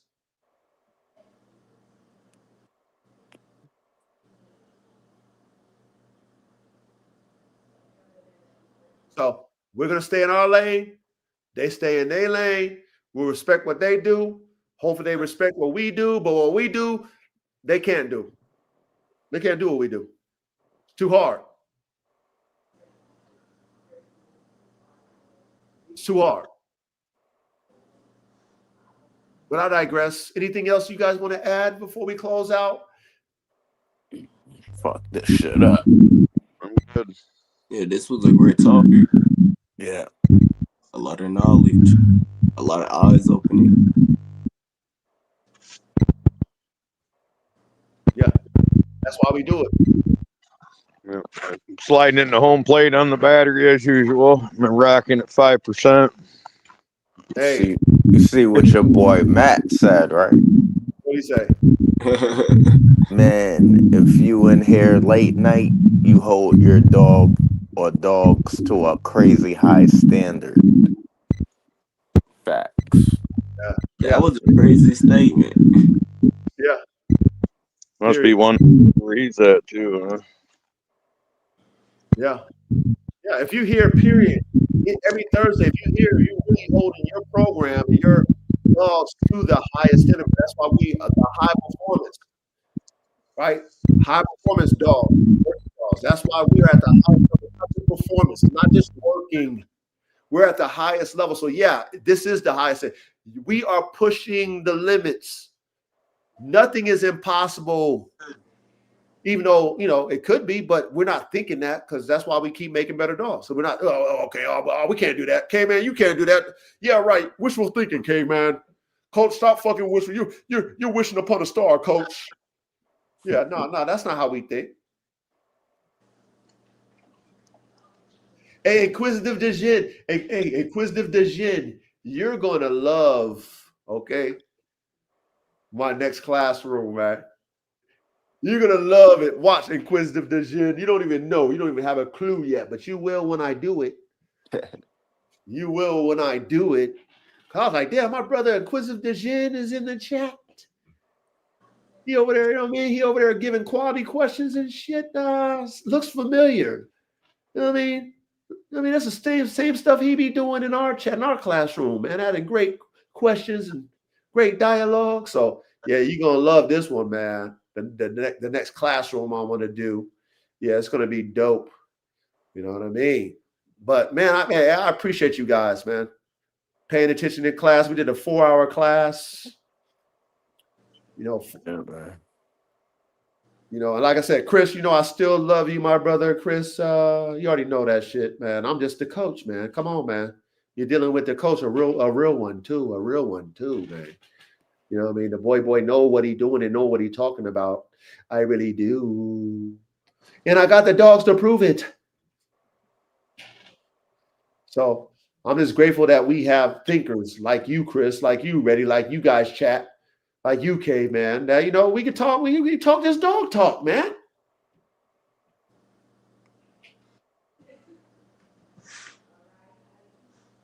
So I digress. But yeah, man, I guess we out. Guess we out, man. Shit.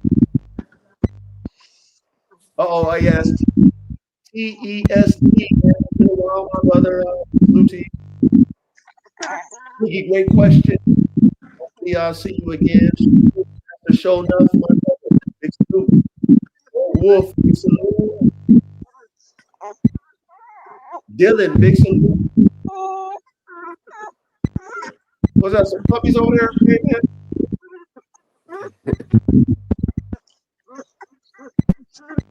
So you don't have cameras up. Hold on. Let me put you out there. Hold on, man.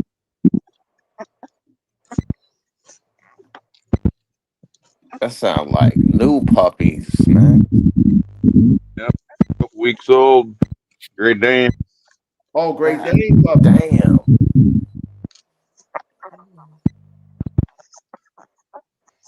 Yeah, those is fresh out the box, man.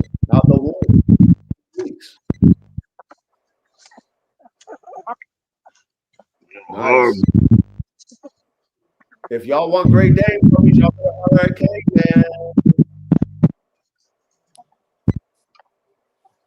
Yeah, I've only got 2 males available. You They're better black. holler at.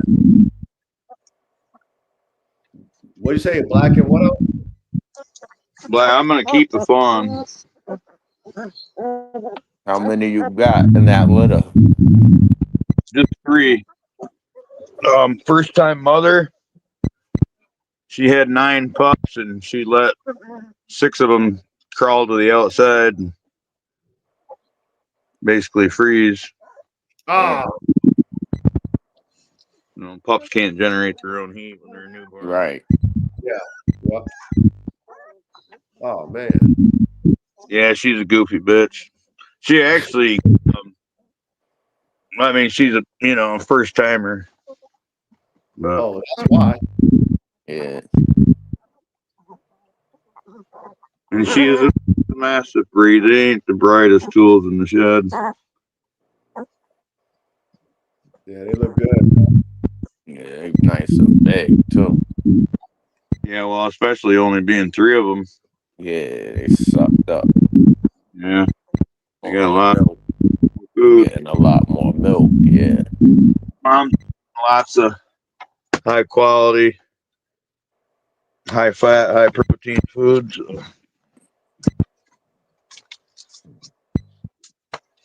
No, that shit. Oh, man.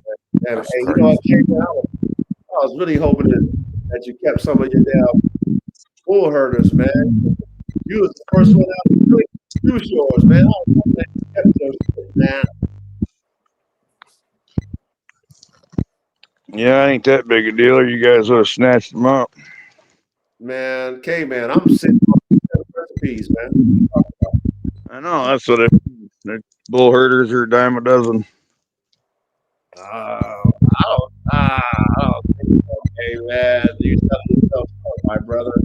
Now that I got this angle, I'm thinking about getting right out of all these little dogs. You get ready to get out of what? All these, like, large and medium-sized dogs. I call them little dogs because my angle. Oh, okay. So you go for only large breed dogs, Great Dane and Kango. I'm And thinking dog. Shit. breeds. This fucking Kango, I can't get him to hold still long enough, but he's like 36 inches at the withers. Damn. Yeah, he's taller than your Great Dane. Yeah, he's like a perfect square. He's like 36 inches long without his head, and 36 inches tall. So his body is like a square, and then his head's another foot. That's like a fucking lion, man. Oh, he's huge. Man, that joke is real. He's put on so much weight since I got him.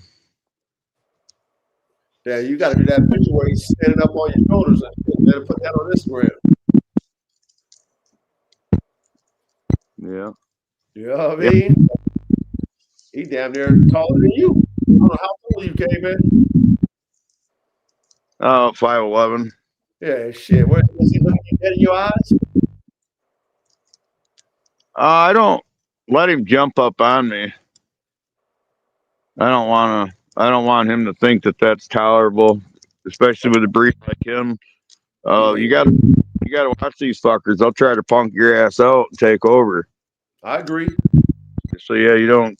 They're kind of like a bull. You don't give them any leeway because they're gonna test you one day.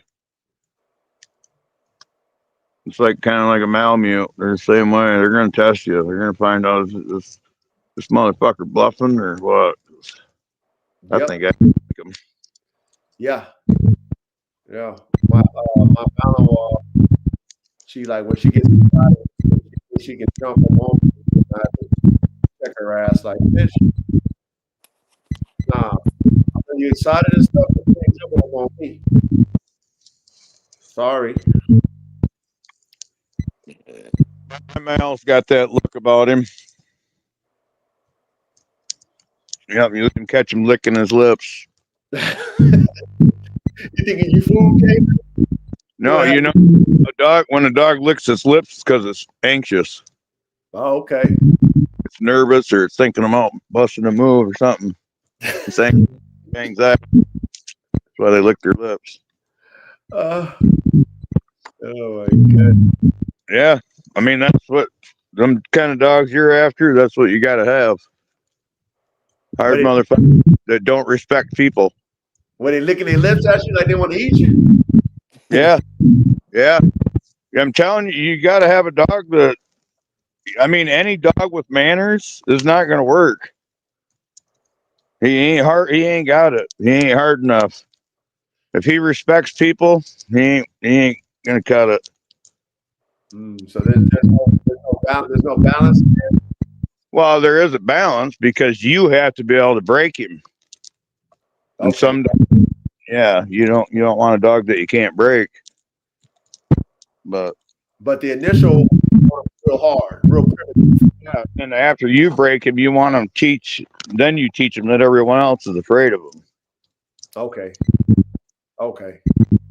But yeah, you want a dog that fights you. In fact, the first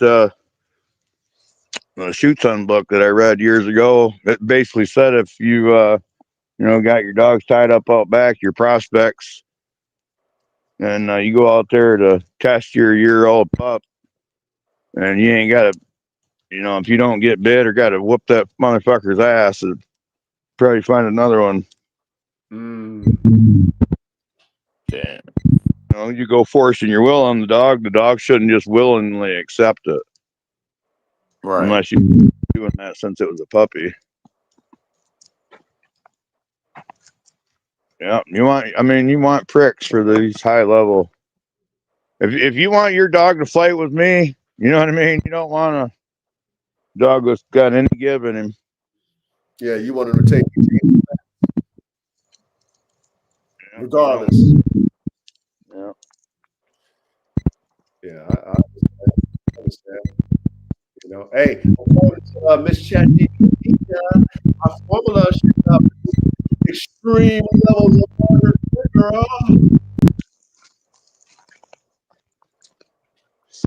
Yep. So I'm definitely excited about that.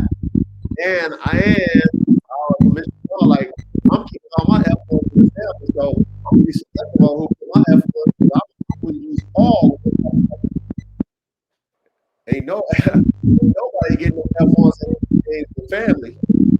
Ain't on the squad. Because like I said, that's hybrid vigor, and we don't know which one's gonna have a hybrid vigor, and we don't know which one's gonna produce. Right. So they all gotta be in the family. Gotta be close. Yeah. They can't go to no fucking, novice and shit. You know what I'm saying? Gotta be. Plus, they ain't gonna be priced for that. So at the end of the day, the novice ain't even gonna have the pockets for it anyway. You know what I'm saying? Sound good. Everybody talk like, oh yeah, okay, oh yeah, I'll be ready. Sounds good. Sounds good. But knowing what we know about the tippity tip top of hybrid vigor when it comes to anything competition, I want that extreme vigor on my squad. I need that extreme vigor. I want freaks. And if I get a high to moderate level, okay, I'm cool. I mean, I'm cool with that high to moderate level. I'm all right with that, but I need freaks, man. I want more AKs.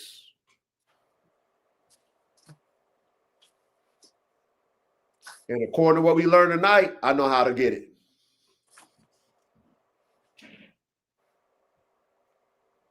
And hopefully all of you know how to get it too.